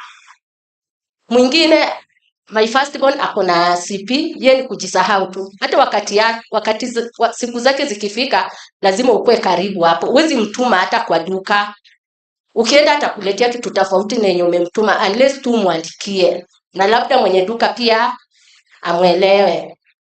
My secondborn ako na hydro na bado ako na CP. Ye ameparalyze side ya right na huyu mwingine ameparalyze side ya left. So kupitia hiyo changamoto nimeona mambo mob, watu wanakuuliza mbona watoto wana walk style moja, kwani kulienda aje nini. Yani story imekuwa mingi. Nikakuja nikapata huyo thirdborn ako sawa. Nikakuja nikapata huyo mdogo nilislide kwa stairs mimba ikiwa 6 months. So kwanza hapo ikakuwa ni issue. Hapo ndio nilitake time nikasema sitatesekea Nairobi, acha niende kwa kina mzee. Nikasema hapana, acha niende nikahangaikie Nairobi juu sasa kila mtu atutaki na watoto wangu na mimi sioni hiyo roho ya kuwatupa. Nilikuwa najaribu hata kuwatupa, naona ni ngumu tena na waendea. Najaribu mpaka inafika mahali nikasema siku moja mimi nitakuja tu kujiua niache hawa watoto juu sasa dunia inanipeleka wapi. Hivyo nikakuja nikapata counseling na nikakuja nikaambiwa huyu mtoto mdogo ndiye aweze kutembea ningangane na therapy. Imagine nilikuja hapa, nilikuwa nakuja wote assessment, nikapata counselor mmoja Christine, namshukuru sana, alinilipia therapy huyu mtoto hapa. Monday tunakuja hapa, Tuesday tunaenda kwingine, Wednesday tunaenda kwingine, Thursday tunaenda kwingine, Friday peke yake ndio unaweza atitafuta kibarua. Yani hii Nairobi kuna watu wanaishi hii Nairobi lakini si eti tunataka. Venye tunaishi Nairobi tulikataliwa, hatuna mali tutaenda. Na nikasema mimi sitatupa watoto wangu, nataka kukaa na watoto wangu, acha niteseke nao Nairobi, siku ile tu Mungu atakuja. Yani hata kwa plot mali unakaa ni kudhulumiwa. Kwa plot kila mahali mali unakaa watu wanakuuliza how comes uko na watoto watatu disability. Yani watu wanaona ni kama sijui ulikosea nini Mungu, ama sijui unasikia wengine wanakuambia maybe wazazi wako walikosa na inatokania na njia ya kujifungua. Huyo my firstborn nilimpata nikiwa 13 years juu ya kukosa wazazi. My mom alipass nikiwa mdogo, nikiwa standard 1. So kwanza hapo maisha ilikuja ikakuwa ngumu, babangu akaleta tu wa mama wengine. So ikabidi nioleke na 13 years nikapata my firstborn. Sasa kwenda kujifungua ilikuwa ni ngumu, ikabidi avurutwe. Alitoka nusu na akavurutwa chini. Hapo ndio mtoto aliharibika. Mimi sikujua juna mtu anakuelekeza. Nikaanzia hiyo 2010 nikaenda therapy. Nikakuja huku Nairobi nikapata mzee, nikapata mimba ya my secondborn.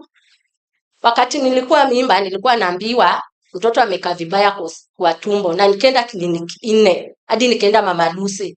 Nikikuja kwambia mzee ananiambia, mzee alikuwa ananiambia mimi mama wangu ametuza watoto 4. How comes wewe unaanza hapo mambo za kupigwa picha sijui mtoto amekaa vibaya, mbona wazazi wa kitambo hawakuangalia? Nikamwambia sasa hii mambo ilibadilika. Ukweli iliendelea hivi, hapo nipea pesa. Mimi nikienda hospitali nyingine wananiambia same story na ile nilikuwa naambiwa. Nenda nyingine wananiambia. Nikasema woi, mamangu alipasi akipata mtoto. Mimi pia sasa naenda kupasi nikipata mtoto. Nilichukua simu yangu na yake nikauza. Nikaenda kwetu. Nikasema wewe na mimi nikikufa acha niende nikakufia karibu na watoto juku Nairobi na Western. Ni siku gani maiti yangu itafika kwetu? Vile nilienda nililala 3 days, nilifika Friday asubuhi, Saturday, Sunday, Monday naenda kujifungua. Mtoto alikuja na miguu akabakisha shingo ndani. Nikasikia daktari akipigia wenzake simu, kujeni haraka kuna emergency. Vile walikuja nilienda kuinua macho hivi naona watu 7. Madaktari ilibidi wanishike ndo waweze kuvuruta huyo mtoto. Hivyo akatoka. Venye alitoka madaktari wakaniambia shukuru Mungu juu tujaiona kitu kama hii. Hii ni maajabu, umebaki na mtoto pia amebaki, tujaiona. Shukuru Mungu na uendelee kuomba. Hivyo venye nilikaa mtoto akafikisha 18 months nikarudi kwa mzee. Kurudi kwa mzee ndio hiyo nikapata my thirdborn. My thirdborn ndio hiyo nikakaa kidogo nikapata my fourth. Nilikuwa naenda church asubuhi. Nika slide kwa stairs mimba ikiwa 6 months. na immediately hapo ndio issue ilitokea, tukaenda Pumwani, tukakaa nasari, tukatoka, na ninashukuru Mungu. Mambo ilikuwa mingi mpaka nilisikia ni kama kichwa itapasuka, ni kama, lakini nashukuru Mungu nimepata counseling mingi juu ilikuwa tu sasa mimi ni jiwe niacha watoto ama ni watupe. Juu wengine walikuwa wananiambia sijui enda kwa Sakaja ukae pale City Hall na watoto akupate hapo aone vile atakusaidia. Nilitamani hata kuona huyo Sakaja, nilitamani kuona president wetu Ruto juu sisi tujui hata tutaelekea wapi. Mambo na therapy ni ngumu. Mambo ya hospitali ni ngumu, shule ni ngumu, watoto. Sasa najiulizanga, watu huwa wananiuliza swali moja. Kama sisi ni mtoto mmoja ametushinda, how comes una survive na watoto watatu? Nawaambianga tu ni Mungu. Stella, thank you so much. Nashukuru sana. Yeah. Yaani hadithi yako ni ya kustaajabisha, lakini pia I need 5 people. Walk up to Stella. Just right now. You've heard her story. If we leave here and say, wow, that was a good story, then she'll go home. 5 people. If more, fine.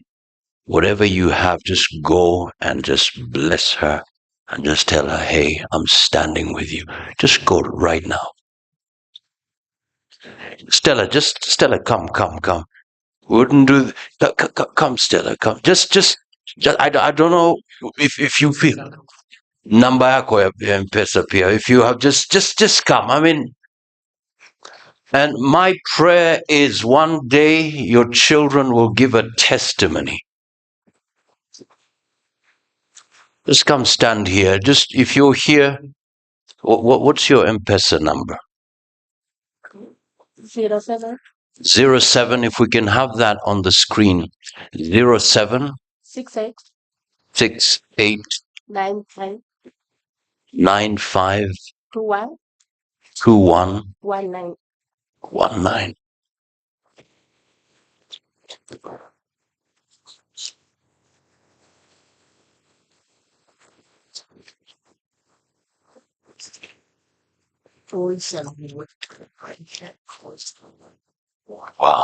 Wow. Thank you for your love. Thank you for your love. Let's have the number up on the screen. Let's have the number up on the screen so that we can be able to, those ones of us who can do M-Pesa, so that we can be able to do it. Thank you very much, Mwakazi. Thank you very much. Thank you so much. Be blessed, Mwakazi. Thank you for your love. Thank you for your love. Thank you for your love.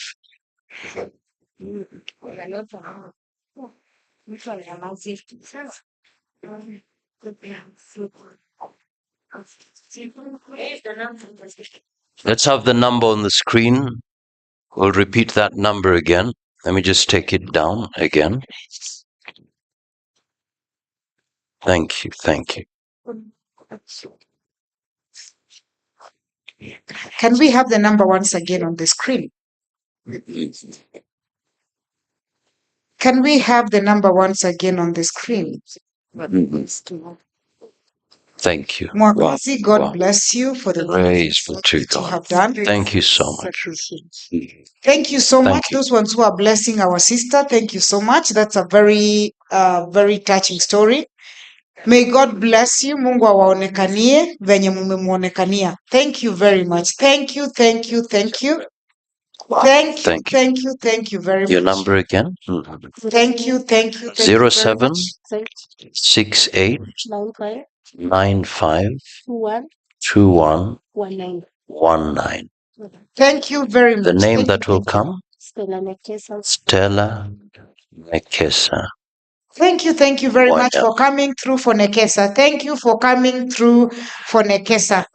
Thank you so much. Thank you very much. Asanteni Nekesa, sana. sasa utaweza anza kabiashara kidogo ili uweze kujimudu na uweze take care of your children. Thank you God so will bless you. Mm. Thank you. Asante sana. Thank you. Thank you so much for your love.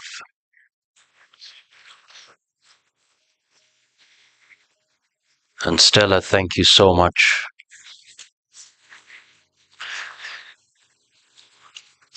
Thank you. Thank you for your heart of giving. And thank you because you came. We can make a difference. Asante sana. You may now have your seat. It's okay. Excellent. Fantastic. The number is on the screen.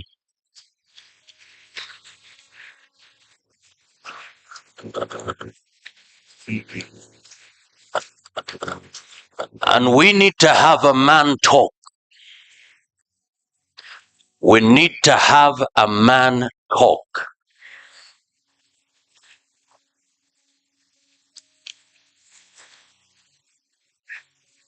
And the men who are here, the men who are listening, you're a lion.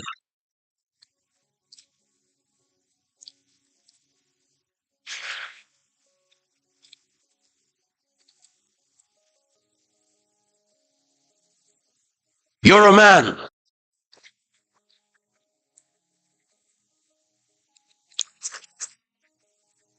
Yeah. And I challenge every man here. We start walking with the boys so that they're not big boys, but they are real men. We'll stand as leaders. We're thinking about generations to come. And that's a challenge for all of us, me included. Let's make a commitment, men. I'll stand with my wife. I'll stand with my wife regardless of what happens. It's been 14 years. She will be my queen. I will be with her regardless of what happens. And we need to make that commitment every single day. Men, is that possible? I need to hear, yes, is that possible? Is that possible? Let's do it. Let's do it. So thank you so much for your time. Ladies and gentlemen, for the next 25 minutes, we'll shift gears. And please listen. This is a gentleman who has been here. I saw him in the morning. And I believe he's loaded with information, experience that will also move the needle forward in terms of creating that inclusive society all of us need. So, ladies and gentlemen, please, we are ready to invite our speaker.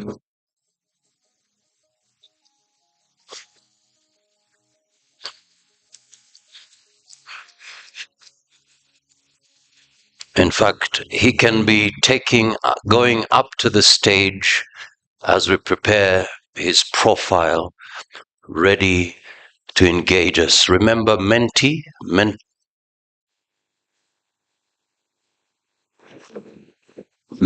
is set.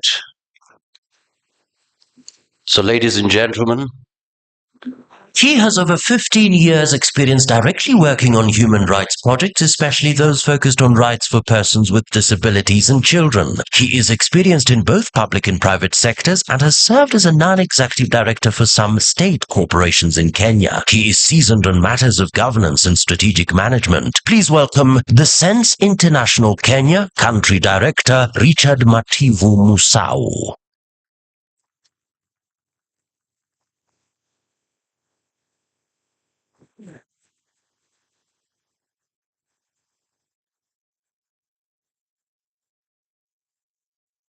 Okay. Good afternoon, everyone. I'm lucky because this afternoon there were kubwa amenda, so I do not have to start my presentation with a very long list of protocol and all that. Cynthia, I'll just go direct and speak with everyone. So, how is your afternoon, Mekula? Cynthia, I want to make it easy this afternoon. Things should not be that hard. So my presentation has also been made very easy by the panel that was there. They spoke about their experiences, and that in a way set a very good ground. Actually, they captured some of the items, most of the items that I had. And when we were having lunch, I went back to my presentation, tried to remove a few slides because no need of repeating what has already been said, right? So, you've heard about my name, technology. Okay, good.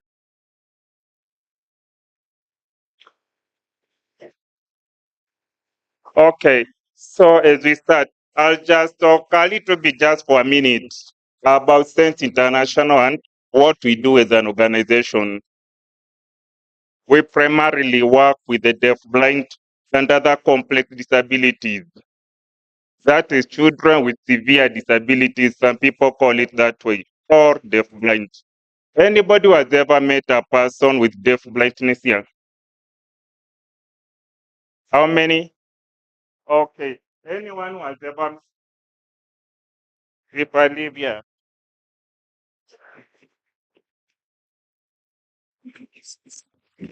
this one is good. Okay, this makes it easy. Anyone here who has ever met a person with deaf blindness working? Anyone? I'm seeing one and a half hands. You see, someone was not sure. So I'll just be speaking about that. And I like the mother who was here.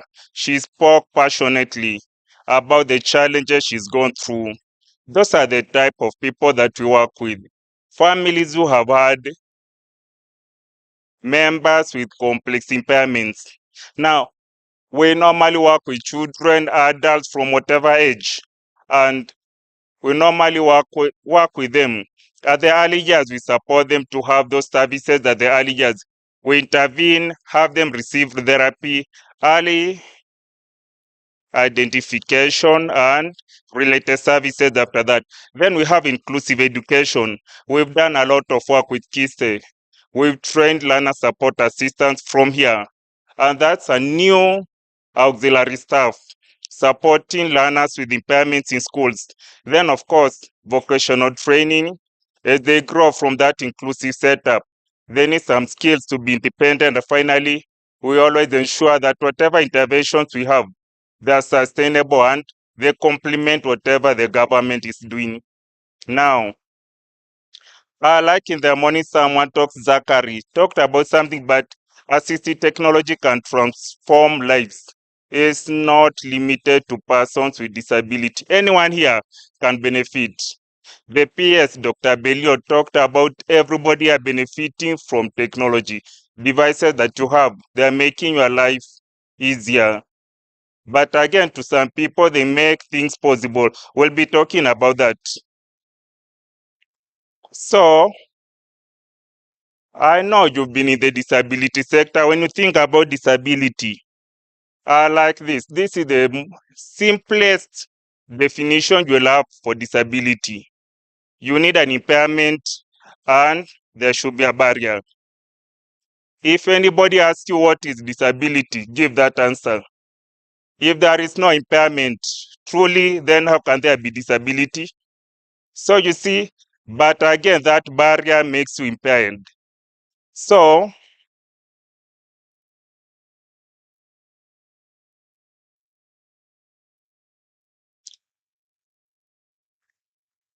I'm struggling with this gadget. It's going the other way. Okay, bear with me. I was trying to say assistive technology complements both. It can support you with your impairment. For example, if you have prosthetics, if you have a bionic hand, it will support you. Again, it can also be used to make the barrier accessible or to make the barrier, remove the barrier, make sure that the barrier will not bar you. So they'll apply to both.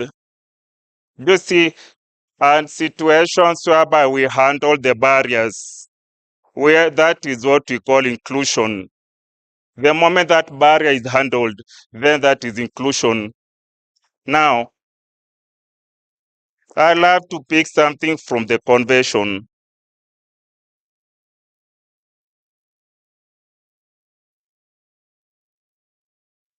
Okay, so my presentation in the morning, you've had a lot of information about learning and all that. So this afternoon, I really want to dwell on independent living. That's a concept that is not well pronounced in Africa. Independent living, because we are very much happy to talk about schools and education. But do you think after education, when someone is an adult, every adult needs to be independent, needs to have some degree of privacy and all that. So this afternoon, I want us to talk about that. And if you look at the convention, Article 19 talks about independent living. And I like the ones to prevent isolation or segregation from the community. So that's a good quote I saw somewhere, where people demand choices and control of their lives every day. You just want to live in a community, do things like you are safe without having to rely on other people. You've realized that when it comes to the language we use, people are moving away from some words like special. We do not want such words because we do not want special privileges. We just want to be treated like everyone. So with these devices, you'll be able to live your life just like your counterpart. But without the devices, it means we'll need some special support. So move to the next slide. The previous one first.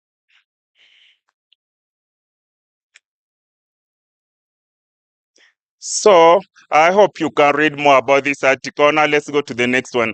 I identified a few scenarios or examples. It was very deliberate on what I was picking because you've already been talking about others. But I want to use this, then we can talk about the experiences. So if you look at this, I do not know anybody who has ever found someone with such a thing in their home. No one. I went to a university in America and the hostels had such gadgets for learners or students with disability. They didn't need someone to help them. If you have a wheelchair, you can navigate your house without having to have someone come and help you move to the washroom, move to the bathroom. Someone is already here having such a device. You can see it at the exhibitions out there. They have something, but it's more like a lift. But it's the same thing. It can be mounted on the lift or you can mount it on the wall, depending on how your house is made. So this is one device which has a motorized device. Let's go to the next slide. Yes, this is another one, Orbit Reader, which Sense International again supports people with. This is another, I think you've seen someone using it here. Instead of working with very many papers, you know, Braille is bulky if you print it. So you can just have such a device. It has a refreshable Braille cells and a simple, can take notes, can also connect with a laptop or computer. You can even read a book from it. It has a memory. Very easy and not cheap at all. One is around 80,000, 90,000. The last time we bought one of them, and it's a small one. The next one is for the deaf blind. The previous one can be used by the deaf blind or the blind, but this one is for the deaf blind. This one is the Hapti Braille. So far, only again in Monowakitumi, I can't say anyone is using it in Kenya. If there is, then I'm happy to learn their experiences. But this one, we have one which was here in this facility. It was being demonstrated here 2 years ago. The device can speak. You type, it gives you sound. You also speak. If you read it, it is synthesized voice and it has an interculator. It is designed to solve the communication problem due to the fact that the interculators do not have to abandon methods of communication. So basically it is, if you can see and hear, this is the spoken language. Then if you cannot see and hear, you'll just be feeling the braille cells. So basically, it will speak. You can also connect it with your mobile phone. It can do a lot of things. So someone with deaf blindness, they might not be able to speak, and that device will ensure that they communicate to you. Today, you saw something almost similar from the lady who was seated on that far end. Did you see it? It is almost similar, but in this case now someone who cannot hear and who cannot talk. So if you speak with them, they'll feel the braille because they can't hear. And if they need to speak with you, you'll hear some speech. The next one is hearing aids. And the reason why I'm showing this picture is you can see varieties. We'll be speaking about user experiences. But if you look at the hearing aids, you'll see various types of aids. Some which are inside the canal, some which are completely in the canal, some which are just behind the ear. That variety matters because it will affect users. Some users do not want it to be seen. I've seen people prefer in the canal or completely in the canal. They feel that is better, or invincible in the canal. It goes through that canal inside kabisa. The smaller, the more expensive. The bigger, the cheaper. If you want one which is body one, it will be cheaper. The other picture was about a cochlear implant. A cochlear implant is a device which can be done in Kenya. Go backwards. And you have to have it behind your head. I'm not sure. That one, for me, I can benefit from that one. If you didn't know, I'm also deaf, and that's a device that I can benefit from, but will go to why people do not go for some of these things. But this one, again, is bypassing the part of the ear that the cochlear nerve. It bypasses that area and it stimulates the auditory nerve directly. It has some external devices and internal devices. Please move to the next. Now, when we come to those devices that you've just seen, as you think about them, if you want to have one for yourself or your child, you have to consider several factors, and I picked a few. The first one, which I feel is crucial, is time. When do you introduce such devices? Because for some device they can help you.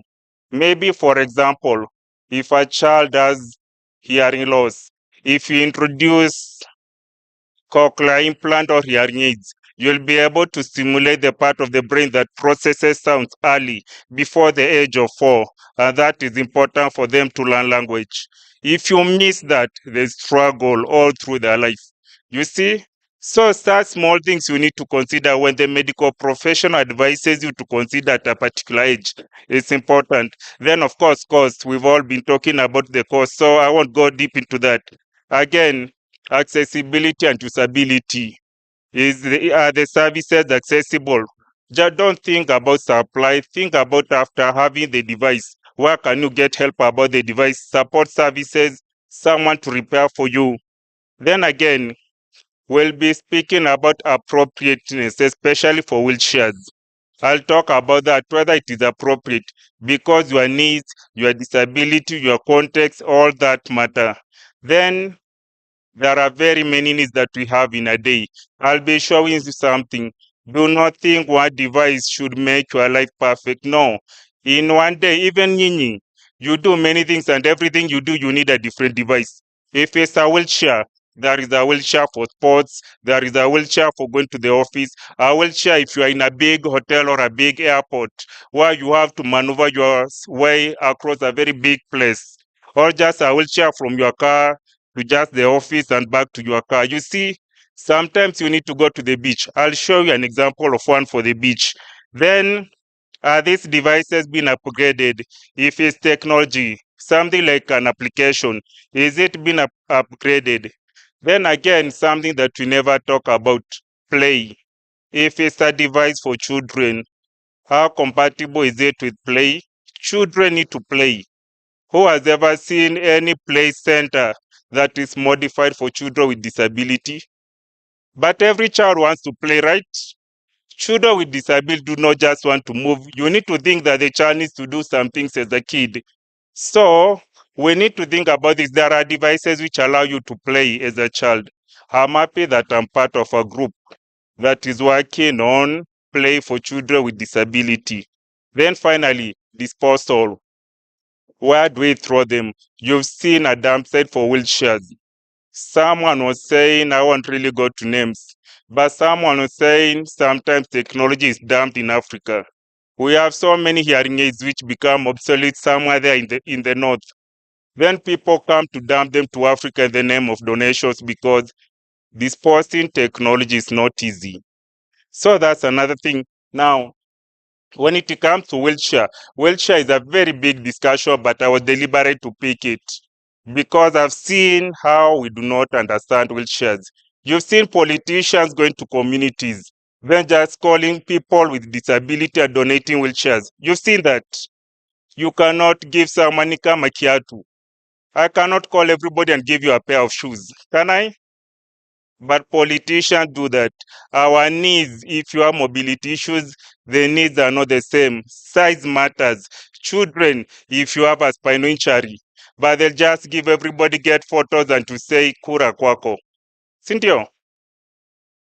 So wheelchairs, WHO has a full guideline on this. And all I just mentioned is if you think about a wheelchair, you need someone, a specialist, occupational therapist to take some measurements. You need a specialist to guide you which wheelchair is appropriate, depending on your size, your weight, your disability, the need that you have. If ni ya kwenda shule, if ni ya kwenda wapi, you need someone to guide you. Do not assume that a wheelchair is a wheelchair. Someone was complaining the wheelchairs, you find them in hospitals. Hapo kwa reception. The need they use is different from a wheelchair for daily living. Because that is just from the ambulance to maybe someone for triage or someone for emergency support. But if I'm getting one just to work and live my life with it, then the needs vary. Let's go to the next. Now, I mentioned we have different uses. And this is one reason why you find people picking different devices. I'm not sure I've ever seen someone using a wheelchair in the beach. But you think watu wataka kwenda kwa beach. If you go with a normal wheelchair, it will not manage the sand. So you need that with very big wheels, which do not have to sink into the sand. Then sometimes you can go into the water. If you need a wheelchair for sports, it will be different from the wheelchair that you'll use in the classroom or in the office. If you need one for racing, like what is there, you need one that is that way. If you need one at KISE, it will just be the normal and standard one. But if you are walking at terrain like the villages, you might realize they prefer tricycle. For balancing, you see very many factors come into play. So all these affect how users will use the device. That's why sometimes you can see people having 3-4 wheelchairs in their house, but they are not choosing them because they were just given without very many factors being considered. But now if I need to go from my village, from my house to the church, I'll go for the tricycle. But if I want to come to KISE or an airport which is so very big, I might get one that is automated. And again, all this depends on how privileged you are. If you are not, you might just have one for everything. Move to the next, kindly. Now, some experiences. So quality will affect whether you will use it or not. Is the technology obsolete? If you have a hearing aid that is analog and very old technology, it means when someone is walking here, when someone is just moving pages of a book, when someone coughs, all that background noise is brought to your ears direct. But to natural hearing, you can listen on one voice. You can hear very many things, but you can focus on one. That's the advantage of having natural ability to hear. But if you get a good digital device, it can also manage background noises. Now, I like a presenter here, panelists also mentioned that if you are a small child as you grow, you need the device to also be upgraded. If you are using an ear mold, your ear is becoming big, you need to be changed. If you are using a wheelchair prosthetics, you need it to be upgraded because you're also growing. Then again, if it doesn't fit comfortably, then you won't use it. If I get an ear mold and force a child to use it, or just switch between two children, it means you'll not be comfortable at the earlobe. That means you'll realize the child is not choosing and You will think the child doesn't like hearing aids, but they're not comfortable. Stigma and social pressure will always affect whether someone wants to walk around with a gadget protruding on their ears or whether they prefer just not to use it. You've seen some people not using devices because hawataki kuonekana kama walemavu. You've seen that. I know very many people who have hearing loss, but they can never tell you because it is completely in the canal or invisible in the ear. But if you tell them to wear a hearing aid to be seen, they feel uncomfortable. Hawataki maswali mingi. Do you see? Again, if there is no proper training and support, especially for things like cochlear implants, then the effectiveness will be compromised. That means users will not be that fast to use them. Malfunctioning, if a device is not working very well, we don't use it. Some disabilities, like one of the panelists here, depending on your condition, it can always go gradually deteriorating. Hiyo ameita ni muscular dystrophy hiyo. It means it goes on degenerating your bones. So, as you continue, you might need different devices. If you also have gradual hearing loss, your decibels were a bit higher. Now, as you continue, you are losing. It means you need stronger devices. So that is another thing. Again, incompatibility with the lifestyle. You are someone who lives in the village. You are someone who is a sports person. You need a device that can also go with your lifestyle. Finally, personal preference. We all like different things. So saa zingine tu ni roho. Roho ikipenda imependa, si ndio? Ikikataa imekataa. Move to the next. Now I want to move quickly to services before I see the time against me, but I have time. So I want to go a little bit to services because we've not spoken about them today, and we know when it comes to disability, even if there is independence and privacy, we still work with a number of assistants for us. So the first one that is easy to mention and closer home is sign language interpreters and how we work with them. That's a full topic that I won't go to. That's a full topic that I won't go to. But sign language interpreters, unlike most of the other aides, are trained, they've gone to school, they have the papers. Some are even brighter than us, deaf people. You see? So sometimes they demand a lot of money. They subscribe to a code of conduct. Some have PhDs and they have to work with us. So when you have to engage one, it's good to make sure you also consult the people. Then we also have tactile sign language interpreters. They mostly work with deaf-blind people. Tactile because they have to touch you. There is a sign language they use and it's not standard. For deaf blindness, sign language is not standard because every user has their own tactile interpreter. Then, of course, blind people need more than just guides. They need readers because every 90% of the meetings, or 99, you'll find people are printing materials. People are not maybe prepared to provide braille or digital materials. So sometimes you need someone who can also double up and read for you what is on the table. Then, if you use a wheelchair, you might need someone with you. Even if it's automated, there are places which might be so sloppy, or the degree of sloppiness is so serious that you need some support. Please, if you are seated there, do not just assume you are good with wheelchair.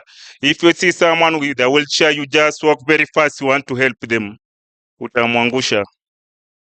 You know that. Do not assume that someone needs your help. If they've not asked, do not just go and start pushing or pulling someone. So that is something that I'll also be speaking next. Then some disabilities like psychosocial. You might find someone telling you they have what we call peer support aids. Psychosocial disability, an example is bipolar. They can tell you when they have an episode, they have a peer or someone who they normally call and they talk, then at least they calm down. There is that, and we are trying to encourage such approaches than just pumping someone with medicine. We try more social and community-based approaches than just medicine to manage some of these psychosocial disabilities.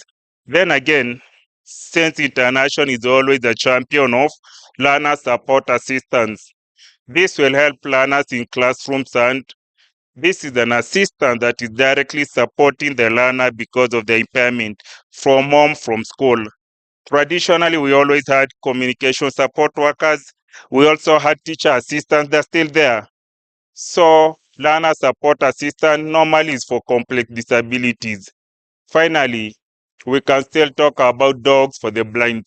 I have not seen anybody use them in Kenya, but those are trained dogs. They are not pets. Do not see someone using it and you start petting it. It's not a pet. That is a trained dog for the blind. It knows how to walk around. It knows when to stop, how to alert the person with blindness. Then again, something interesting. Most of you might have realized sometimes persons with disability work with aids, and will find that aid might be a family member. So there is a reason. There is a reason, probably maybe it's a child of a deaf adult, so they understand how to communicate with their parent better. They are fluent signers. Then again, you might realize, depending on the disability, especially complex ones. You know, Sense International, we work with complex ones, so you'll find a mother or a father or a brother or a sister is always supporting their sibling or their child. So these are there. We need to think about training. What discussion we have with KISE, which also the PS was able to mention, is a program to support and train parents, because parents are doing a lot at home, but we supporting them. So this is something to consider. And some of the benefits is, of course, comfort. If you are married and you want to travel away from home, you might be more than happy to have your spouse accompany you. If you get a room in a hotel, they go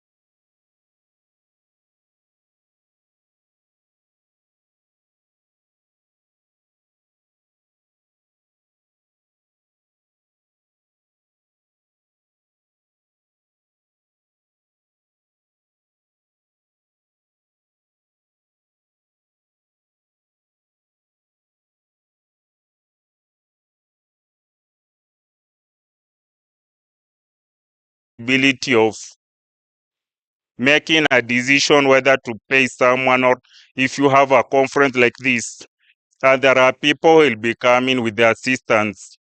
Like in our case, when it comes to complex disability, all our budgets are double. If we say we want to train 30 young people with complex disability, in our budget that will be 60, not 30. Because each might need someone to come with them. You see? So if you budget for moja, if it's a matatu, they have to come too. You see, it is not fair. And recall that is cost of inclusion. Do not say it's expensive. Then again, if you are an employer, you need to think about schemes of service. Everybody needs to grow. An aid to someone might be permanent, working with them permanently, but nobody wants to be stuck on the same spot. Cynthia. So they also need to grow. You cannot work somewhere for 30 years. People are getting promoted and you are the same way you came. So that is still not yet done. Even sign language interpreters, SRC, has not come up with any proper material on that. So it's still a work in place, but we hope things will improve. Now, the last slide is talking about some recommendations and conclusion. So as I come to the end of my presentation, I would love to maybe summarize the session that we had with the panelists who are here, together with this session as we close about user experiences. So we've all agreed, I think we've all agreed, that these gadgets, devices, they need to be manufactured locally, not about political statements, because the ground they need is there. Kusema tuta stainless steel, maybe, or aluminum, something that we not trust. But if someone uses the normal metal, it will be very heavy. You'll struggle to move around with it. Then, related services. We need to be able to have related services with us. In case you need some repairs, this should be done locally. I've seen situations whereby you have to ship a gadget outside Kenya for it to be repaired. Then you ship it back in. Then we need to always adapt the application that we have. I have an application here which assists me if I meet you. I can lip read you, or you can use this thing in Swahili or English. Then I'll be able to see what you are saying. But we realize because it's made by someone outside Kenya, if you say a word like Kasarani, that is foreign to English, sindio? If you say maybe naitwa Mudavadi, hawezi shika hiyo neno, itakwambia something which looks close to English. So we might want to think of adapting some of these things. Then our infrastructure is not friendly to some of the devices, especially mobility devices we use. So we need to think about infrastructure. I do not know. We do not have the people from, especially Ministry of Transport. They make very beautiful roads, but those roads do not think about someone with maybe mobility issues, someone using a wheelchair. Even the flyovers, you've not seen any road that is accessible. So sometimes don't you ever wonder, some people, how we access some of this infrastructure? Then training and support. We need skills here. We need to be able to train and support people locally. Some devices, if you are not trained, you might end up hurting yourself. A wheelchair can give you pressure sores. A pressure sore can kill. A pressure sore does not heal in 1 day or 1 week. Can take months or years to heal. Is that serious? Then I mentioned about recycling and disposal. We must always think about how to dispose this. And then finally, we need to do some research. We need to have some development of materials locally.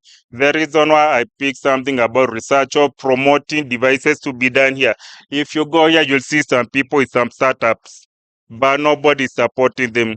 The operates that we have in Africa. You will see them pumping a lot of money to music, to dancing. I'm not saying dancing is bad, but I'm just saying we need the same energy when it comes to science and innovation, right?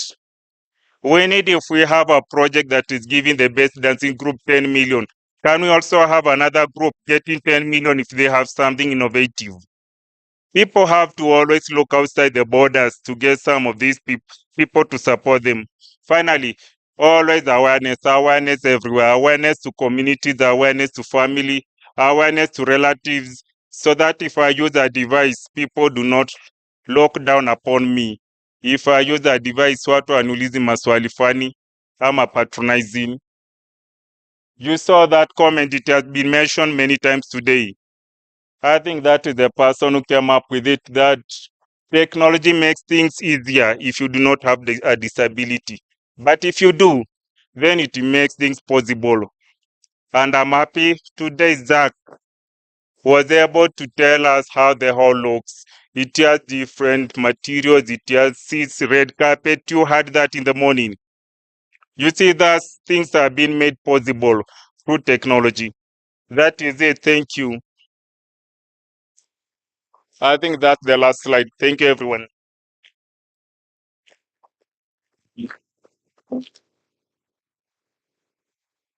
Thank you so much indeed.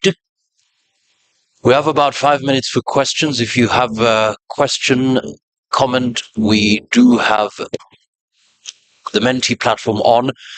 There is a comment there saying, good presentation. Thank you so much. Any question from the floor before we close? 5 minutes. And remember, even if you ask, please post it on the Menti platform, because we want to take note of all the questions. We have a hand here. Throughout his career, Okay, go ahead. Thank you so much, presenter. My name is Dr. Priska Kiptotarus from Laikipia University. I am a friend to people with disabilities. I have a sister who has a child with partial hearing impairment, but married to a dumb and deaf wife. So I've been wondering, how can those children of these parents who are impaired, how can they be supported through their parents? Thank you.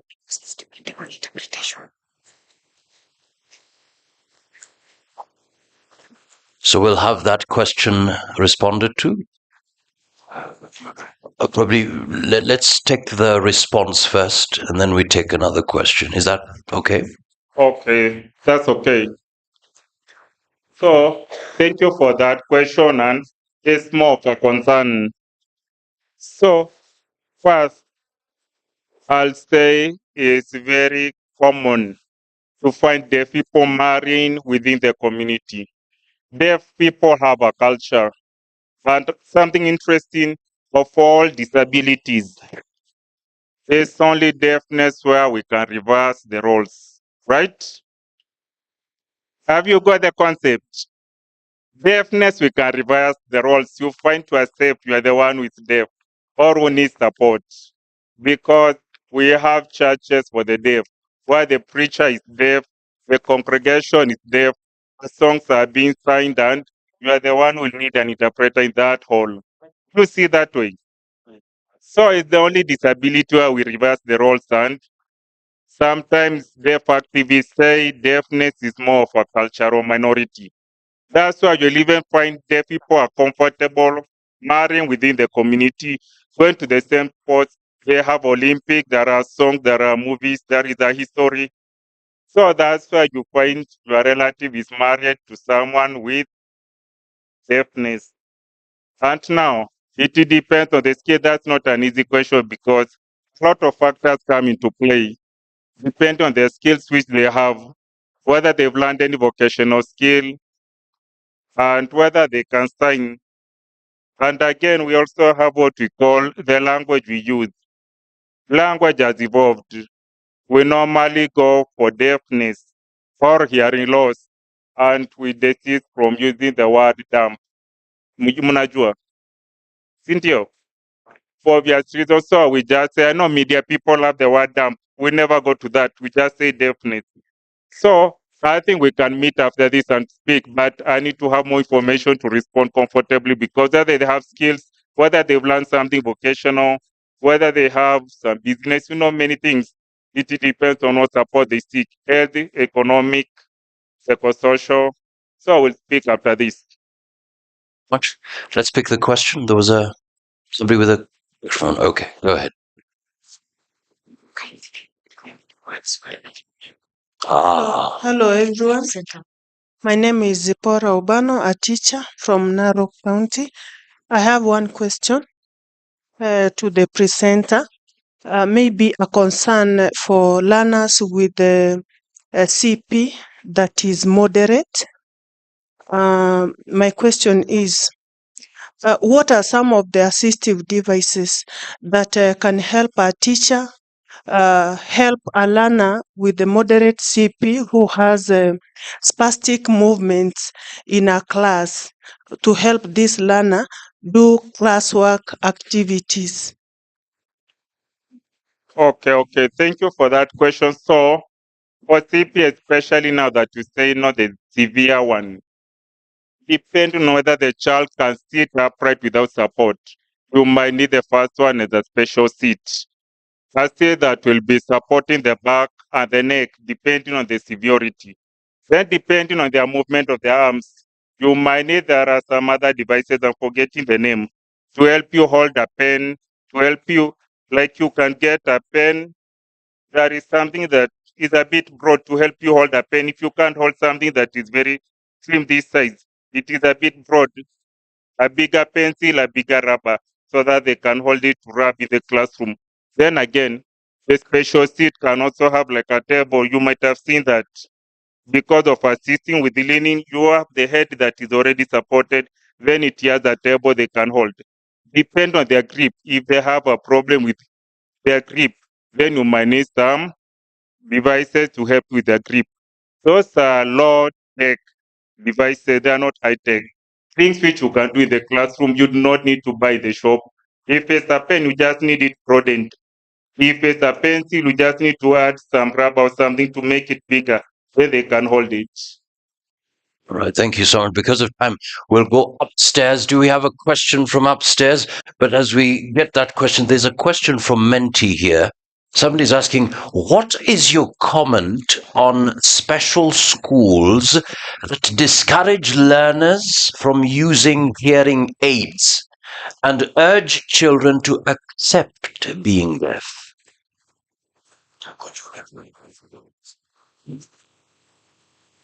Okay. That's a very good question and not new. So I mentioned deafness, we have a culture, and part of that culture is to promote use and development of sign language because many deaf people benefit better through sign language. And not all deaf people can speak, not all deaf people can use hearing aids.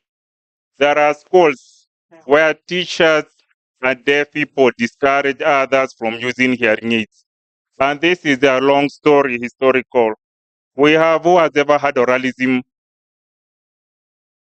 Oralism, si mnaijua? You are coming from the teaching profession. There was a time people were told, deaf learners were told to use speech and try to listen to each other. That is a fact. And if you go to Machako School for the deaf, you'll find something like this one on the desk. Zimezeeka, they are dilapidated. But you'll find them and they used to have big headphones. And they were being told to talk to each other, listen to each other, but sign language survived. In a way, that made the people always be wary when you try to encourage speech or use of devices because they've not realized these devices are not effective. But we know there are people who are benefiting perfectly from use of devices. What I would say, it depends. If a child can benefit or someone can benefit from use of such devices, then encourage them. But if the device is not functioning properly or their hearing loss maybe is profound, A good example is myself. I was being given a hearing aid of, I think, 300 and something by a specialist. But I'm lucky because I know sound, I know speech, I know Kifanyi, even I know what that means. But the officer, the doctor told me you'll be able to hear when the flight, when the aeroplane is on top, when a big lorry is passing by, surely. Do I want to listen to lorries or people? You see? So I told him, no, this one I can't benefit from him. I'd rather read and use the language. But the child does not have that benefit. The child, if they feel the eardrum vibrate, they'll say, I can feel something, and the mother will clap. But are you sure they've heard the sound, or they're just saying the eardrum is vibrating? You see? And if you force the learner to use more, they might not be benefit. And that's why you see very many discussions around this. But I think what I said, I think in principle, if you can benefit from a device, use it. If you can't, then go for alternative communication measures. Thank you. Final question from upstairs. Do we have somebody with a microphone? We only have 1 minute left. Okay, seems like we don't have. Do we have? Just a comment. Okay, go ahead. Yeah. On the issue of deaf blindness, I believe a lot has to be done on sensitization of the issue of deaf blindness, because just as we are in this hall, before the presenter talked, he had asked whether people have met about the deaf blind. So whatever has to be done is a lot of sensitization and how assistance can be done on those who are deaf blind. Thank you so much. Please go ahead. Good afternoon, everyone. My name is Ida Apparent. You talked about devices. Is there any device which can be helpful to autistic children who are non-verbal? Thank you. Okay.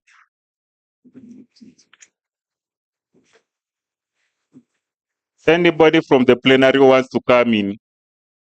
I don't think that's specifically for me. Any pictures? But she can try, then I wrap it. Thank you very much. I might not give the whole answer, but I'm a pediatrician. And what I've discovered, some of those autistic children, when you do hearing assessment, you find that some of them actually have hearing problems. So those who have hearing problems, when that is sorted out, then somebody takes them through the speech therapy, they tend to talk. So it is good, even before you decide the child cannot talk, it is very good, and I'm saying this from experience, have them done hearing assessment by a reliable person. Not anybody can do this. Let them go to somebody who has a good machine which is reliable, and then you can be able to know. Once you are told the child, the hearing is normal, then you can now go to the speech therapy and know what to do. This a hearing issue, then it is sorted out. Like the hearing aid is talking about some of them to regain their speech. Maybe somebody can add. Maybe some addition. I like what you said, and I also want to give an example of a parent I know whose child, son actually, now got 20-something, but for many years they never spoke.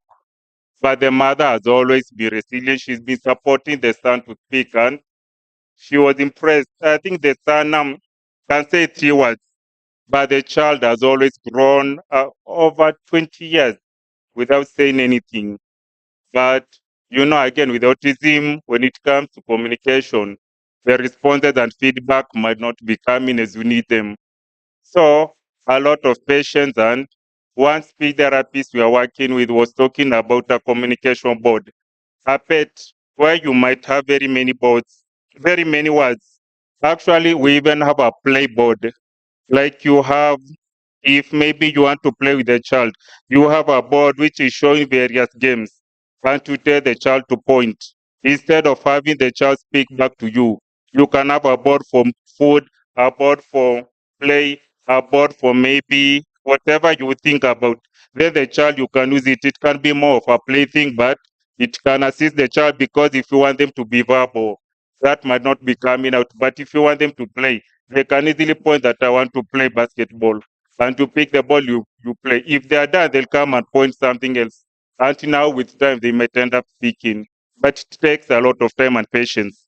Thank you very much. I think the two people who have spoken, they have crowned it all. I want to say that here at Kenya Institute of Special Education, we have a very elaborate assessment of children who have got hearing impairment, even those ones who have got speech problems, including those ones with autism. We have a thorough assessment, and after that, we have different therapies like speech therapy, hydrotherapy, and much more. If you have time, you can visit our assessment center and therapy center, and you'll be able to learn more. Thank you very much. Thank you so much, and that marks the end of our engagement this afternoon. A big round of applause to our speaker. Thank you so much, Asante Sana. We do have a gift of appreciation. Thank you so much. Ladies and gentlemen, haven't we learned? This is the first time that I have ever seen an afternoon session where people are busy. Wow. Can we applaud him, all of us, like this, so that he can see all of us? Wow. Thank you very much. Mr. Richard Mativu Musau. We appreciate him because he has crowned the morning session. He has actually given us points to go home with, isn't it? For all those who looked at his concluding remarks, he concluded everything, and now we have a takeaway, isn't it? Thank you very much. Excellent. Thank you. Makofi yake nyingine tafadhali. Asante sana.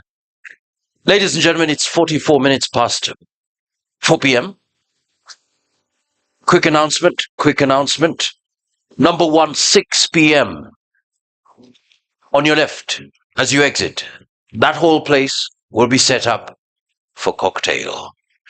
So get ready to network if you have business cards. And there's something I was taught. It's called an ironclad handshake. Absolutely. So simple way to build a network. Just go and say, hey, how are you doing? Fine. Very well. Yep. Good to see you. Karibu sana. And another way, just look at a person dressed in the same color as you. I see, my brother. Just say, like the color. So what do? Just like that. You build your network. That's simple. So get out of that comfort zone and reach out to somebody else. IAC officers, please meet after tea here. Now, tomorrow we meet here at 8 a.m. so that we kick off as we finalize our expo. We want to say thank you so much. Those joining us live, Asanteni Sana, 8 a.m. We meet here so that we kick off.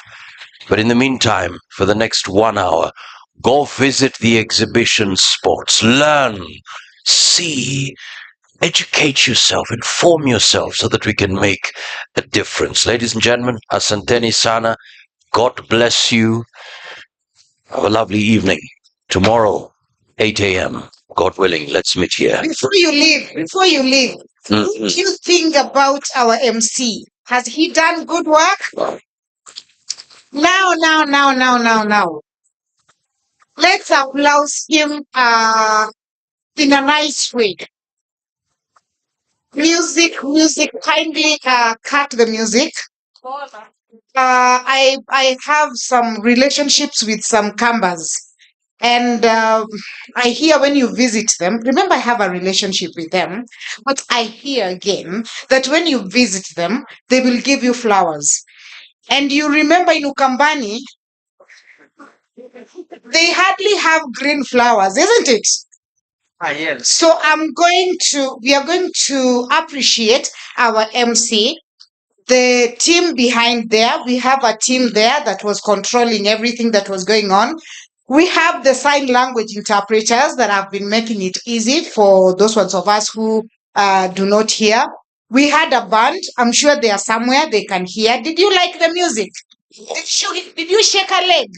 Would you like to shake a leg during the cocktail? They'll be there. So when I'm going to talk, I'm going to give colors of flowers and you will pick them. Different colors. So once you have picked the flowers, we will put them together and we will give him the flowers, isn't it? So when I say Osamala, you're going to Amba's in the house. Akamba Mwebo. Mwebo. Lead that. Now let's pick the flowers. Osamala, ma yellow, ma vingi, ma ngilini, ma mbulaoni, ma mblaka, na ma blue. Ma whitey, ma lendi, na ala manzelele, over mala, over mala. We are tying them with the ribbon, over mala, tie them together. Manenge, Oh, thank you. What about me? Because I've been running around. Now, for me, you're going to appreciate me this way because I think I am very tall. I am very huge. So you're going to measure. Alafu mwangushe. You know why you're going to appreciate me? Because almost half of these people who are sitting, in fact, 3/4 of the people who are seated here, I have trained them here. Let's measure for Lynette. Measure, angusha. That is for me. Thank you very much. Wow, excellent. Makofi to Dr. Lynette Asante Sana. Thank you so much. Okay. Yes. Let's take a break. Exhibition spot. Tea, 6 p.m. Cocktail tomorrow morning, 8 a.m. Asante Sana. God bless you.